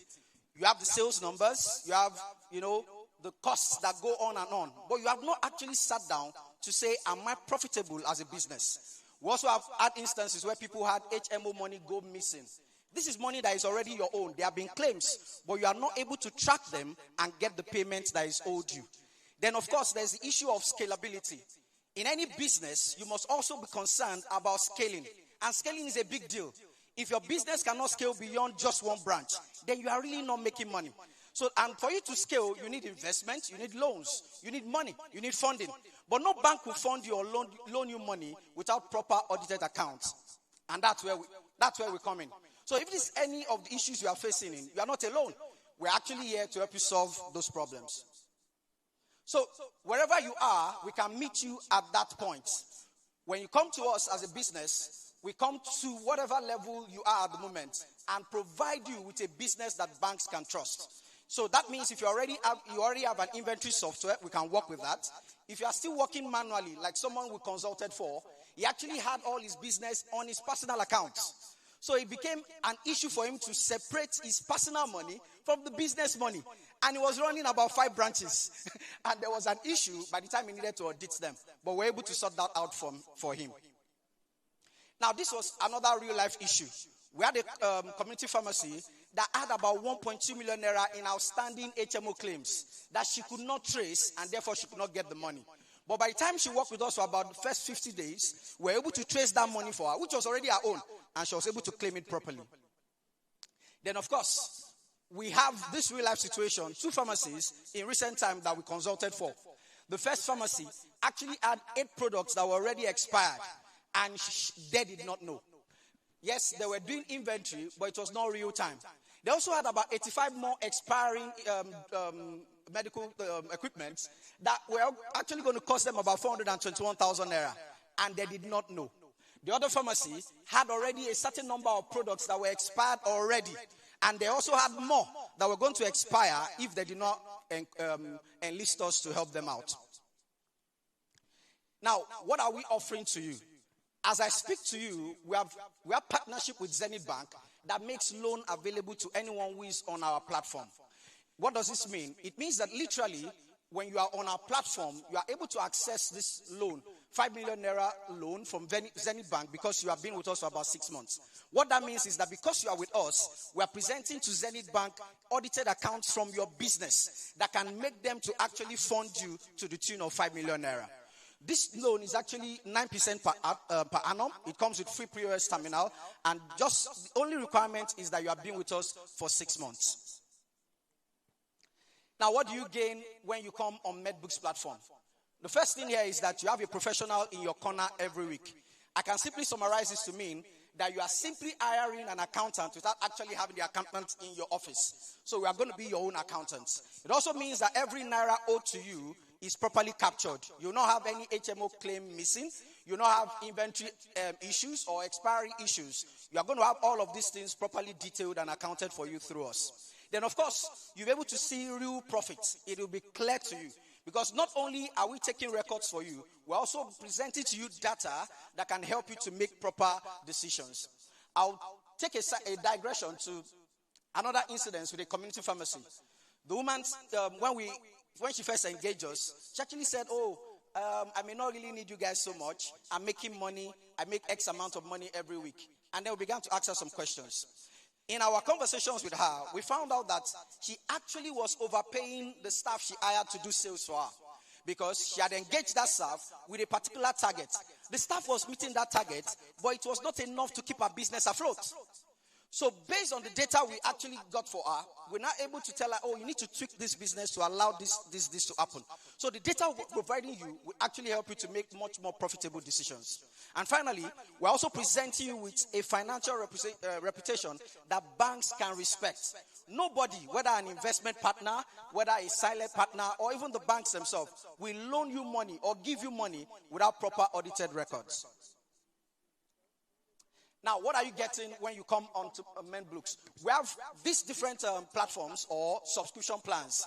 There's a starter plan, the growth plan, and the multi-branch plan. Now, at the starter plan, what it means is that you probably just have a branch and you just want to get started with us. We'll actually come into your pharmacy and we're able to help you to clean your records. That means that you finally know your exact numbers. So for the first time, you see exactly where your money is going, what is taking away your cost, what exactly you need to correct, and how you can stay afloat as a profitable business. Now, if you are beyond this level, that means you have more than one branch, more than one community pharmacy. You have quite a number of them on your plate. You can as well go for either the growth plan or the multi-branch subscription. These two subscriptions actually are very important for anyone who runs more than one pharmacy, because this comes with an ICANN certified audit, which is already in the subscription, and also it helps you to actually be tax ready. You are tax compliant. It means that you are not panicking towards the end of the year to say, oh, what do I do when FIRS comes knocking? That will never be your case again. Now, just like I said now, by coming on our MedBooks, we are going to make sure that you are tax compliant permanently. All your CIT filing, your VAT returns, your payee compliance, and most importantly, the NRS e-invoicing. Now, I'll just say that quickly because of my time. What this does for you is that every invoice you issue is already NRS backed. So there will be no issue with you having to now go back to trace all your invoices and see that they are compliant. They will already be compliant. Now, this will provide you with the financial foundation that your pharmacy has been missing. It means we are going to give you clarity on your real profits every single month. We are going to provide you with bank-ready accounts that you can walk into any conversation and negotiate properly with. Then, of course, there will be 0 naira loss to untracked HMO claims, and then full tax compliance with zero stress on your end. So what are we asking you for as I close? We just want you to give us a few minutes of your time. Have conversations with any of my colleagues that are around in the place. They are passing across to you flyers that can give you more details. What we just simply want to do, particularly because you are here, is that we're going to provide you with free health check for your business. We're going to help you to answer the necessary questions and engage you beyond today. Thank you so much for your time. I'm very grateful. Any questions, please? Thank you so much. God bless. Thank you very much. We'll go on to the next presentation very quickly. Please make welcome. Please make welcome pharmacist Dr. Detutu Afolabi, CIPM, MBA, PhD, and MAW. You're welcome, ma. Thank you very much. And she's also our gracious facility host. This is the pharmacist who is hosting us in this facility. Thank you very much. Thank you, sir. Thank you, everyone. Okay. Good afternoon, everyone. We've had a lot of things, and I'm just going to reiterate that I'm standing on all existing protocol. We've been saying the same thing over and over again. And maybe I'll paint a picture that will make us see the reasons why. So I'll start with this. I run a health insurance business, and when we started, I really was like, why won't pharmacists actually be primary healthcare providers? Why shouldn't government be paying pharmacist capitation? We're at the front line of healthcare delivery and access to healthcare in Nigeria. Why shouldn't we? But the question is, unlike in other climes, every drug that comes out of your pharmacy is recorded and attached to a patient that took it out. If you are in an hospital pharmacy, even though you will see that you gave these medications, it will be written in the patient's case file. Now they use EMR that this drug actually went to. But in community pharmacies, we don't even know who took our drugs. Without documentation, there can't be compliance. Without compliance, you are not a suitable healthcare delivery center. And for this PSN conference that we've all come to, we need to stop the anyhowness in pharmacy, including in wellness. You see, I'm saying wellness because I still run to outlets. The anyhowness needs to stop. Why would anybody take us seriously? We don't have documentation, and so we don't have stories of impact. How many of us can say that in 2025, you have been able to manage this number of antihypertensives, this number of anti-diabetics, this number of pharmaceutical errors have you corrected? This number of people have been managed for malaria. This number of people came back for malaria medicines, and this number of people never came back. We don't have it. This anyhowness needs to stop. We cannot achieve One Health. Is pharmacy suitable for One Health? Yes. We are still the only set of people the whole world is waiting for to align, Nigerian pharmacists. Because if you go to Togo, you need a prescription. You can't walk in. Alajuju won Togo now. So what is happening to us? We need to fix this, and this has nothing to do with the government. I'll give you an example. When I started pharmacy school, my mom used to. When I just finished pharmacy school, she will call me and say, we all do telepharmacy. If we don't record it, family and friends, and so she will be calling me for this one. Romileni. I'll say, oh, I don't. They say, mommy, why? Ojujumo sick. She knows, Mama, I said, why are you telling? I said, that's why I said I'm the one, so that you not say I'm spreading your news everywhere. Because I kept telling her, she didn't answer. One day I told her, I said, Mommy, I dreamt. Mori sheke lowo yin.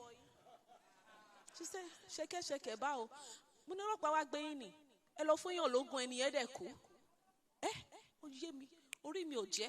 That was the end of that thing. Ma, sir, if the pharmacy she's been going to buy those drugs for those people, if that pharmacy is recording the drugs against my mom, shouldn't the pharmacy be alerted that, Mama, Niko? And she kept taking those medications out and recommending for people. We need to do better. We need to do better. Our patients, they have stories. Okay, sorry. So this is the journey of an average patient. If an hospital prescribes a medication for a patient, it's in the patient's case file. The patient did not wait for the hospital pharmacy, or the hospital pharmacy actually said OS. So the patient goes to refill at a community pharmacy. Community pharmacy did not document. Then the person actually goes to another one. This one is closed. Let me quickly buy multivitamin. No documentation. Then if the patient is on HMO, he will still see HMO. HMO will still give drugs. Now we're giving drugs to pharmacists. Please, if you are here, register with us so that we can direct clients to you. We're now doing drug refills for not just wellness. We're doing for almost like 7 HMOs right now. So we need the cooperation of pharmacists so that we can send enrollees to you. Then as the person is taking that, he now saw another WhatsApp claims. That WhatsApp claim is saying something about it. What did he do? He will go and purchase that as well. And when he comes into your pharmacy feeling unwell, you ask the patient, what did you do? What did you take? The patient cannot tell you what. What if I can just put the person's NIN on a record and I'll see the battalion of drugs the person has taken? In fact, the patient will not take that battalion of drugs. So everybody has been telling us, well, me too, I'm guilty. I do not know my DN what? I wrote it down. PSN, no. I'll go there and go and look for them. Because I just realized that it's true, we're public health pharmacists, but there is no documentation. Let us even start with documentation before we start processing the data. The problem of pharmacy in Nigeria, we've not developed because we're working in silos, we're working in isolations, and we have narrowed. Oh Lord, I love to be a pharmacist. I was so glad I'm a pharmacist, but we have narrowed it to Naira and Kobo. And the Naira and Kobo is now not enough again. our practice is not enriched. And what could drive us money is being absent. I told Mr. Oyawole, I said I was going to do something. I said if you walk to a barber's shop or hairdressing salon shop, it's more beautiful than most pharmacies outlets. Agree or not agree? Agree, say yay. Disagree, say nay. You go to a dental or optical center, you feel good sitting down there. Are we traders or we are professionals? We need to change. See, the problem of pharmacy is us. I've concluded. It's about our mindset. It's about what we choose to be important. Everybody from yesterday has told us about data, about keeping records, about documentation. And the unfortunate part is that nobody is taking us serious because we cannot share any story of impact. Can PSN says that in Nigeria of 2025, 35 million people access anti-malaria in pharmacies all over Nigeria. Can we have that? Who is taking us seriously? We want the government to take us seriously. We're in the front line of action. Nothing can be done without pharmacists. This, that. Story for another day. Nobody's going to answer us.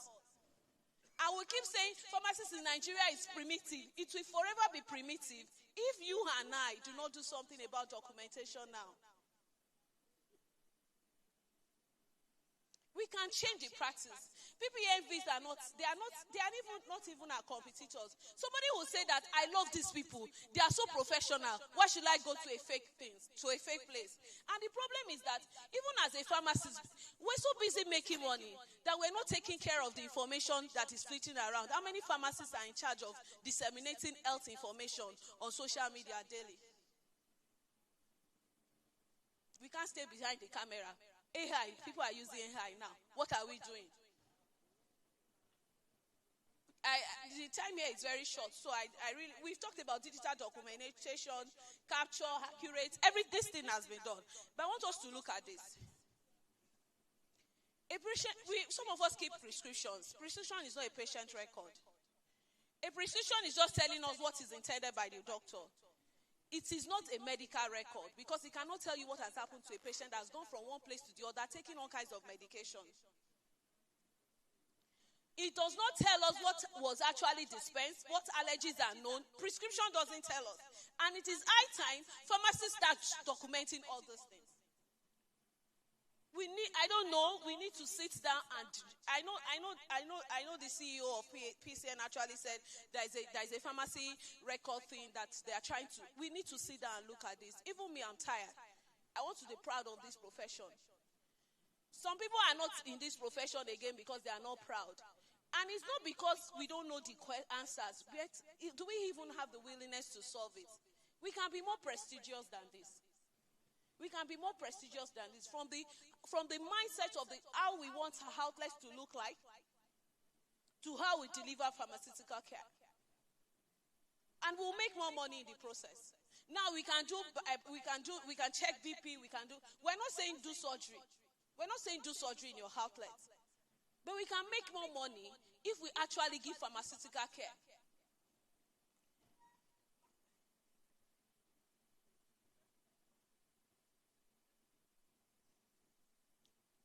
Professor Larry Bale was talking yesterday. He was talking about pharmaceutical error.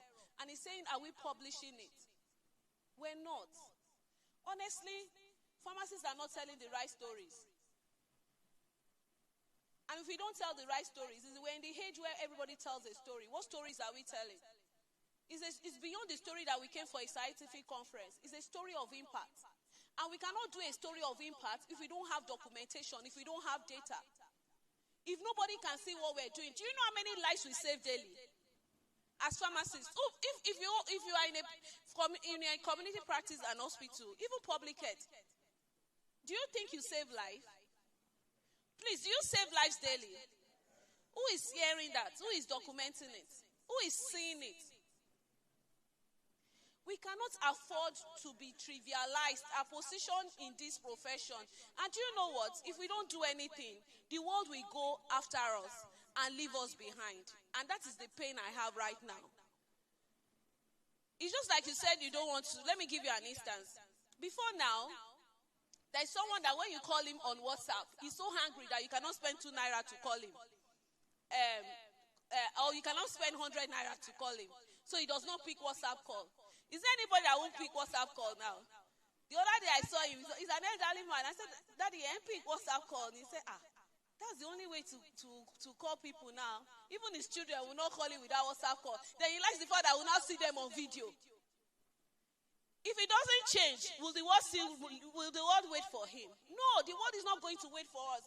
If we do not take up all these things that we have been told today about data, about recording, about doing everything that needs to be done, about revolutionizing our practice, about having one health. If a patient comes to my store and is saying this is what usually happens now. What medicine are you taking? One small white tablet, one red tablet, one onigumeri. Red and black. What is the name? The person does not know. What if I said, where was the last place you got the medication? And the person said, oh, I got it in Beneze Pharmacy. And you look at it, you look at the woman's name, N-I-N, and he brings, you took nifedipine. I said, no. But do you know what? Because she cannot tell us, we diagnose again and give that person another medication.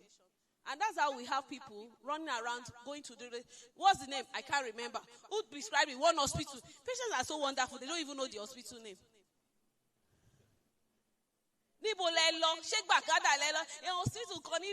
Oh my God. Some of us don't have the time. So what do? We just prescribe something and let them go. We need to do better. We need to do better. This scenario needs to change. Sir, Mr. Chairman, sir, this scenario needs to change. I didn't see Fam Tolu here. This scenario needs to change. It needs to change. I want to talk about the information that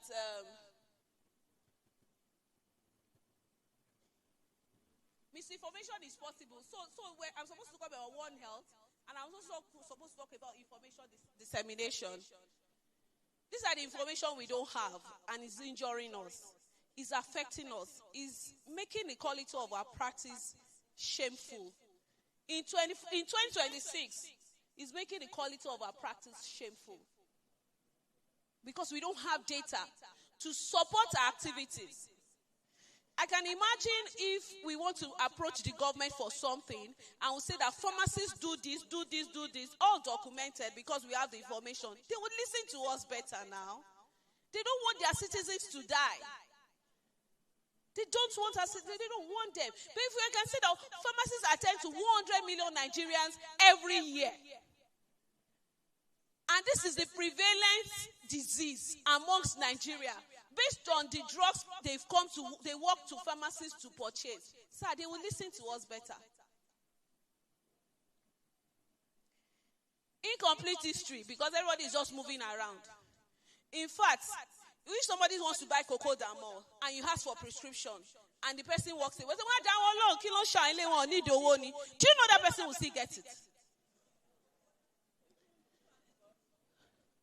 That person will still get it. If you refuse to spell Rohypnol, if you refuse, they will still get it. If you want, why? So what is wrong with us? Some people just value money above care. Some people just value money above what is good to be done. And we need to change that mindset. That money will come. And the money that we're even talking now is now not enough for all of us. It's now not enough. It's now not enough. We don't know about the interventions people have gone through. I was speaking about my plumber. He went to buy something at Gbogbo Ishe. He now came back with stroke. Even when I was still asking him, what drug did they give you in the hospital? He's just saying the drug did not work. Okay, go back to your hospital. He wanted me to prescribe another drug. Why? You said something did not work. I even asked for the name of what did not work. You cannot tell me. And I'm not God now. Now. Information the pharmacists didn't give. Sometimes we are so busy we're not providing information about adverse drug effects. Somebody takes a medication, he sees drug side effects, and the person runs. Do you know what he does? He goes to another pharmacy. They gave me drug. Because we don't even call them back and ask, the drug I gave you yesterday, how is it? Sheko Sharanyi Bakon, are you purging? The first time I used tramadol, I was going through severe pain and I used tramadol. I said, what kind of stupid medication is this? Nausea and vomiting that followed. I said, I would never prescribe this medication. And we're giving to patients. When you give a patient tramadol and the person starts nausea and vomiting, we will not go and look for another drug. You know all this gbogbo shit, you take it like this. You are going to go to the toilet for the next 5 days. Then you now feel like, Arami Fuye, irony. We don't explain side effects to patients. We don't tell them that they have to take this medication whether they like it or not. Some of our antihypertensive patients, I don't know about hypertensive patients, we don't even tell them they have to continue to take these drugs. We don't encourage them. I know we're busy and we don't follow up because we don't have their details. We don't have their numbers. I know some people are doing it. But if all of us are doing it, I think patients will be better. And pharmacists will be taken seriously. Then the information the patient shouldn't trust. We need to keep telling our patients, you know now, everybody, of course I Google symptoms and pains and all that too. All of us Google pains and symptoms before we even call. I see something that doesn't look sense, I'll Google it before I go to see anybody. As a young mom, when I go to the hospital, I'll say that, good afternoon, my daughter is sick. My name is Detutu Afolabi. I'm a pharmacist by training. Then the doctor will now say, okay, they don't want wahala. You know, we used to do that. So you Google and do all that. But so also our patients have information now. And if we don't know, and we can't convince them, then they rubbish our practice. So we need to do continuous learning. We need to dilute false claims. That's salt. There was one woman in my mother's neighbor that used to give everybody salt.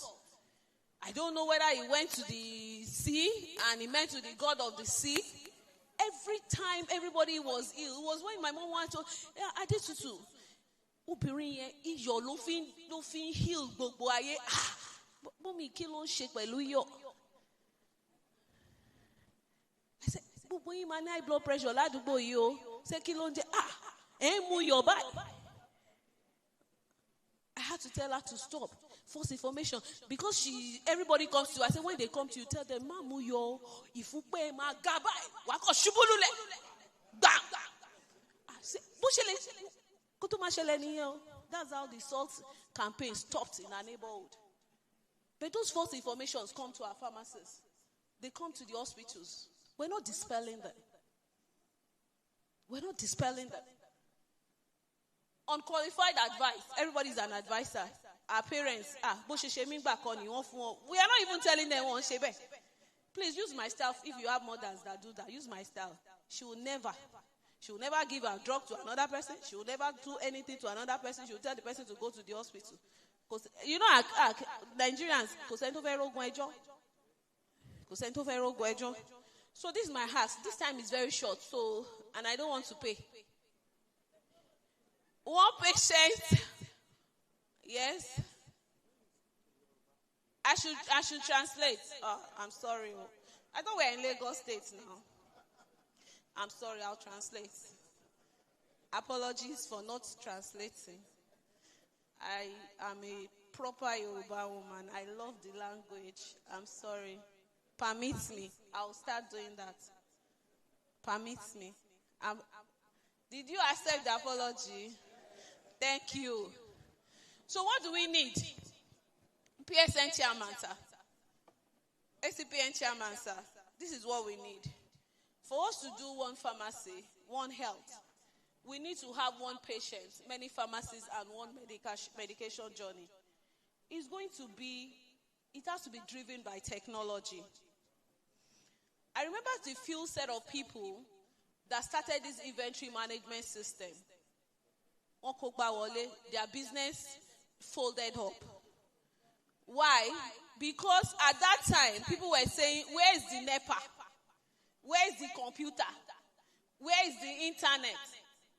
And so as they were trying to sell inventory management system to us, we couldn't see the reality. Because computer was so expensive. To now start powering your pharmacy with generator because you want to sell, it wasn't making sense. But now, we all have the access to internet, access to light in one way or the other, and it is better. We cannot wait till pharmacies fold up because they couldn't manage their inventory. Pharmacies folded up because they don't know what their profitability is, which all this inventory management system is telling us. We cannot wait till then, till we put this one health pharmacy in place. Can we have a one software company, even if one pharmacy chain, one HMO, can we have a common interoperable standard that allows authorized pharmacy system to communicate with relevant medical information safely? That is the ask. Mr. Chairman, sir, Mr. Tolu, Pharmacist Tolu, this is what we want, sir. We need to step up. We need to change the narration. We need to be seen seriously. The Honorable Commissioner was asking us yesterday, he said, where is the data? Honestly, without data, you can't prove anything. We've used data a lot in our lives. We've seen patterns, and it has helped us to do business. All kinds of businesses that we do. We drive those businesses with technology. We need to be technology-driven to get this done. As pharmacists, our pharmaceutical care is not enough. In fact, our pharmaceutical care is a waste if it is not recorded. Our pharmacist knowledge that we're using every day is a waste if the data is not recorded. You've gone to work from morning till night, and all you've done is not documented is a waste. Because as an entity, you cannot share your story of impact. How many people, how many problems have you solved in your community daily? And when we go to local government and say, this is what we are doing, do you know they will listen to us because they see data? Because data makes everything we do transparent. So for us to achieve One Health, we need to know who our patients are. We need to know what conditions they have. We need to know what they are talking about, what they are allergic to, what was previously dispensed, and what we are recommending now, and what happened afterwards. We need to put a call through them, and all these things need to be recorded. All the drug monitoring events that NAFDAC has given us, WHO has given us, most of us are not using any. I met someone and he said, do you know why they love the PPMVs? When they go for those trainings and they tell them to document those things, they document. But he said pharmacists do not answer. I'm telling you, somebody said so. I don't know. Somebody, they said they write it down and say, madam, this is it. Oh, you came last week, you told us this. But we are not. If we are not documenting, then we don't have a story to tell. So we need to start small. Let's start from Lagos. Lagos changed everything. Then we move national. But pharmacists we need to take ourselves seriously, and we need to take people before people take us seriously. I used to say that the way you see yourself is what people see about you. If you say you are ugly, people will see ugly people. If you say you are beautiful, people will see beautiful people. So if we say this practice is worth it, people will know that it's worth it. We need to go back to that place where people are prideful of associating with pharmacists, and pharmacists are also proud of what they do, because we have a story of impact and we are impacting our environment positively. So for One Health is having this. Can PSN start the conversation? PSN have started the conversation, but there's a step to it. We need to have implementation. It should not remain in our bags. It should not remain in our ears. It should not remain in our hearts. Let us do something. Can we all that run pharmacy outlets, community pharmacy, begin to tell ourselves, can my outlet look like a dental clinic? Can my outlets look better than a barber's salon? Can my outlet look better than an hairdressing salon? Can it come with some level of aesthetic? Can people come in and feel good? So that when I'm asking the data, they'll say, you are different. Is that why you're asking data? Because you are different? Yes. That's why I'm collecting this data. It starts with us. And if any solution is introduced, can we embrace it? Can we embrace it? Can we have a record that follows the medication journey of every patient? A framework that will also protect patient privacy. Because we need to tell them this is why we're doing this. And a system that documents pharmaceutical care. Not just for you, not just for me, but for all of us. So that this profession called pharmacy can actually survive the next generation. Because even our younger pharmacists, they don't want to read pharmacy again. How many of us know that young pharmacists don't want to do pharmacy again?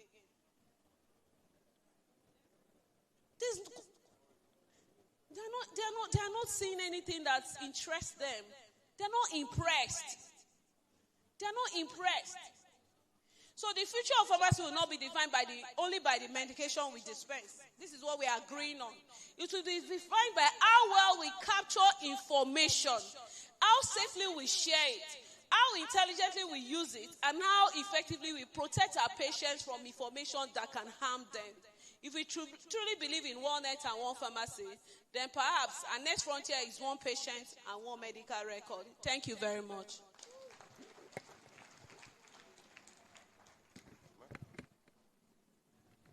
Please appreciate her again. Hello, ma. This is for you. From Detutu. What's phone? Is this yours, ma? Are you giving to the MC? Okay. Please, let's appreciate her once again. Thank you very much from Master Detutu. Let me just take some few announcements before we call up our next speaker. Media, please get ready for the next speaker. 15 said they are doing free glaucoma check at their stand. There's a doctor around. If you're interested in having your eyes checked for glaucoma, please visit their stand. Also, we need to know that for you to be qualified to get the MCPD points from this session today, you need to pay. So if you have not paid, please, you can meet them at the registration point to confirm payment. But payment is what confirms that you attended, right? You are here, but that you get the points, you need to pay for that. Without wasting more time, let me call up our next speaker. In a person of pharmacist Dr. Modupe Oyawale, FPSN, FPC Farm, Merit Award winner, Lagos State, PSN. Please, let's give her a Lagos welcome with a good clap. Thank you, ma'am. And to the audience, thank you for your patience so far. We are trying to see how we can get these things done in good time. Thank you, ma'am.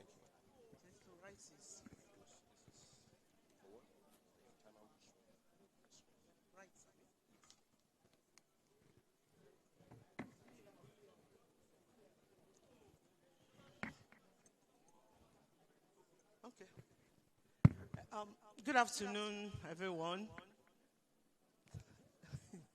Just like somebody said, I don't like taking evening, but I'll try and make it as interesting as possible. Well, it happens to be a branch that is, I feel is untapped. That is sports pharmacy. So with that, I will say good afternoon, my senior colleagues, fellows of the society, and others of profession. Everyone, you are all welcome.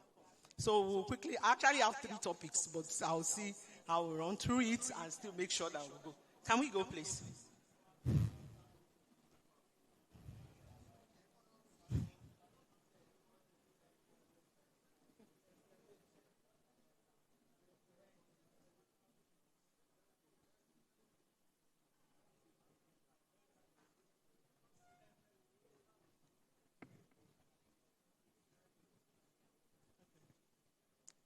Yeah. Okay, so it's contemporary clinical and specialized pharmaceutical care. So we're talking about sports pharmacy, doping, and so we'll start with sports pharmacy, the learning objectives, apart from the background and some definitions. I'll be looking at the types of sports medicine that we have. Then we'll look at doping supplements and safety in sports and role of pharmacists before I go to referrals. So sports medicine is a wider field.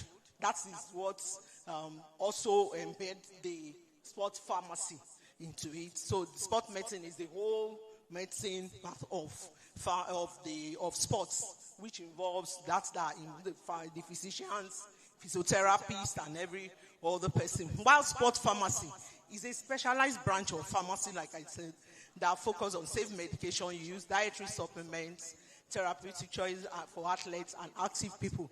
And I would like to say this, that actually it is not about competitive sports alone, because right now we are all in this wellness thing now, and it means that every one of us is doing one form of exercise or the other. So it is not the competitive ones, not the competitive sports people alone, but also for every one of us that are involved in one activity or the other.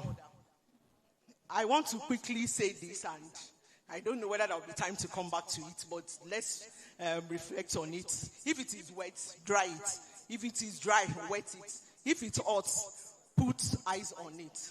That's a food for thought. So, sports medicine gets back as 19th, 20th century. And what's found out is that interactions is usually observed with the medications that are being used by the people that are in sports, including the dietary supplements that they use, which we all know about, the protein shakes and other things. Then also because of the multiple medications that they are also using, because they are still people like you and I, and they still have, some of them still have chronic diseases, aside the fact that they also have to take some medications for pain and some to improve their activity, because that is their own work anyway. That's their occupation. So, and also we found out that exercise changes the blood flow and metabolism, because we all know that when anybody's going through exercise, some of the hormones are activated, and because of that, metabolism increases. And when metabolism increases, blood flow to the liver increases, and the liver is the one that is responsible for how the body process agents, not only pharmaceutical drugs alone, but even some food. Okay, so, and non-steroidal anti-inflammatory disease drugs, those are some of the common medications that they use. And we all know that because of pain that usually come with the kind of things that they go, and always have behind your mind that it is not only about the competitive people that are in sports, also about everybody that is doing one form of sports or the other. So there is also prescription medicine for health conditions. Some of them are asthmatic. It's not because they are asthmatic they are not able to do sports. So they are also into inhalers. And then some of them are diabetics. They are also into insulin. We'll talk more about it. Then also antibiotics, multivitamins, and every other thing that we looked about.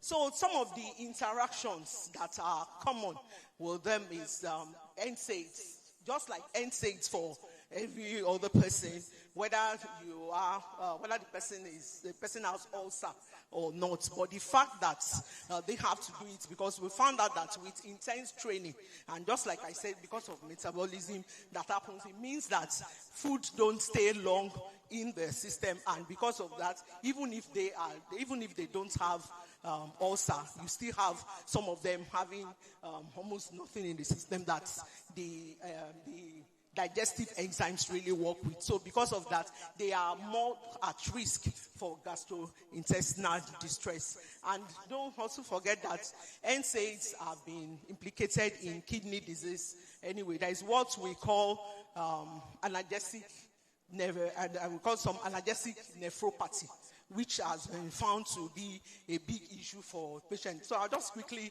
talk about, there was a patient that we had in the nephrology unit that had a case of the person didn't have diabetes, didn't have hypertension, and every other regard that you would think could be responsible for his nephropathy was looked at. And after going through talking to the patient, the clacking and everything, we found out that what could be responsible.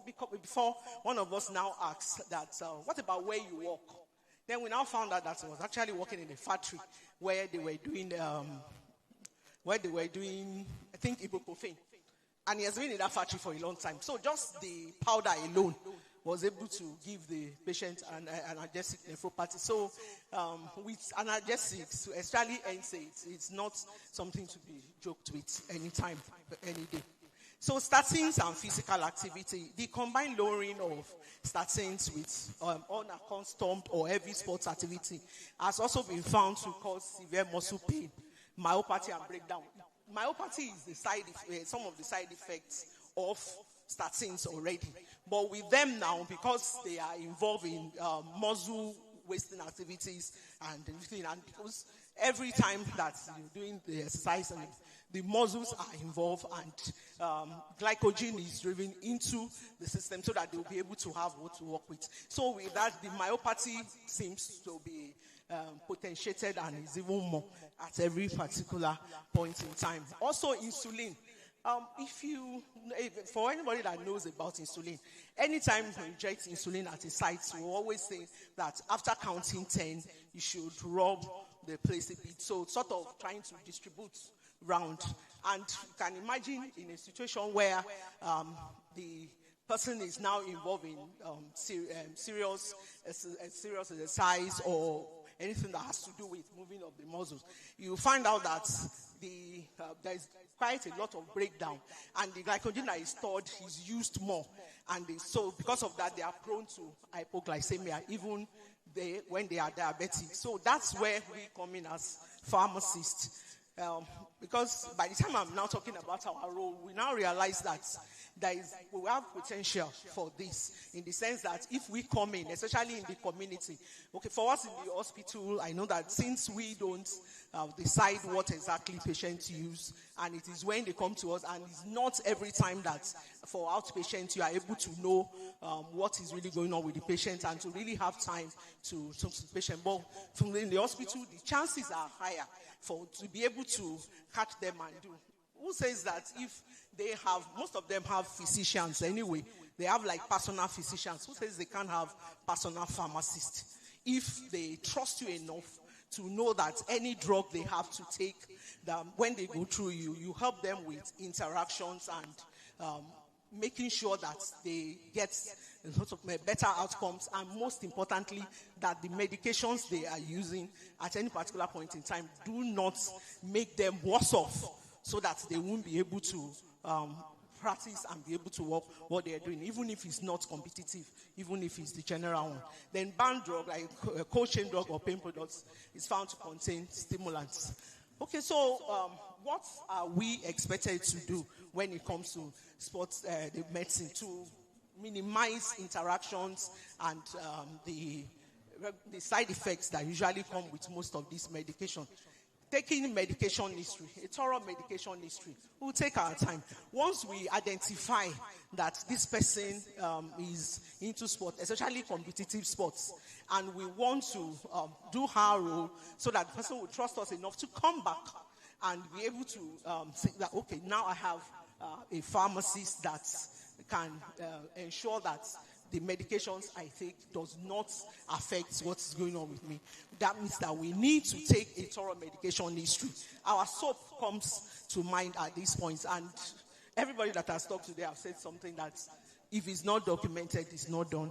And it's not just about if it's not documented, it's not done. It's also about us going back to whatever it is we have documented, so that we'll be able to use it to make informed decisions, and then we'll be able to tell them. Because most of the time, they just want the best that would prevent them from coming down such that they won't be able to perform their activities. And like I said, with the wellness thing that is going on now, a lot of other people, some of the clients that just come for even their other medications, during the time when we're doing counseling on lifestyle modification, and we always tell them that you should always be mobile. Do one side of the other, depending on how you can do. So while we're doing this, we can also let them know that yes, even with all your medications, and as you are doing this exercise, you also need to make sure that some other medications you are using do not worsen whatever it is that is going on. Then you also talk about reviews of the list that they have. So definitely they're already on some medications with you, and then you want to review it with them. You want to know what they're doing, even up to herbal medications that they are using. This is very important because sometimes some of them just overlook some of the some medications. Some, because like we have talked about here, nutraceuticals, and this is, we're now in the age of all these newer products been going on, and we're able to do that. So we encourage them to place one pharmacy and do it. Then we could go to doping, supplements, and safety. Doping are just banned drugs, hormones, or methods to improve athletic performance. And most times it's nutritional supplements that they are doing. There is intentional doping and there is unintentional doping. Intentional doping is when the person really go out because they think that would enhance their performance. While some are, they just don't know. Just because of some things that are in their medication, some hidden facts are in their medication, especially when they don't really go out. And that's where we come in. We help them to identify the unintentional doping. Okay, so the main examples are anabolic steroids, even testosterone. Some of them use testosterone that is used to do it. Then insulin too has been found to be anabolic at large doses. And there's also stimulants, even coffee, as well as coffee. Some of them use it as stimulants. Then, so like I said, even growth hormones. Some of them use growth hormones to improve that thing, and diuretics. And diuretics, they use diuretics, especially when it's close to when they would go for competition, because they feel that they will be able to. But of course, we all know that dehydration can set in, which can even worsen this. And then I want us to know about this. Do you know that they even dope on blood transfusion? There is one that we call autologous blood transfusion, homologous and artificial oxygen carriers. And what they do is that some of them, though it's more in advanced country, they remove their own blood and keep it. And after a while, they believe that the body will naturally produce some new blood cells and everything. After that, they now transfuse their blood back, just to have a higher blood level, because they believe that oxygen carrying capacity of that blood will increase. So you can imagine doping at that level. While some use other people's blood to that they think is compatible with theirs, and they use it and do. So it's really so much. Then also artificial oxygen carriers. Some of them dope on artificial oxygen carriers. And of course the risk is heart and blood risk. We have hormones, they can cause high blood pressure, dangerous blood clots, because we all know that part of the reason why they say you should give some blood out is when your blood level is high. They will even advise that you do that, because high blood level can even cause more issues. So we need to talk to them on that. Then there's hormones, there is liver damage, shrinking testicles, ruined hormone balance.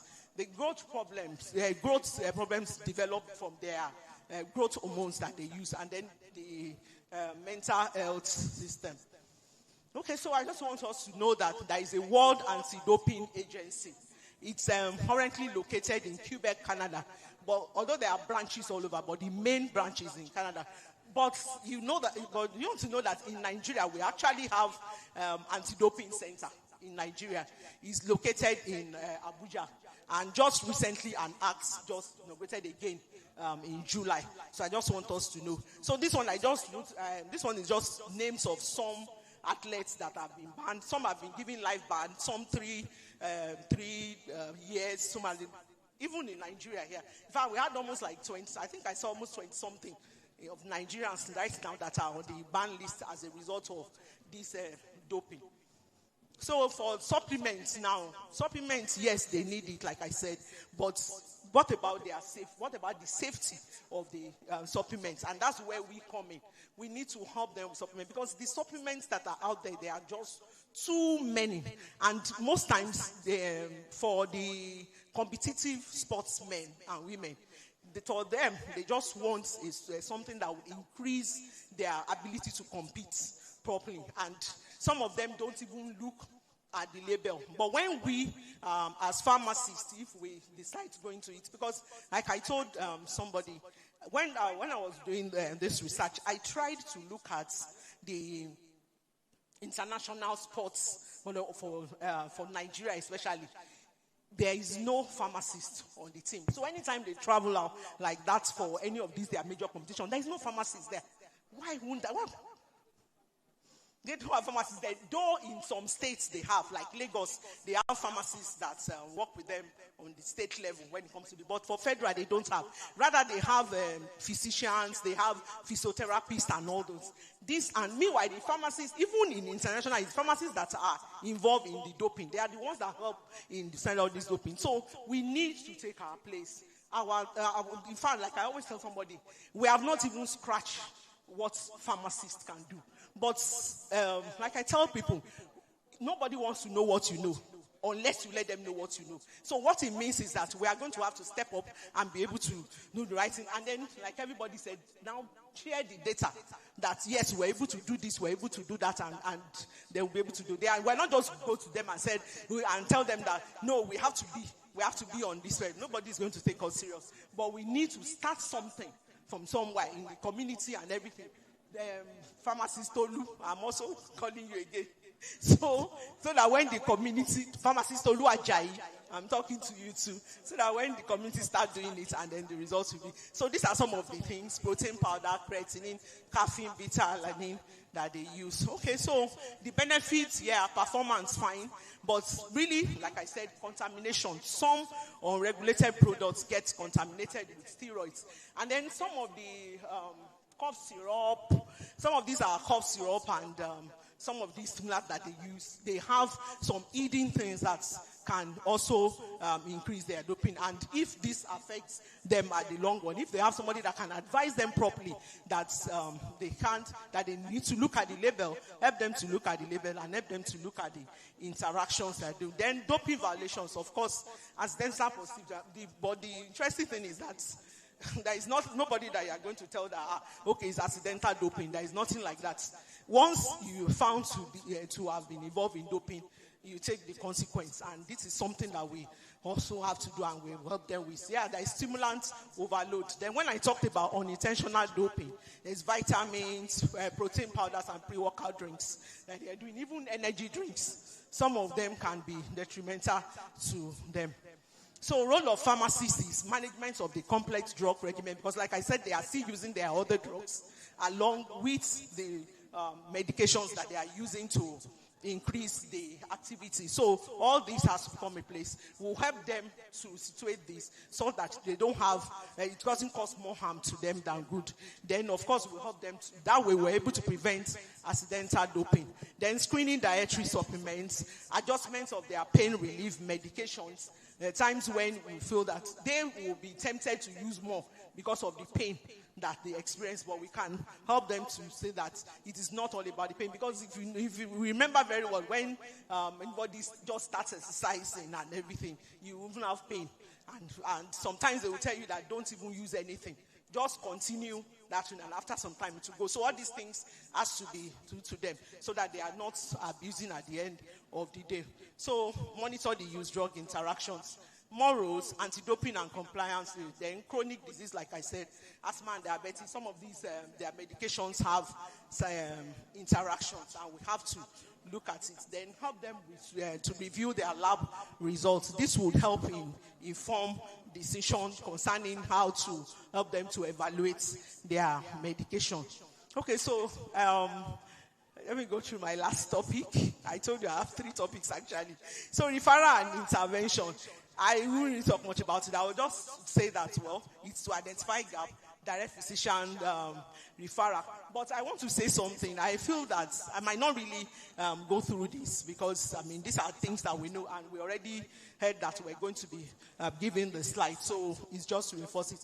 But I've always said this thing, and I've been looking forward to us doing this. Because while I was doing my program in the US, what I noticed is that when the patient is discharged, when it's discharged to some community pharmacies, Do you understand? We start some community pharmacies and we already know about it. So they already know some community pharmacies that have specialties, or should I say that stock some particular medication, specialized medication. Yes, why can't we have it? So not only referring to not only for us referring to the hospital, which is very important after we feel that this patient definitely needs it, but we can do referrals even within ourselves, even within hospital and community pharmacy, and we follow up with it. And when we do that, then we'll be able to get that. It can be like a research point. I remember there was one grant that we were going to do with somebody. It's just that we didn't get that grant, but it was something we submitted, and we're like number 2 on the list. The idea came from me, and I was like, why can't we have such a situation? Even within the hospital setting, we can have some specialists, maybe specialist endocrinology or specialist cardiology, doing referral of a patient to a nephrology pharmacist, or maybe to antithrombolytic pharmacists, so that way we're able to do these things and we're able to get the right thing. And it's all about our patient. So the benefit is better outcomes, definitely. Because when our patient knows that, okay, you were the one that referred me to this particular doctor, and they finish doing it, and they give them the prescription. And thank God that they talked about the prescription and dispensing rights. If that is done, definitely the patient comes back. You follow up with the patient and the person, the pharmacist in the hospital too. You're able to get back to the pharmacist because there's one that's already referred to you. And then the continuum of care continues from there. And then you have that record. And even if the patient leaves that environment and goes to another place, it is recorded, this is documented, and the patient takes it along with them. Thank you. You're welcome. You guys made me wrong. Thank you very much. Thank you for keeping to time. So please, vertebral slides should be coming up now. Just before I call the next speaker, again, please, if you're in the hall and you have not been accredited for today, you're supposed to have this band for today. That means you attended, but we did not know that you are here. Yesterday, registration, you have this. Yes, sir. That means you are accredited for this. So please, though you registered yesterday, that does not cover for today. So you need to go to the registration strand. They will scan your badge of yesterday, and that will confirm that you attended the MCPD.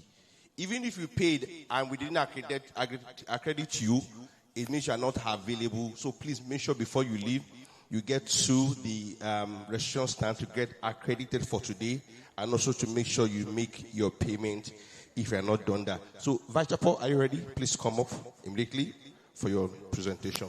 Let's give them a Lagos welcome. Thank you.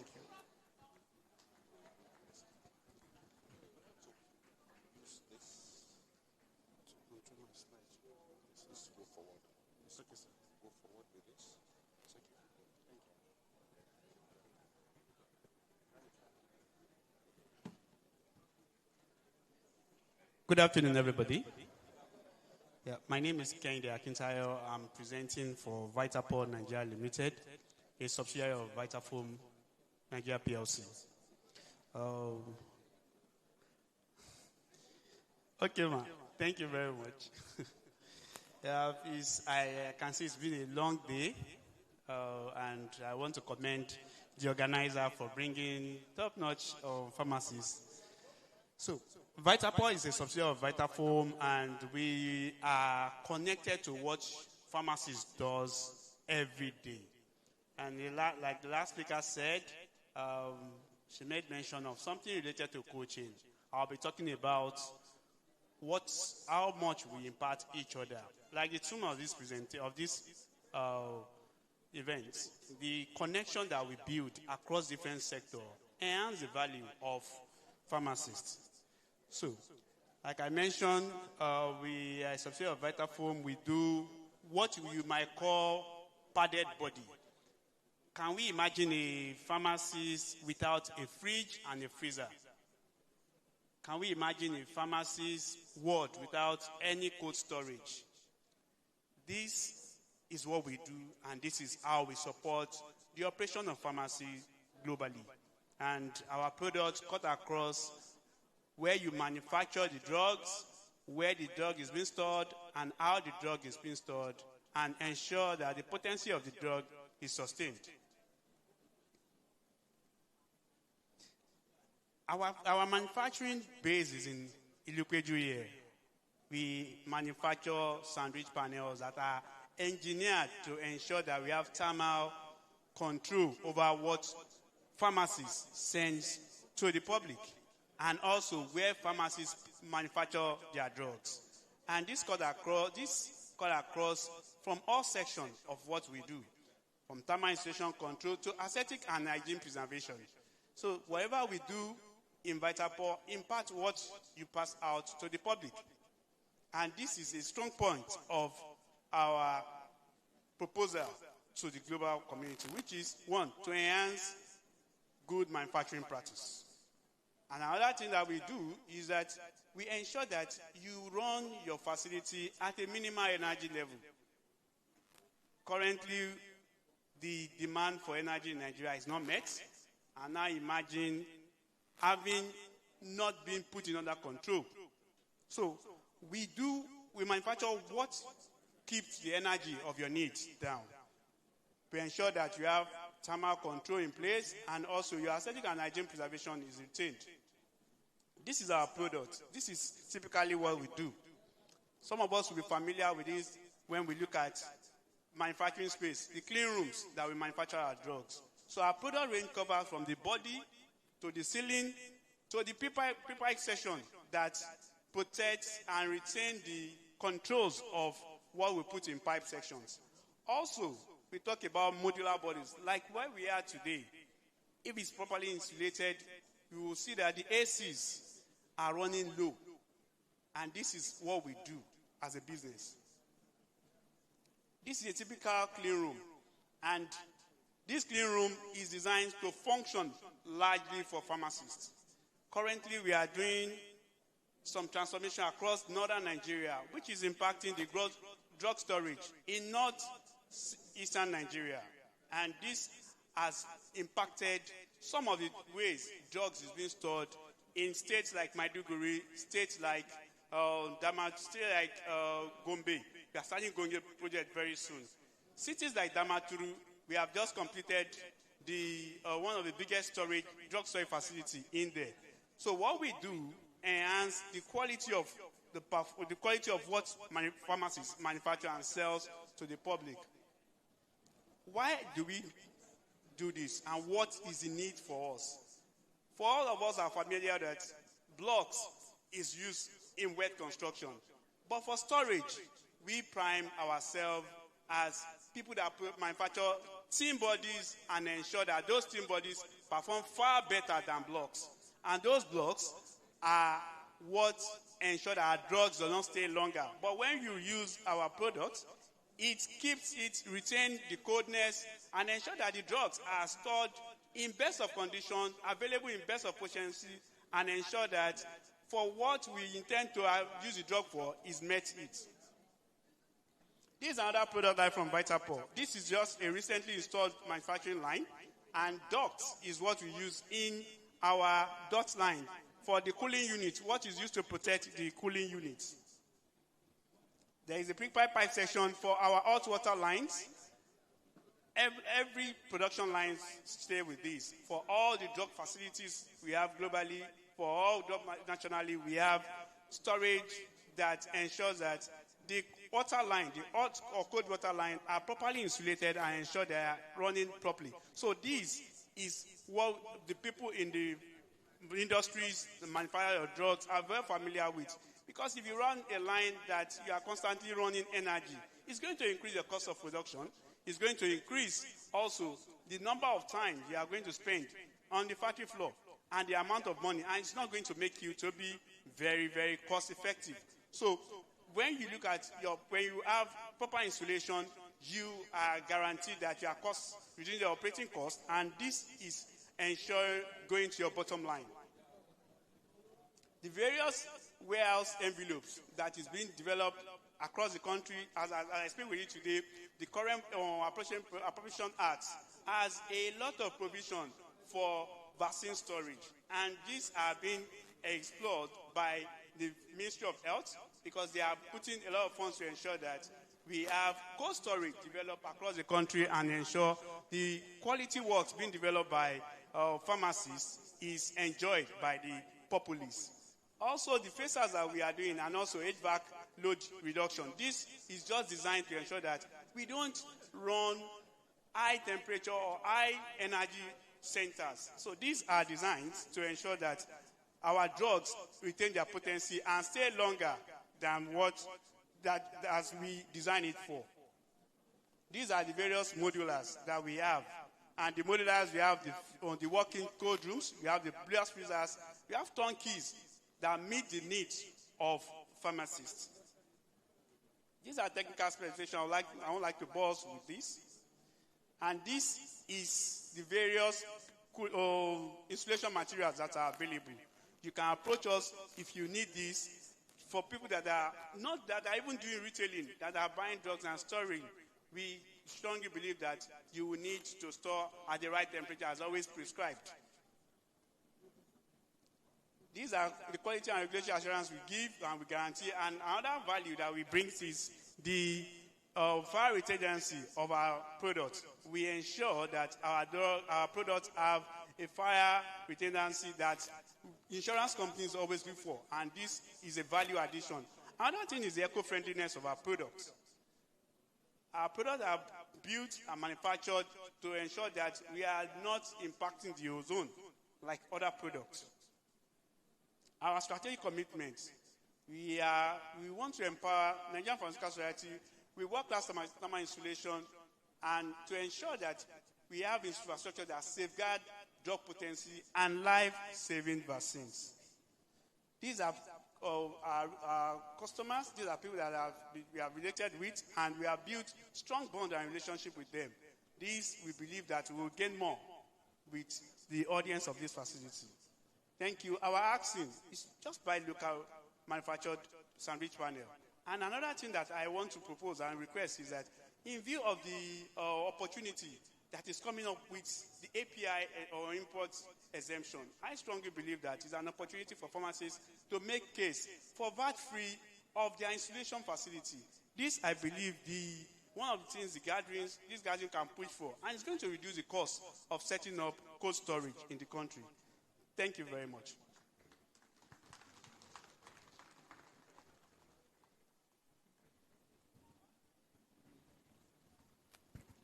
Thank you, Vita Paul.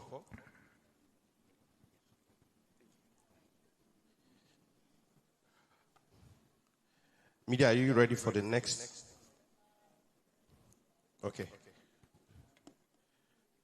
So, next we're going to have our professor come up, but before she comes up, after our presentation, whole sheet has announced that there are some giveaways. So don't go yet.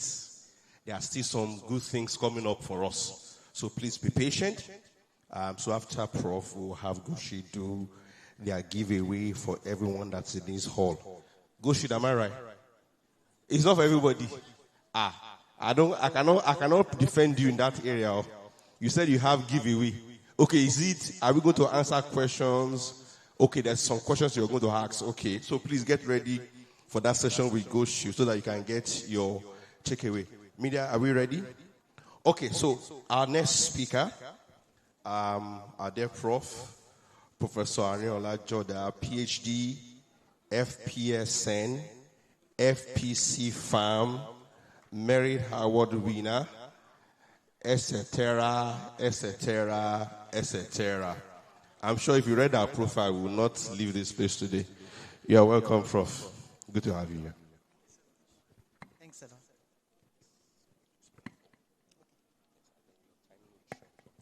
All right, thank you. Good afternoon, or is it good evening now?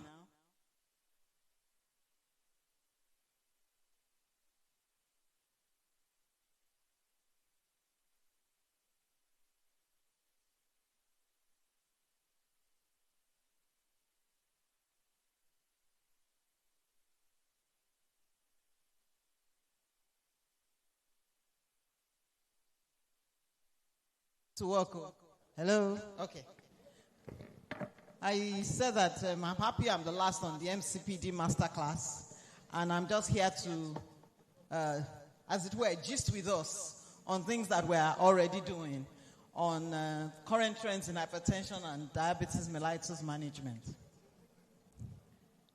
As in my introduction, I said that hypertension and diabetes mellitus still matter. Please correct me anytime I only say diabetes and I don't add mellitus. Because there was an interview a colleague went for, and they were asking about the different classes of diabetes. And the person forgot that diabetes is a class, and there are many other diabetes's, apart from type A, type B. So she just kept mentioning type 1. They would look at her, she said type B, she forgot that it's insipidus and all those other ones that are not in the sugar class. So diabetes mellitus is what we're here for. It's still, those two are part of the global 4 chronic diseases affecting the world. The other 2, the remaining 2 are cancers and chronic obstructive pulmonary disease. So they are still a big deal. And there are major risk factors for many other issues, cerebrovascular accidents, cardiovascular issues. And whether we believe it or not, there are many people that are still undiagnosed. And even that, out of those that are diagnosed, many people are still poorly managed. So it's still an issue. And as pharmacists, we're already doing a lot, and we're encouraging ourselves to do more. So to look at, like Dr. Yawale said, I have 4 topics, which we are going to compress into like 10 minutes. I think 10 minutes is good, Abby. So we want to look at current approaches and some evidence-based lifestyle modifications that are necessary. So we said that for hypertension, current paradigm is opportunistic screening. So it's not just to take blood pressure at the times that patients come for clinic appointments or dedicated times when you are reviewing them.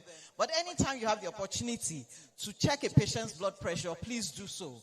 Out of office BP monitoring is also another current thinking, so that patients are encouraged to have their own devices, validated devices, and then ambulatory blood pressure monitoring using all of these smart devices that can help them to track their BP over time. This helps to take care of things like white coat hypertension and all of that could be seasonal or be linked to when they come to facility. Accurate blood pressure measurements, and these are some of the best practices that are indicated. Patients should be seated for at least 30 minutes before you start, back supported, feet flat, and we know that we are not all the same size, so appropriate cuff size when we're measuring blood pressure, not one size fits all. And then at least let's take 2 readings and take an average. Lifestyle modification is still first-line therapy. Sometimes we think of lifestyle modification as just an aside to the management, but it's actually first-line therapy for many of the chronic conditions. So we should encourage our patients to take it seriously, so that they know that they are taking control of their own health. Weight reduction, the DASH eating plan, which involves eating more vegetables, whole grains, lean proteins, and so on. Good sleep hygiene. Many of us don't sleep well, especially in this our Lagos life. I was just talking with Prof just now that 4:30, people are already on the road. If you are not careful, you will see go slow in some places, at 4:30 in the morning, So good sleep hygiene, stress management, another thing we are talking to ourselves in Lagos State. God will help us. Current pharmacological management involves calcium channel blockers, thiazide diuretics, ARBs, ACE inhibitors, and treatment, of course, should be individualized. As pharmacists, we may not be diagnosing, we may not be prescribing, but when the patients come and we're reviewing their medication, we need to ensure that their treatment is individualized based on many factors that can be considered. And then single pill combination is preferred. Maybe an ARB plus a CCB or ACE inhibitor plus diuretic and so on. So not single medication. Pharmacists should ensure in optimizing therapy for hypertensive patients, appropriate medicine selection, correct dosing, help them to prescribe unnecessary medications. One thing you will find out when you do a review is that many patients, especially our elderly patients, they may be using the same drugs in different names, with different names. So by the time you bring it out. Oh, this one my son gave me when I traveled the other day. This one my friend gave me because she had this. And you find out that 3 or 4 items of what they are taking is actually the same product in different names. So we should consistently help them manage their drugs and review their drugs. We're going straight into diabetes mellitus, and these are our learning objectives. So some of the current trends or recent trends, again, patient-centered care, because we're not all the same. Even twins, even identical twins, we know that when they do their fingerprint, it's different. And this is people that one cell broke into 2 to form them. So you can imagine those of us from different mothers, different fathers, different whatevers. So individualized therapy is very important. Greater emphasis on prevention and self-management. When a patient can own their own management, they do better. And we'll see that also in the lecture on counseling. We should start combination therapy earlier or advise the prescriber to do so. Help them to protect the cardio and renal systems. And then, of course, we have been advocating team-based multidisciplinary care for chronic disease management. Some of the current trends in glucose monitoring, again, self-monitoring, so that people have validated instruments. Funny story. My mom called me about 2 weeks ago that she took her blood pressure. This is after she had taken the blood pressure the 3rd time. And she takes it only once a week on Tuesdays. That the other time was 53. Then the other time, blood sugar, sorry. The other time was 53. Then the other time was 50 kiniko. And now it is 69. I say, blood sugar, how are you feeling? She said she's okay. I said, and your blood sugar is 50. I was already trying to get worried, but she said she was fine. Then it occurred to me that the machine may be the problem. So by the time she told me that the last one she did, so I had initially told her, stop using your medication. Before it occurred to me that it could be because there's no way she will have 53 blood sugar and she will be okay. There's absolutely no way. So I now told her, okay, go to a clinic around you and take your blood sugar. So she took it. It was 120 kiniko. I said, confirm that it's the machine that has a problem. So validated instruments. People should not have one machine and use it for life. In fact, by the time, after a while, you should advise them to change the battery. You should tell them to take it to the clinic when they are going for their appointments. Let them use their own instrument, use the one in the facility, so that they are sure that they are getting ranges that are similar, to be able to trust what that machine is saying. Continuous glucose monitoring, again, also with smart devices. And then, of course, A1C measurements to determine glycated hemoglobin. This one is one of the surest proofs of adherence to your blood sugar medication.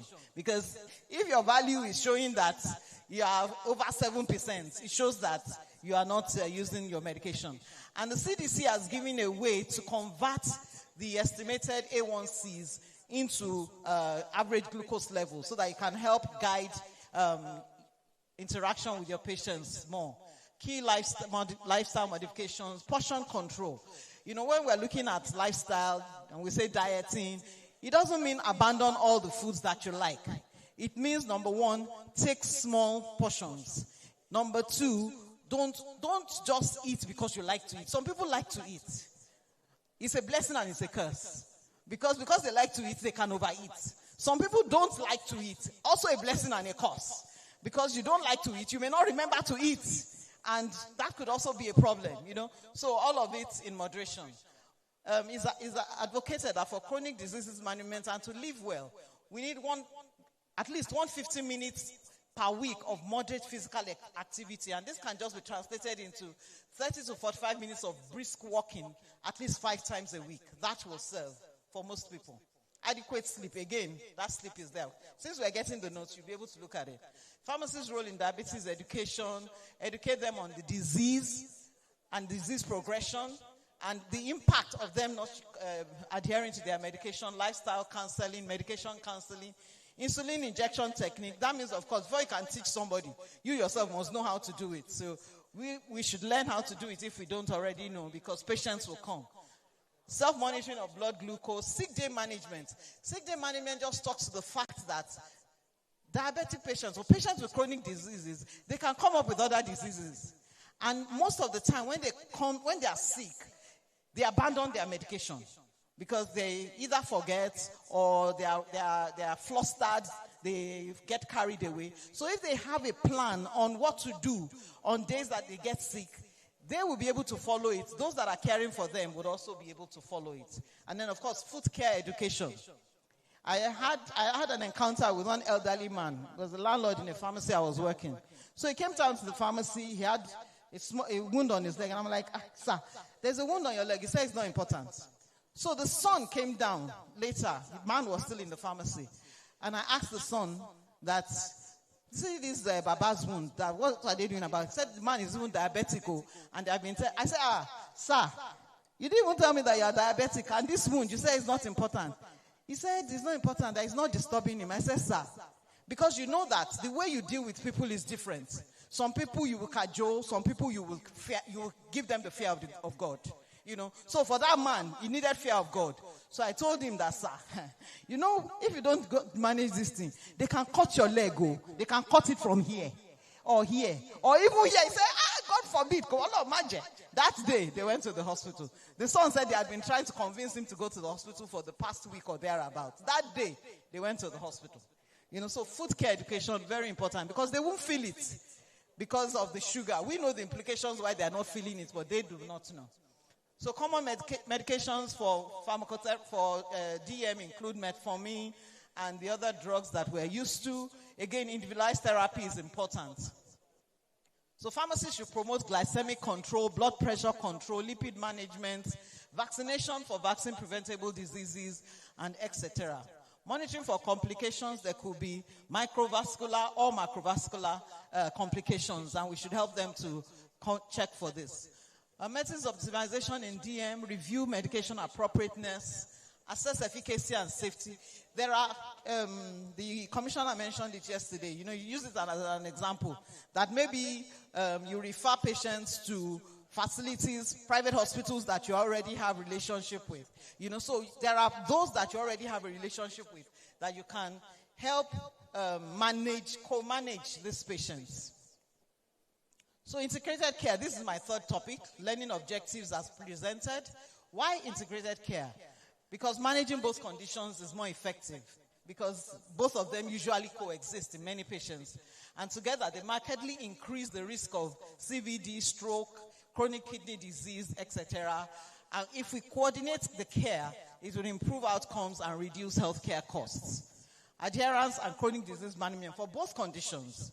Common barriers we're used to, they can't afford it, the side effects are too many, so they abandoned it, they forget.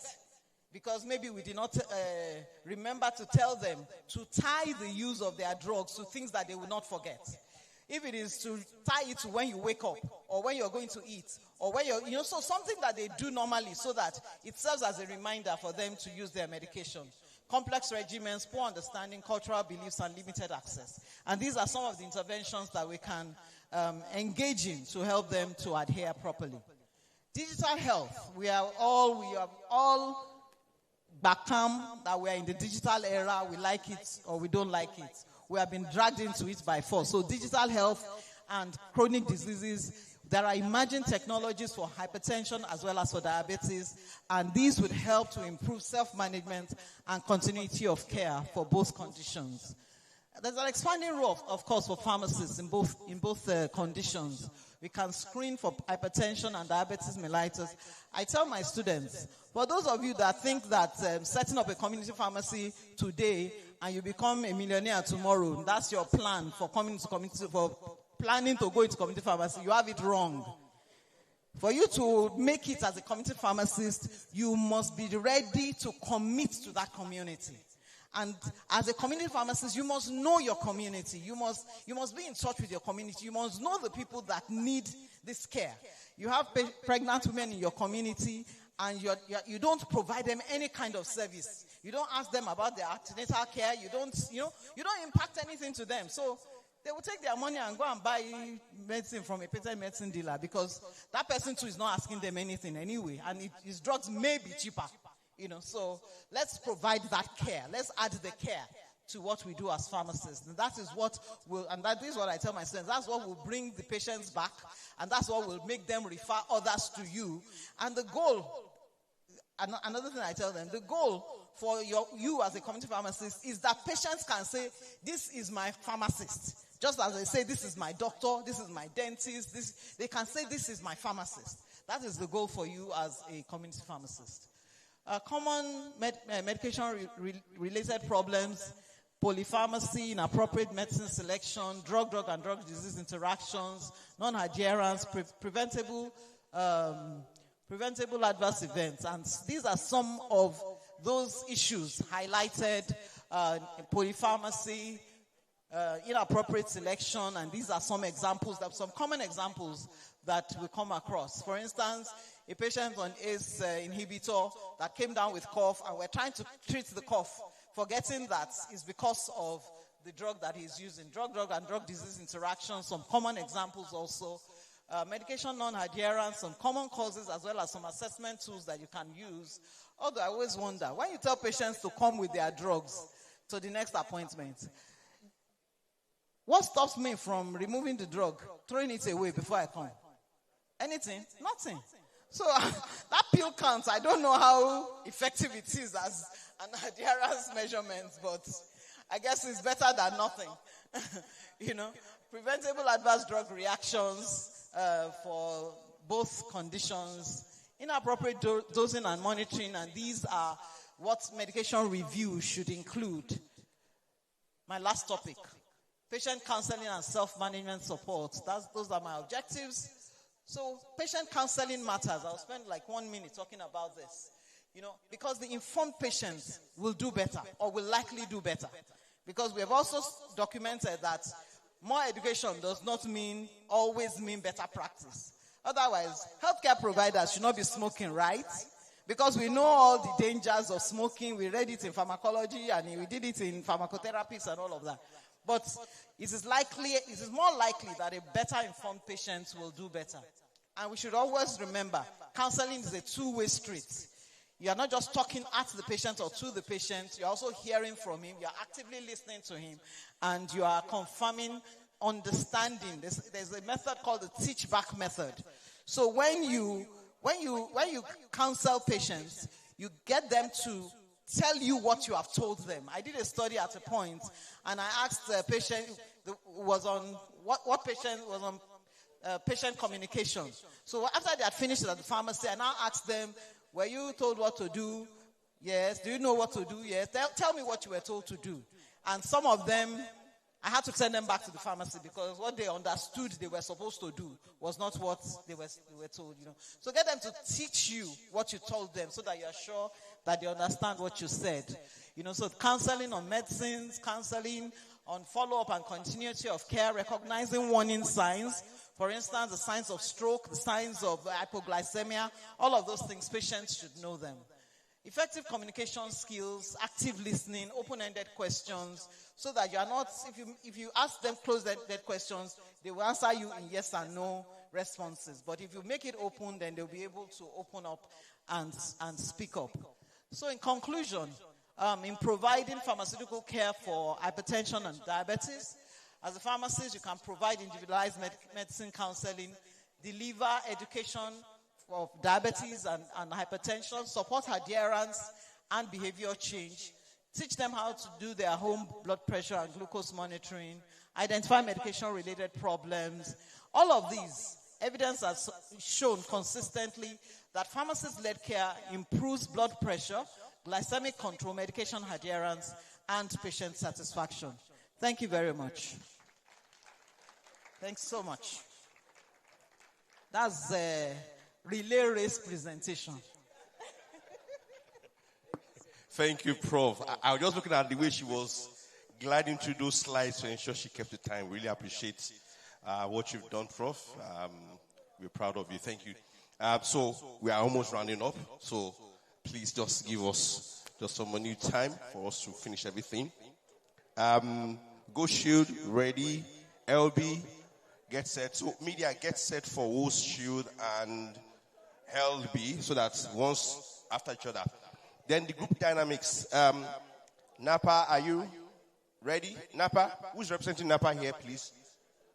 Napa, okay, just right.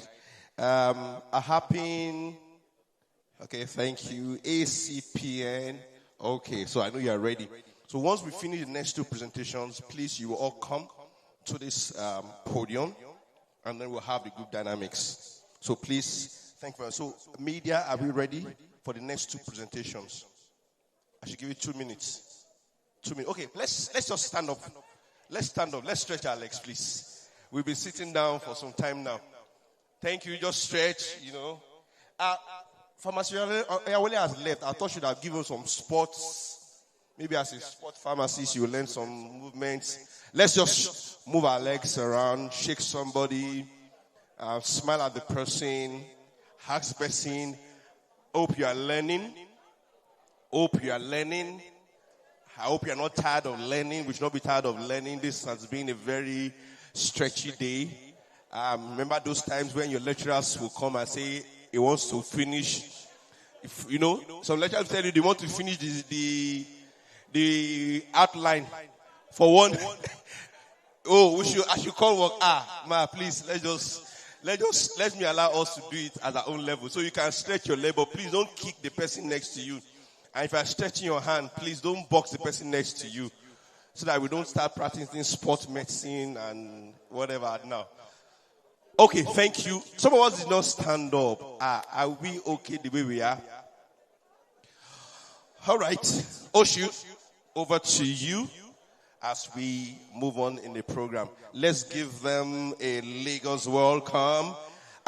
He has some goodies with him, and doesn't think these goodies will go round. So I don't know who will get the goodies. Okay, go Oshu. It's over to you. You're on your own. At this case, thank you. Thank you so much. I think we can sit down now. Thank you so much. I think most of us were familiar with the game. Please, let's sit down, man. Let's sit down.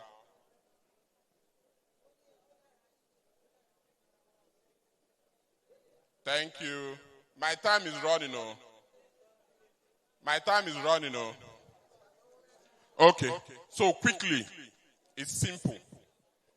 It's today, I'm sure we introduce these crocs simply because we know that pharmacies will work long hours. So that's why we have these whole sheet crocs. Has any of us gotten it before? You've never won? Never won before, mamas and daddies. Crocs, our crocs. Okay, so you have the opportunity to win it today. It's so that you help your work while you're in a pharmacy or anywhere you are, it helps you to. Okay. So, it's the same way we've been doing it throughout this year. We just run the slides. You answer some questions from our slides. You win the giveaway. Are we clear with it? Okay, so let's start. My name is Chibo. And by God's grace, I'm the MD of Whole Sheet Pharmaceuticals. And, thank you. I'm one of the youngest MDs. So, my shoulder done there. Sorry. So, and also we've been having serious conversations since. Let's play small. So, the presentation, we're familiar with most of the things we're going to talk about. And it's just so that a refresher, so that when we ask the question, everybody will have the answers. The reason why Whole Sheet exists is simply because of innovation. Nothing else. Because the environment is filled with a lot of monovitamins. We felt, why not do pharmacist standard formulation that every pharmacist will be proud of. And that's what we did. So the future is formulation, nothing else. It's no longer in packaging, it's in nothing, it's in the formulation. And that's the big advantage we have as pharmacists. And as a pharmacist, that's why we have the edge we have now in the medical space, because of our formulation. So refining nutraceutical, we're primarily into nutraceuticals, vitamins, everything. Is also the monovitamin era is over, because the system is not mono. Our system requires several vitamins at the same time. So the monovitamin era is over. And that's what whole sheet brings to play. I want to do fast so that I spend more time in the giveaway. So everything we do, please, this one will come out in the exam. Everything we do, I said the system doesn't work in isolation, it's a combination of all. Monovitamins primarily is in isolated nutrients, but what we have in whole sheet formulations across board is complementary active ingredients, multiple biological pathways, intelligent outcome-focused synergy in our product. So one thing that is consistent with all our products is synergistic formulations. So this is our first product. I'm just going to rush through 5. The questions will come out from the 5 products. So this is the problem we have with this. I'm sure some of us who are familiar with this. If there's any product you need to take as a pharmacist yourself, it is this one, because we're high stress people. We work all day, most of us, even late into the night. So stress is a big issue most especially in Lagos. So this is our magnesium glycinate, but it comes with melatonin, ashwagandha, and bisis, all in one tablet. It's our fastest, maybe one of the fastest ever selling products in our space, because we can't even meet up with demand as we speak. So this is the product you need to introduce. Instead of your patient taking Lezotan or give them this. They will sleep better, it manages stress, everything in one. Also for muscle issues. It's a product that you yourself, you also need to take. But it will be available tomorrow, so you can also visit our stand for the product. So in the same vein, we have our prebiotics, probiotics, digestive enzyme, and cranberry in the same capsule. Some of these products were the first to formulate them in this form. And we thank God it originated from us. And it's here to stay. So for gut health, for even female reproductive, for UTI preventions and all that, we are familiar with this. The only thing with this is just put them into one place, and it's been giving fantastic results. Our calcium ascorbate, our vitamin C comes as calcium ascorbate. And stop giving your patient ascorbic acid because of the ulceration and everything we already know associated with ascorbic acid. But this is in the buffered form. But that's not the good part. It also comes with quercetin, zinc, selenium. So all our products, the formulations are all in combination with synergistic APIs together. Then Refire, I think this is the last one. Refire is our flagship product for male sexual health. What really works, and I know your patient, your client, everybody will be happy for this. So also our OptiShield for eye is our eye antioxidant, also doing very well in the market. So do well to visit us. We are still at the stand today and tomorrow. Engage with us. We'll have more games by tomorrow. And that's it. Thank you. Now we'll start the fun part. You know how we do this. You know clap. I know we'll give away. Don't mind. So simple. I'm just going to ask simple questions so that we can interact more. Our vitamin C comes in what form? Mama, you're answering chorus answer now. At least she got it. Please clap for her. Yes. Our name 2 products. Name 2 whole sheet products that I didn't list here.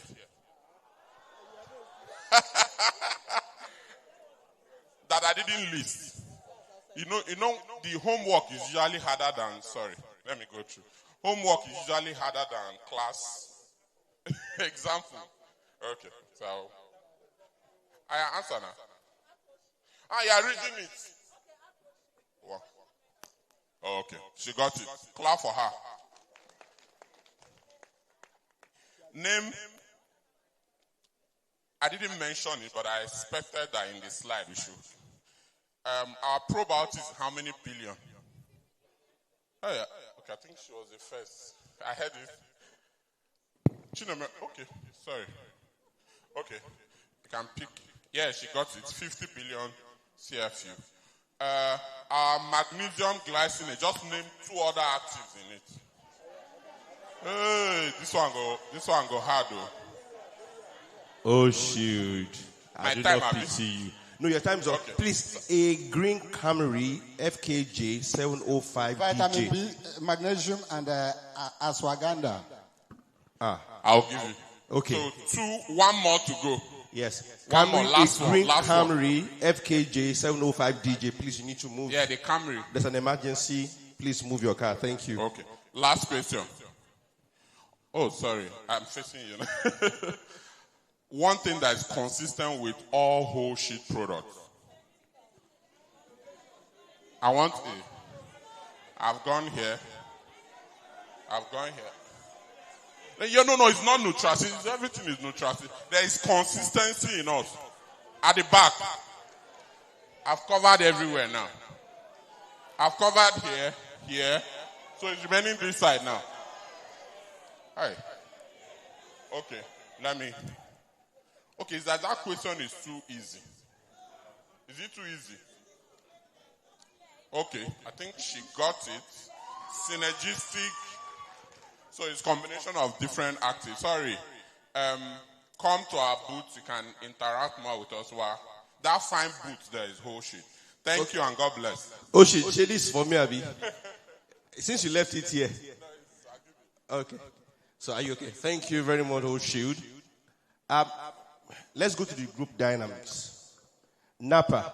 But before that, Ma, please come forward. Let's hear from the chairman of the planning committee.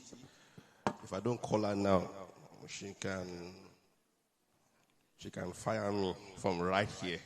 And that will be the end of my role here in this week. So let me allow my chairperson to come over. You're welcome. How can I fire my advisor?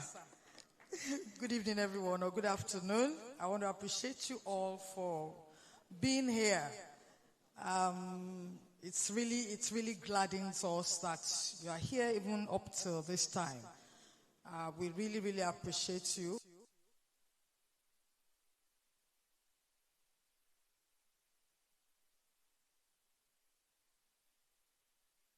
Hello.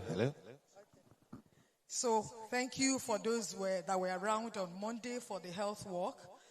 Thank you to everyone that was here yesterday and even today. I know that outside the MCPD, there are a lot of people that are here because it's a time to network, it's a time to meet a lot of people, and it's a time to learn.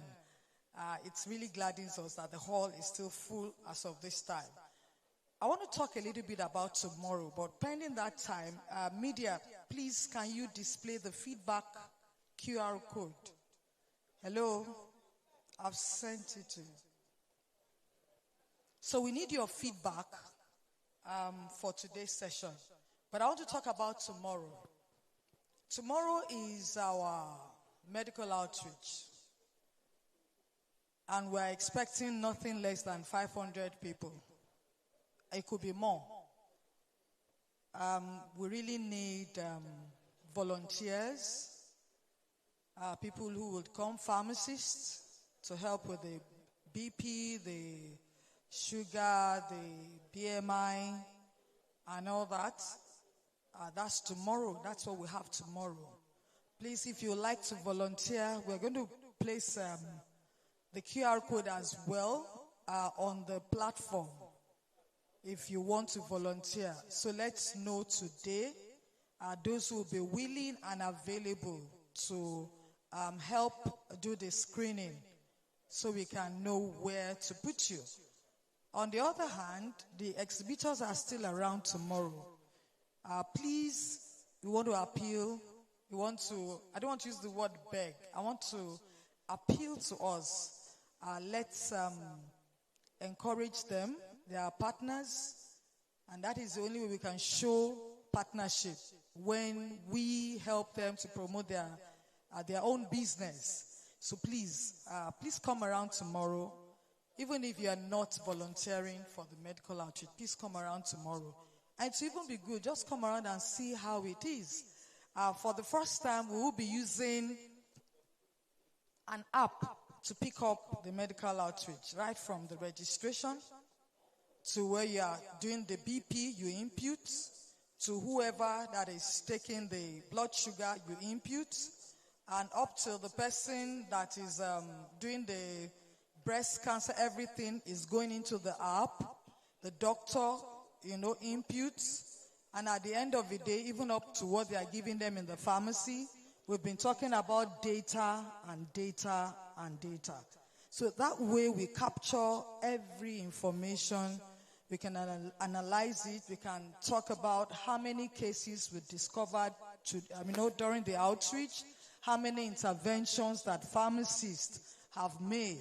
And those are some of the things that the government is looking up to, that will make them respect us as the primary health care person or profession. So it's important. We know we are, but we need to make ourselves feasible. And all is about documentation.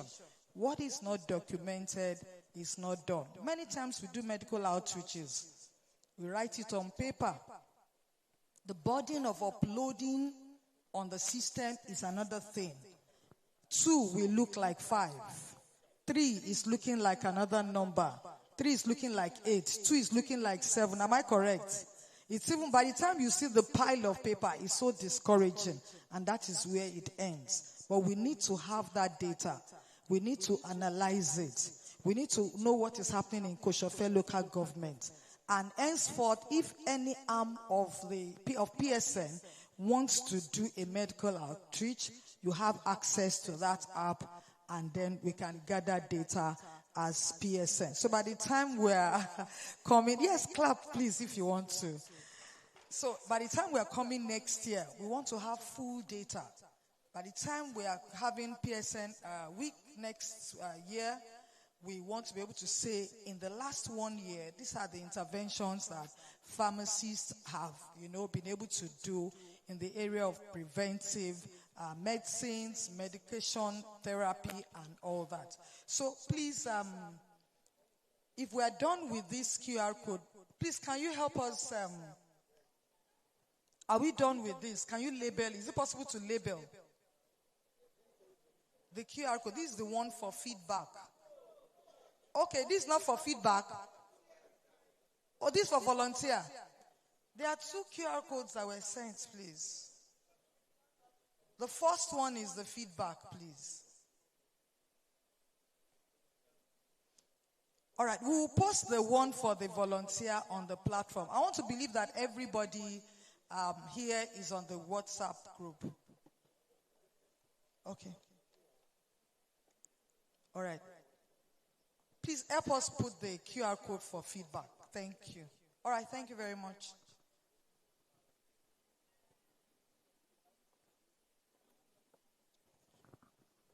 Please, tomorrow, all pharmacists, please, we expect us to be here tomorrow. You have a role to play. Let's start what we said we came to learn and do in this year's scientific conference. Say one health, right?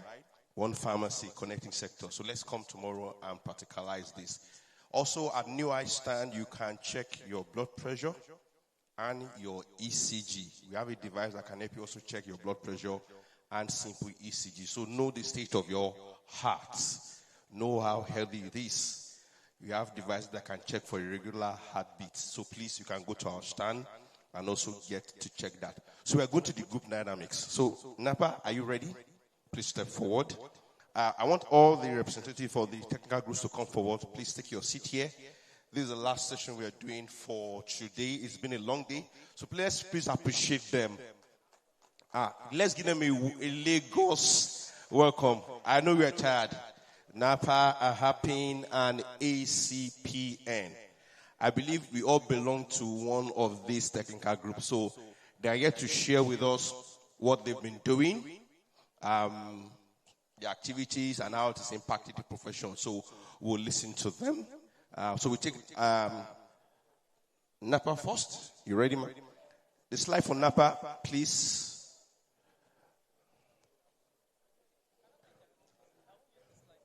Okay, so please go ahead. Please, the next, please come sit down, sir. I want you to be here because you won't go after you present. You will stay.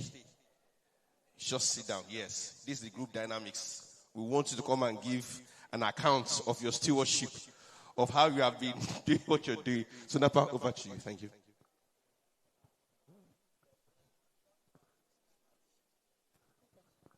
Good evening, fellow senior colleagues and colleagues.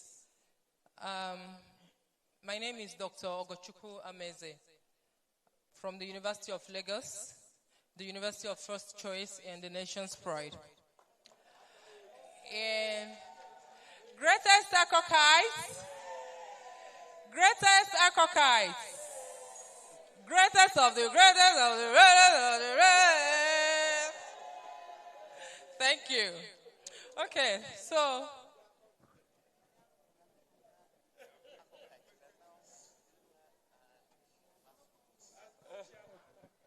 okay.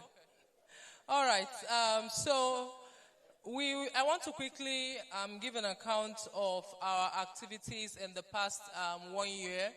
And I also want to use this opportunity to inform us that, even though we've been, doing greatest acokites, the Napa Lagos chapter actually comprises both the Faculty of Pharmacy of the University of Lagos, also the College of Pharmacy of the Lagos State University Teaching Hospital, and also some of our colleagues in the research space are also part of Napa.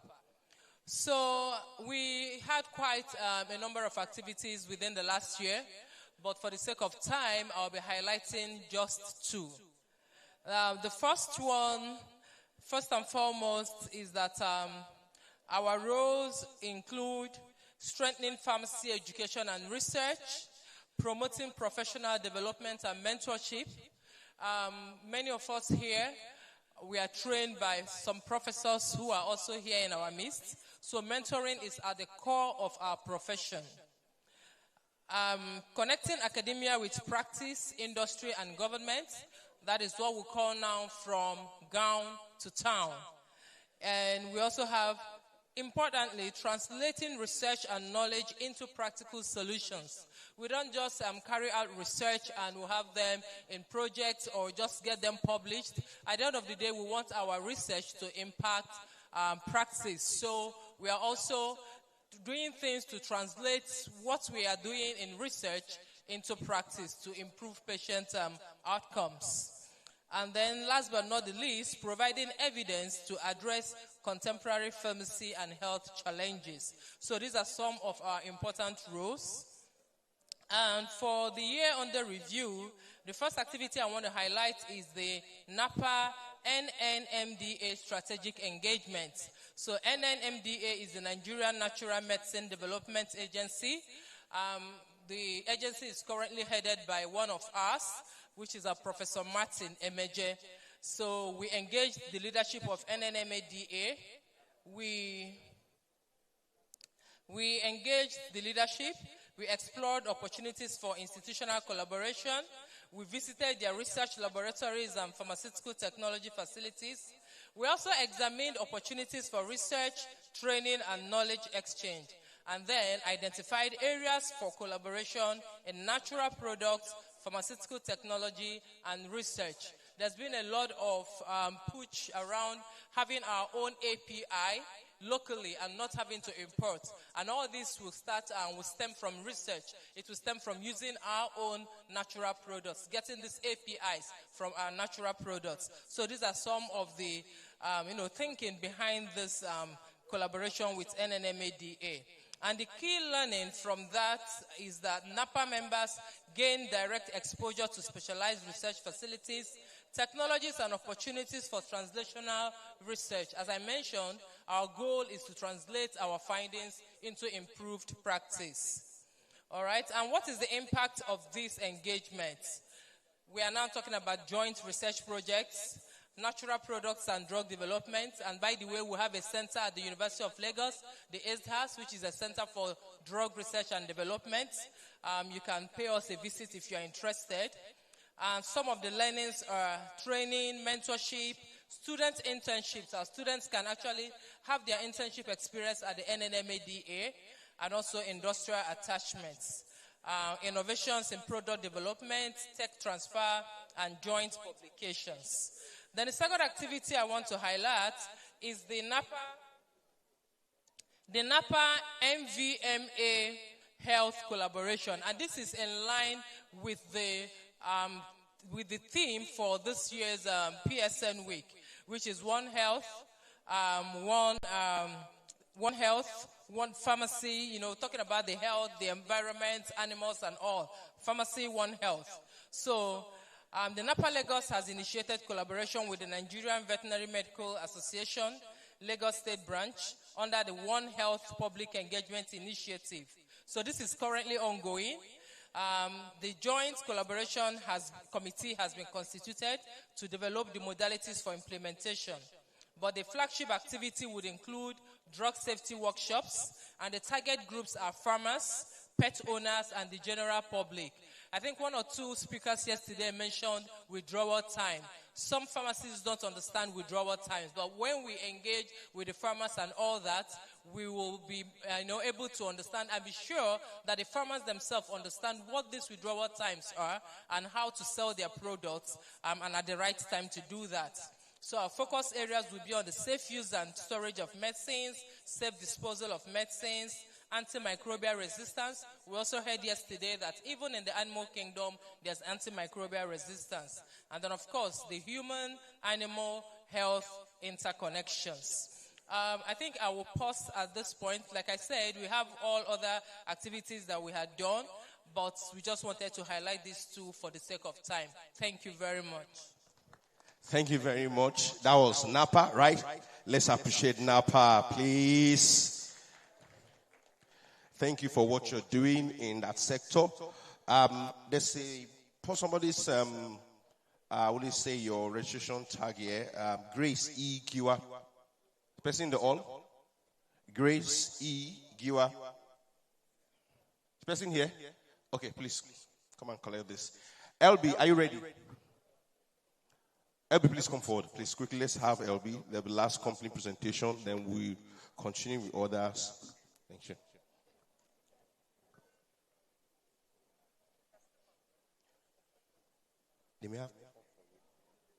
Any question for NAPA?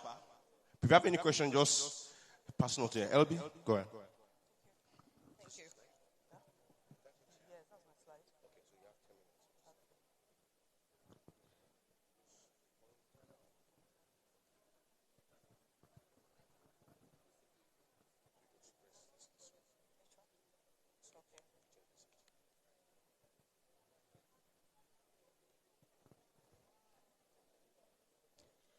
Good evening, distinguished members of the Pharmaceutical Council of Society of Nigeria.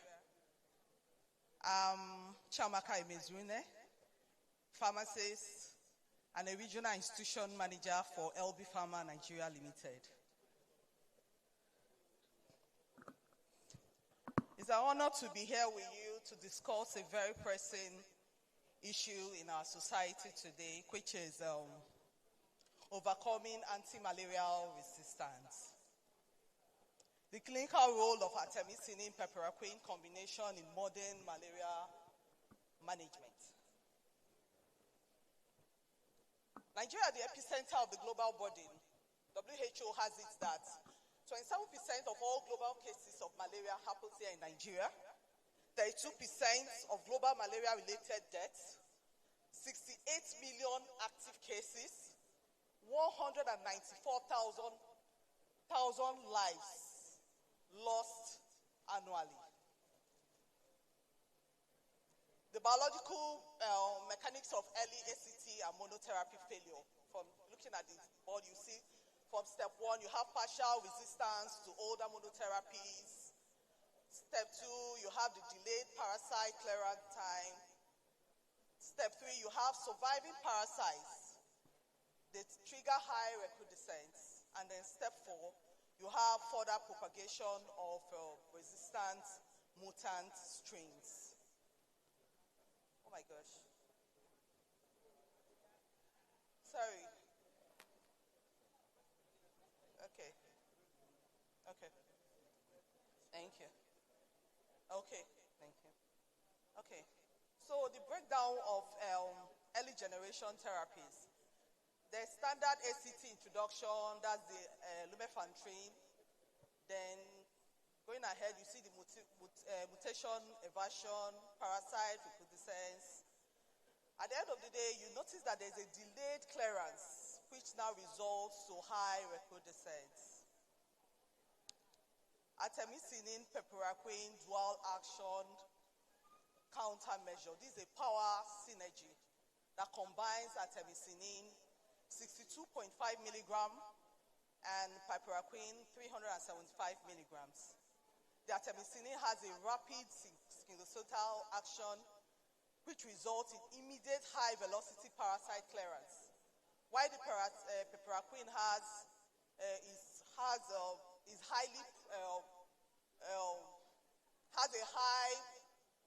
prolonged elimination half-life, which results in preventive clinical recrudescence. Artemisinin, the fast-acting assassin.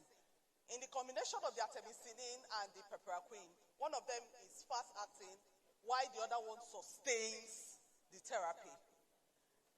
On the board, you see that there's a trigger, the execution, the result. On the artemisinin enters into the affected red blood cells.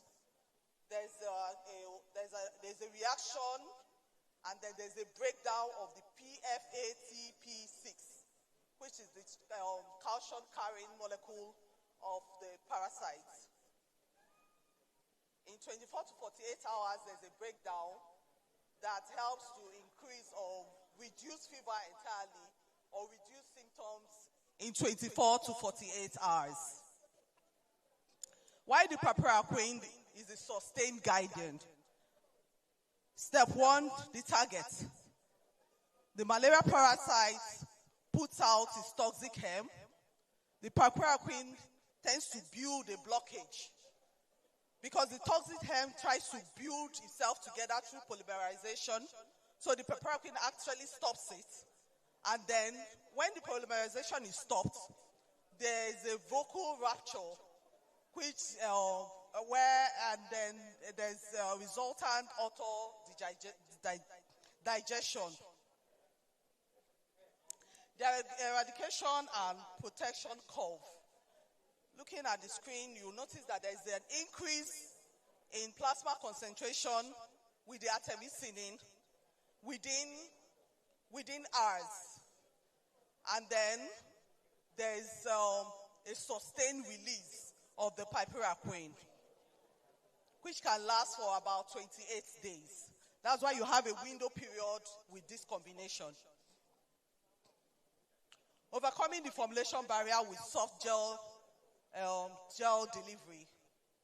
Compared to standard tablets, Ibaquick soft gel has lipid base, is optimized, highly consistent, and it has about 15% advantage over the regular tablet.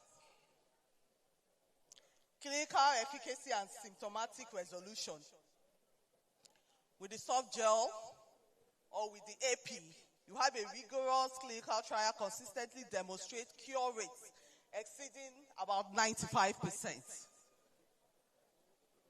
There's also rapid relief, achieving typical fever clearance within a concise 24 to 48 hours. With the artemisinin peperaquine, looking at it, you notice that there's a standard, a 3-day regimen and a 2-day regimen. With the 2-day regimen, there's nothing about, there's no resistant mutant strains compared to the 3-day regimen. In clinical administration guideline, adult dosing is just 2 capsules a day. I just say 24 hourly because it just has 4 capsules, so 24 hourly. In 24 hours, your patient would have used up a full pack of Ibaquick. Pediatric dosing strictly follows standardized weight-based guidelines to ensure safe administration. This product has to be administered with food because meals maximize the gastrointestinal absorption of lipid-soluble piperaquine components. Generally, well tolerated, side effects are typically mild and transient. Screening required for pre-existing cardiac conditions due to the QT prolonging potentials. Actionable counseling is mandatory. Stress the absolute importance of completing the 2 days course, even if clinical symptoms vanish on the first day.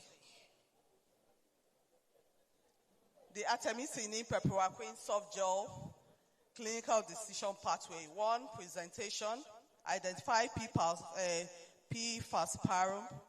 2, selection, select Ibaquick. Ibaquick soft gel from Elbe Pharmaceutical. 3, administration, execute 2-day regimen. Administer with food, cancel on full completion, and you have a 28-day prophylactic protection. Thank you.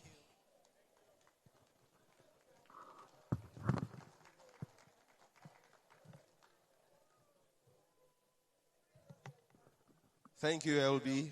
I'll be some of us have received our package. In case you've not received your package, I cannot do anything about that. Meet LB before they leave. So let's move on. Let's take our happy. Are you ready, sir? Please, our happy slide. Media, ready? Thank you, sir.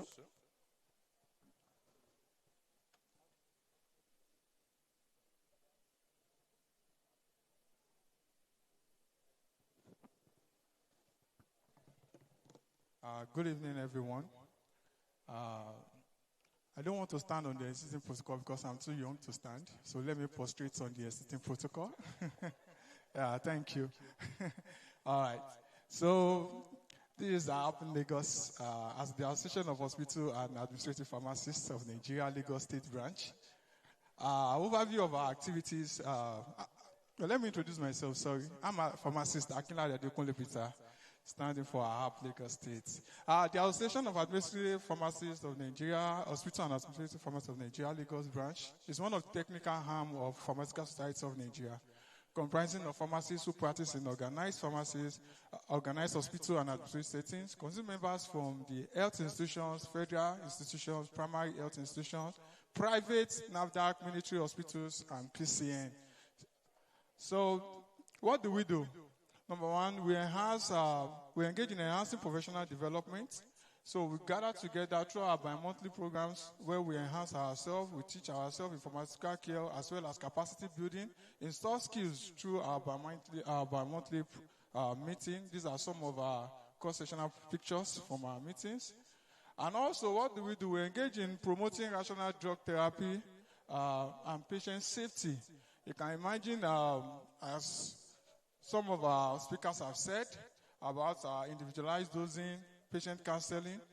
These are some of our activities we do in some of our hospitals. For example, by their brother or being sent to by their children. You can imagine there was a case that was treated. A woman whose son was in abroad sent a whole jar of ibuprofen to her and some other vitamins to be taken every day. You can see the son is really doing good by taking care of her mother, but not knowing that she's solely So she is slowly killing her mother. So immediately when she came with all this medication to the pharmacy, we were able to reconcile and tell her on how to use this. And that has really improved her health. And also in Alimosho General Hospital, we also have an adherence clinic for age-long diseases that need to be managed. So for HIV, hypertension, diabetes, because of pill burdens, polypharmacies, so we have this clinic for them where we also assist them with technological tools to assist in adhering to their medication. So also, we also engage in advocacy for policy change. During my internship in Investigation Hospital Abuja, the hospital was built without pharmacy in place. So it was when they wanted to open, that's when they were looking for where to put drugs. And they were like, no. But thank God for HAP. We also advocate for policy change. Advocacy for policy change. We are also part of the planning committee in hospital management, designs, and structures. And you can also see this is a meeting of advocacy meeting with the chairman and commission members of the Lagos State Health Service Commission. And also, we also engage in promoting research and development. Now, the issue is no more just if it's not documented, it's not done. Now, it's now, even though you've documented, are you analyzing and are you presenting the results? So that's what we are doing presently in our hub and hospital and advanced pharmacy. We are not just only documenting, we are also analyzing and also presenting and adding to the knowledge and the body of knowledge. This is a research work conducted at Massive Street Children's Hospital. This won the second runner-up at the abstract presentation in the year 2025. And also, the paper was also called to come and present at the Interest Conference in Tanzania. You can see that we are all trying. Let's put hands together. We are moving. This is another presentation that was done. This was the research at the Master Street Hospital. And then this was also abstract presentation at the year 2025 ARP conference. Now, this is another presentation by our own dear pharmacist Dr. Oyawole from Lasut at the abstract presentation at FIPs. And also, we also gained grants from Lagos State with the public primary health board. This is the Lagos State Ministry of Health approved a research grant for a groundbreaking project tied to the intervention to reduce the carbon footprints of pharmaceuticals using primary healthcare system, a drug take-back site. You can see that we also received grants from the Lagos State in collaboration. And also, yesterday, the Honorable Commissioner was saying something about specialization. Now, we can tell you that as a pharmacist, hospital pharmacist, we are also into specialization. We can also have cardiovascular, endocrinology, renal pharmacy, and we also have infectious disease pharmacy, oncology pharmacy, mental health, behavioral health pharmacy, critical care, and specialized nutrition pharmacy. Also, we are also engaged in supply chain pharmacy. So we are not just leaving any space unoccupied. We can also see in this picture that pharmacists are now partaking in kidney transplant. This was done in Lutz, to prepare to prepare the medication for kidney transplant. Let's put hands together for this. All right, so all these that we have done are not just what we just do without recognition. We have been recognized and been awarded. Now, this is a meritorious service award conferred on one of our member pharmacist, Dr. Halima. I think she presented today. Let's put hands together. Let us stand up. Let's appreciate her for her good job that she has been doing. And this was recognized by the Lagos State government. And also, we also have our group dynamics winner in secondary school hospital category at the 27th ARP National Conference, Station Base 2026, presented to General Hospital Ikorodu. Let's put hands together. Yes. So these are things that really help us to move forward, not just dispensing the medications, we're also interpreting the data, and we're also adding to knowledge. Also, these are also award and recognition. Programs and celebrations. We'll celebrate our World Health Pharmacy. This is at Neuropsychiatric Hospital, Yaba. And also World Mental Health that was also celebrated at Yaba with symposium in collaboration. All right. So, as hospital pharmacists, we have our bi-monthly meeting at every second Wednesday, time 10 a.m. prompt at the PSN Secretariat. And we welcome every both private and public hospital member pharmacists to also join. Thank you very much.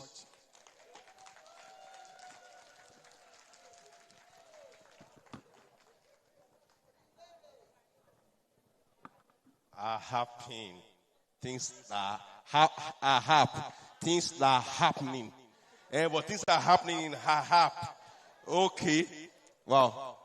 Good job. Thank you for what you're doing. And you see, that's why we need to know what you're doing. We may assume nothing is happening, but many things are happening. Next, ACPN, are you ready for us, sir? ACPN, you see, AHAP has given us all these things. What will ACPN give us? Over to you, sir. Thank you very much, my distinguished moderator. Good evening, distinguished practitioners across the state. Like we all know, ACPN is the face of pharmacy within our communities. The community pharmacist is that healthcare provider, especially, wired with medication expertise and well accustomed with the people within the community where we practice. So over the past 1 year, as community pharmacists across the state, we have done. Sorry, I need. Okay. So we have the community pharmacist as the healthcare provider with specialization in medication handling, practicing within the living communities of our patients and responsible for the provision of pharmaceutical care. Not just pharmaceutical care, we realize that when our patients visit the hospitals, with all the stress that they have gone through, when they return to the communities, it's the community pharmacists they can interface with to help them monitor the treatment outcomes before they're able to go for their next appointment in the hospital. So there are a whole lot of services rendered in the community pharmacy space. Most people feel community pharmacists are just businessmen and all they are interested in is just the money. But the truth is there are so many cases that eventually get to the hospital environment that were actually referred from the community pharmacy space. Many patients that have been managing headache over time and didn't know they had high blood pressure. That is the community pharmacists within the environment where they live that help them detect and then ultimately refer them where they need to see, to see their specialist. So we do medication therapy management. We do point of care testing. This is one area that most community pharmacies ensure that we don't joke with in a time like this because the attention is being shifted intentionally from the commodity.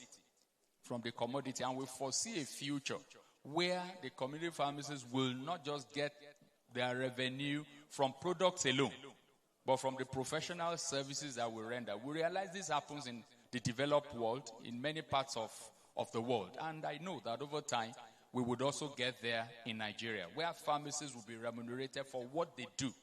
Their professional inputs into the healthcare delivery system, not just because of the medications dispensed. And of course, patient counseling is also what we do a lot, even though we don't get paid for it, but we don't mind.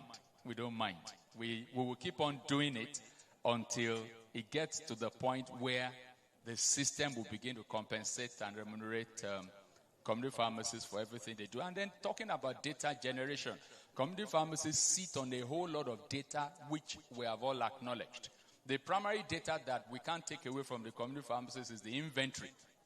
The inventory that showcases the volume of products that are moved. And that's also a signal to the disease patterns within the healthcare delivery system of our dear country. What we have observed over time is a situation where this data sits in silos. Each community pharmacist has his own data that he sits on. So what we need is just a system that can integrate. When the softwares that every community pharmacy practitioner out there uses has the API that can integrate with the, a central database, system, it will be easy to aggregate the data and then get better attention from the government and also regulators. And there's a whole lot of work going on presently, even with our partners, with NGOs. They have come to realize that we're talking of strengthening the primary healthcare delivery system of our dear country. But the truth is, more than 60% of healthcare delivery activities actually take place in the private sector. Private hospitals, community pharmacies, patent medicine vendors, and all of that. And more attention is coming in this direction, especially to be able to aggregate what goes on there and then be able to use for policy, policy intervention. So we are not taking this lightly. For instance, at the last conference we held in Abuja, the national conference of ACPN, there was a paper that we published that showcased what we did in healthcare insurance space in Lagos State. Over the past 1.5 years, because that scheme started April 2024, community pharmacies in Lagos have dispensed medications in excess of 1 billion naira. And that data is available. Because the reason why this data is available is because the process of providing the care is not separated from it's not as if you do reporting separately from the service rendition. So for every community pharmacy, we have over 200 community pharmacies that take part in the social health insurance scheme in Lagos State. And every detail of the services provided get captured. So that data is there, and it's getting better by the day. So we are in Lagos State. We are strongly enshrined in the Ilera Eco scheme of the government, and also the private health insurance schemes. We are playing a major role there. So at the last conference we held, like I said earlier, we published a paper on what we have done, and this came to be out of the collaboration that we intentionally do with our colleagues from other sectors of practice. We have a very strong collaboration with NAPA. The last conference we held in Lagos was done in collaboration with, of course, we had our keynote speaker as the country head of Farm Access, Dr. Mrs. Sunjide Ndili, and then we also had Professor Ilomuaya that also partnered with us. So we're working together. We have committees that working on what we can churn out of the data that we sit on.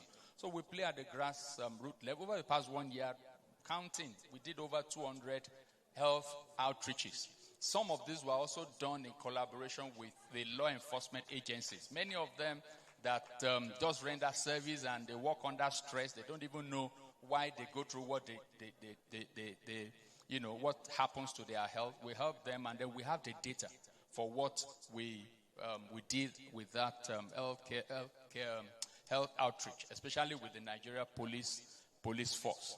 That's the report I gave on the health insurance, and like I said, the data is available. We do a lot on advocacy because we realize that most people feel the money is in the community pharmacy space and they can just go there and harass community pharmacies and extort money. So we don't joke with advocacy. Of course, we work closely with Lagos State Ministry of Health. There's a whole lot of data that we also share with them. They share with us. We also share with them. And there's so many things that will be coming out over the next few months from what we do with them. NDLEA, we relate with them at their leadership level. And that's why most of our members, I don't know the CPs that are in the house, if there's still anybody that has issues with NDLEA, it's a thing of the past because we relate with their leadership. Nigeria Police Force, NAFDAC, a high-level collaboration even up till the DG level, and of course PCN. We do a lot of that. We do a lot on media engagement so that we have the activities of the association projected in the public space so that people get to know more about the activities of community pharmacies. We also do a lot of member capacity building. We hold webinars periodically. We've held on financial management. We've held on leadership. We've held on mental health. Many of those activities happen in the community pharmacy space. So these are the opportunities available to the community pharmacists in Lagos State as we move ahead. Telepharmacy is one of the areas we're looking at to see what more can be generated, from virtual engagement, connection with what goes on within the four walls of the community pharmacy where we operate. Satellite pharmacy. That's a current challenge that Lagos State government has with underserved areas in the state. So many parts of the state, Badagry, some parts of Ikorodu, some parts of Ekpe don't have presence of community pharmacies, and we're paying intentional attention to that. We want to encourage more of our members to use the facilities they have within the main township to, establish more like annexes, satellite pharmacies with less stringent requirements from PSN to set up, so that those areas can also have access to pharmaceutical care. The opportunities in the health insurance space is still evolving, and we want to encourage more of our members to continue to buy in. There's an intentional drive for focus on services more than the commodities. And then, like we have established at this conference, collaboration is a very clear factor that everybody is looking at.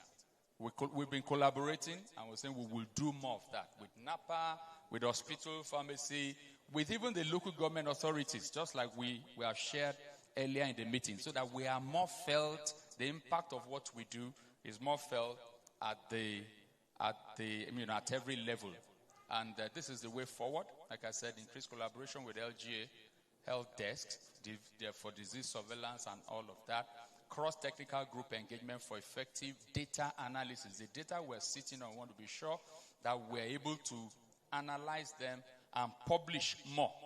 We have published over time. We want to be able to publish more as we move along. We want to encourage our members to embrace more on technology initiatives for seamless data generation. We know we have the data for the products, but beyond the products, let's also, begin to intentionally keep records of the services, the care that we provide to our patients. And then want to, our members to have increased buy-in into the regulatory platforms that we have with NAFDAC, that we have with PCN, ePharma, and all those other emerging windows of opportunity. And then, of course, the point of care testing. We will continue to lay more emphasis on that. Gone are the days that we'll say the laboratories are not going to agree with us in, carrying out this test. The patients need our help, and we're intentionally doing more of that. And then, of course, follow-up care. Follow-up care. We're very conscious of the fact that when patients go back home, they become their own doctor. So it's important to be able to check on them and guide them so that the intended treatment outcomes are achieved continually. And then, of course, I've talked about enhanced collaboration with specialist hospitals for referral. And then we want to continue to, we want to encourage our colleagues, don't be the one doing everything within your pharmaceutical outlet. Let's, just like we have emphasized since morning, and ever since we started this conference, we want to encourage that our colleagues structure their operations such that as the pharmacist in charge, you don't have to be the one carrying out all the services there. You are more readily available to attend to most of these other emerging opportunities that we're talking about. So many of such opportunities are emerging, and we know that as we move along, things will continue to get better. So over the past 1 year, it's been very, very interesting. It's been very, very engaging. We've had a lot of wins that we can't even exhaust in talking about. For instance, the association is also, apart from the care, we're also looking at strengthening our stakes and ensuring that we have a very firm footprint in Lagos State. The association acquired a parcel of land around Ogudu there, and construction of that project is about to commence. The government already gave us the building approval to commence that. It's almost a billion naira project, and we know it's not just an ambition. It's not just what we are dreaming of. It's what is going to be a reality by the special grace of God. So community pharmacies in Lagos State are solidly on ground, and by the time we are reviewing again in the next 1 year, we will see that we have moved several steps forward. Thank you so very much. Thank you, ACP. And when you are big, you are big. They are talking about billion naira projects. Very soon we'll be talking about $1 billion projects. Okay, so PCN, please, we want to get a feedback from PCN. They will let us know whether we passed with our MCPD. In pharmacy, you used to have receipts, all those things. So PSN will tell us how we fared with our MCPD. You're welcome, ma'am. All right, thank you very much. Because I'm speaking on behalf of my superiors, I'll just say what I observed here was a good conduct of the MCPD. The context of the lectures were very good. The delivery was superb. The arrangements was okay.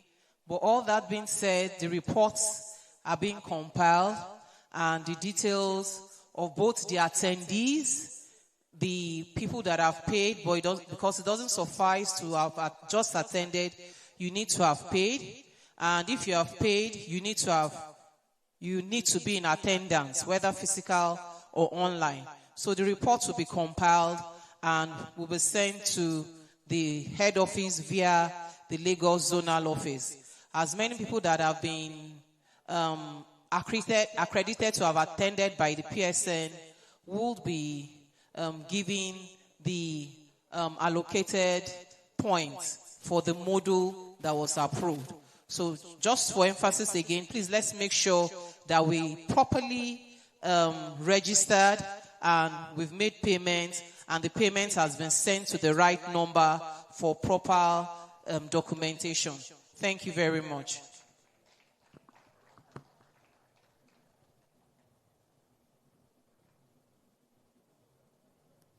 So I can confidently say that we have passed. Please. But please make sure you made your payment. Make sure you are accredited for today. So that there will be no stories. I was there. And you will check the camera. Check the this. Nobody will go and take camera for you. You are in the day of technology. Just get your tag scanned. It will confirm attendance at the place. So, Naib, over to you, sir. Thank you for your patience. Good evening, colleagues and my elders.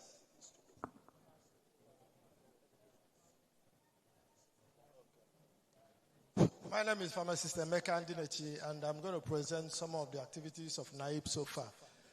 And probably I would start by, you can see from the slide, you said the story so far. Before the so far, I want to bring our attention to the fact that NAIP has been in place for a very long time, but it may interest us to know that as from inception, NAIP has been moving from tenant A to tenant B to tenant C to tenant D. But it was just recently, just like a year now, that we decided to take the bull by the horns.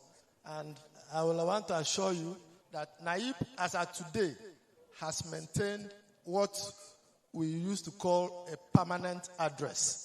And I'm proudly here to announce that NAIP House is now fully functional at 1 Ike God Street, Ajawa Estate. And that will now take me into the slides sequentially.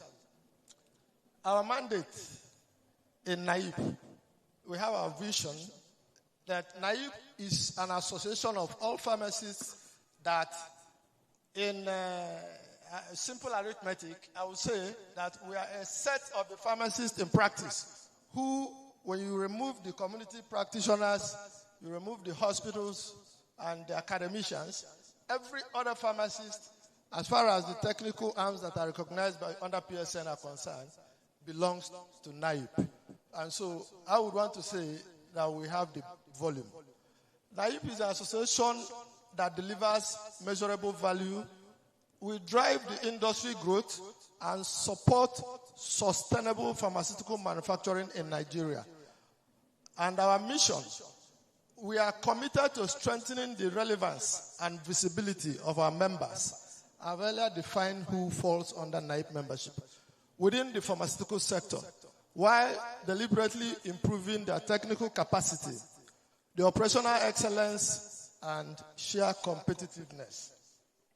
Let me use at this let me start at this point to say that in NAIP, it has always been a question of individuals running separately. Everybody might want to hit the tip, but the collective effort has not been there before now. And in recent times, we also know that the federal government of Nigeria, under several initiatives, have pushed the narrative of real focus back into local manufacturing capacity build-up. And it has become a very big challenge because the capacity we had before now cannot drive the local capacity needed to say we are looking at medicine security for our country by looking at what we have today as our manufacturing capacity. So it became a very serious concern to NAIP.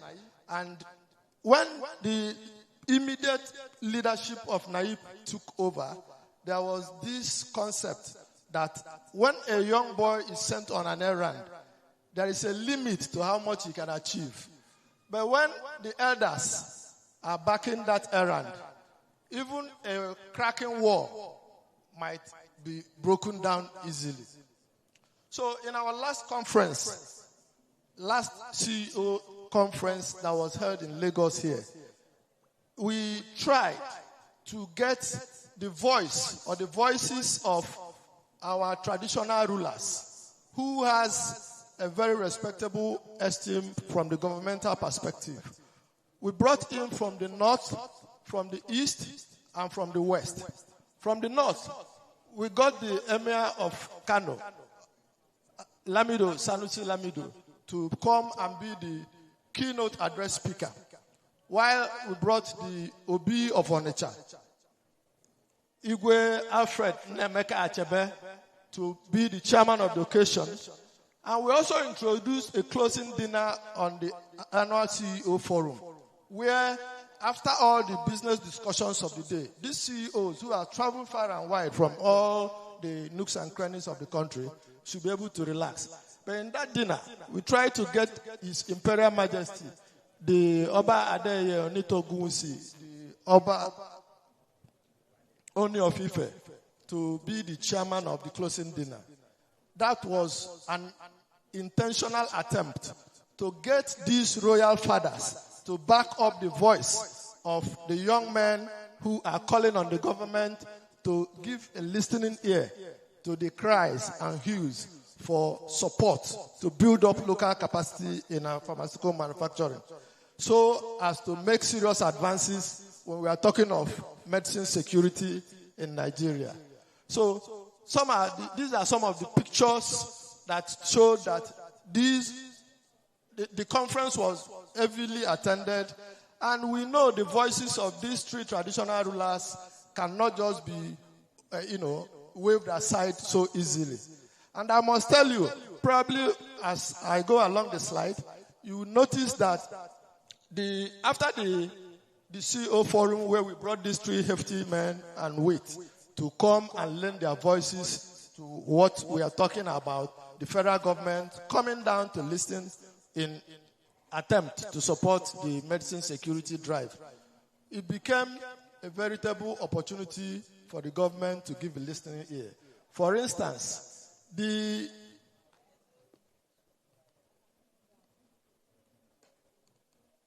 sorry about that. These are some of the efforts of the NAIP present executive trying to engage most of the companies who are hitherto not there, not here or there. Because I can assure you that most of the companies that we are operating, before NAIP engaged the council to enable classification of licenses, I'm sure most of us here will know that when you get your practice license today, it is either bearing specifically you are licensed to import, or you are licensed to serve the community, or you specify the exact practice area. That is part of the initiative that NAIP drive to streamline activities. We were talking of collaboration. After the voices of these royal fathers, we started getting signals from the federal government. especially from the presidential initiative for unlocking the healthcare value chain, which the President and Commander-in-Chief launched sometime last 2 years. But I will assure you that before this last year, the pharmacists, or rather the pharmacy practitioners, were not captured in this initiative. It was meant to be our own, baby. But we were excluded from that concept from the onset. So that is part of what I can assure you now, that several of the manufacturers, our local manufacturers who have fulfilled the demands that were put in place by the council and the NAIP as a body, have been registered with this PVAC. And that Dr. Mukhtar has been able to open the wider window for more manufacturers to move in local products we found from our local manufacturing plant, especially our anti-malaria. Most of the supplies now that are being done are being done with our locally manufactured anti-malaria products. If there are people here who are in the industry who have these ACTs in their kitty, they should be able to, validate what I'm saying. We have also been able to be called up from the Empower Switzerland. Empower Switzerland was originally liaising with countries like Kenya, the Tanzanians, and Ghana here, but it was just immediately after these voices of their royal fathers that we saw the Empower Swiss coming directly to NAIP House to engage NAIP, because they want to be part of the new found concept of pharmaceutical manufacturing. Now, having said all this, I can assure you that there are several challenges that are still there on the way. The issue of capacity scaling up, both human and industrial. We find out that a lot of young people, or a lot of young pharmacists who enter the industry as early as possible. It has been found that if you have recruited 10 pharmacists as of today in the industry, in the next 5 years, they cannot be up to 5 remaining, because everybody wants to make it outside faster than it is here. The same thing is, by extension, affecting the industry itself. And so, the capacity scaling up issue is a challenge. Then, the ease of doing business is also a very big challenge to us. The financial constraints are there, the cost of funds, because when we are talking of scaling up local manufacturing, you know that these things are not done just by the whisper of the hammer. It must be funded, but the funds are not forthcoming as it should be to enable the drive to achieve these purposes. And then also there is this issue of regulation. The strict regulatory timelines are not also helping matters. We are certain that our regulatory bodies are doing their best, but there is also a time that the timelines are not enough to allow the best practices to come out. Then there is also the high cost of formulation and development. That one is not outside the concept of hard times in the system in totality. And there is also the pressure from government about pricing of our products when it comes out. But I must tell you that in terms of collaboration, NAIP has been able to get across to NAPA in terms of trying to see how we can level up formulation and development efforts. If there are some NAPA, hospital administration people here, they will validate that NAIP-NAPA collaboration has been in existence and has continued, and we even intend to improve on that. And then recently, in order to encourage the younger people to fill the gap that we have been observing in the industry exit, we have reached out to 7 pharmacy schools in the country as at date, and it will still be added up to 10 before the end of 2026. These 7 pharmacy schools, we have set up or instituted awards for best students in industrial pharmacy and pharmaceutics. Every year, every school in the 2 departments that I mentioned. So these are part of the efforts that NAIP has been putting in place to see how we cover up the gap leverage on the opportunities that are still available. And we have also opened up a channel to see where council can help us get these young pharmacists, capture them as young as they are leaving school, to be able to declare interest in the industry. Because we cannot be talking about medicine security when the industry where the manufacturing is done is lacking the human capacity. So with all this, I think I've been able to convince you what NAIP has done, what we are doing, and what we can continue to do. Thank you. Thank you so very much. A round of applause for Naib. Thanks so much. We really appreciate you. For everyone, I think in two ways, we can round up with a closing remark from our chairman. We've had the closing remark from PCN. Let's now take the closing remark from our chairman, sir. Thank you very much. Want to appreciate the 2MC for a job well done. I want to appreciate everyone that has contributed to the success of today's program. We appreciate you. We are proud of you. But I want to tell all of us that professional development is not a one dash. It's a continuous exercise. It's a continuous journey. We should continue to learn, continue to read, continue to assimilate, and continue to interact. And I will also wish each and every one of us safe journey back home. I thank you for participating. I want to appreciate my coach here and our panelists and our special discussant. We are very proud of you. Thank you very much. I say God bless Pharmaceutical Society of Nigeria, Lagos State Branch, and God bless Nigeria. Thank you. So we'll take the closing prayer from Professor Ariola Joda.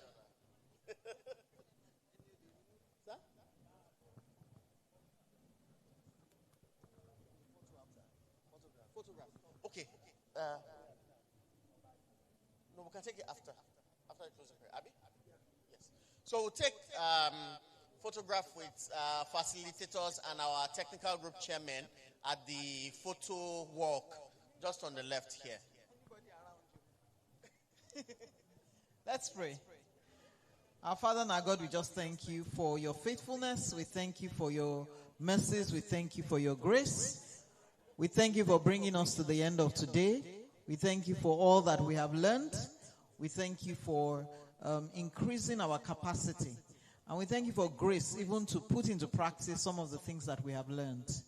As we leave from here, we thank you because you watch over us as we go. You will keep us safe. We'll get back to our various destinations in peace. Your name alone will be glorified. By the time we gather next year, great and mighty things you would have done in and through us to the glory of your name. In Jesus' mighty name we've prayed. Amen. As men of honor,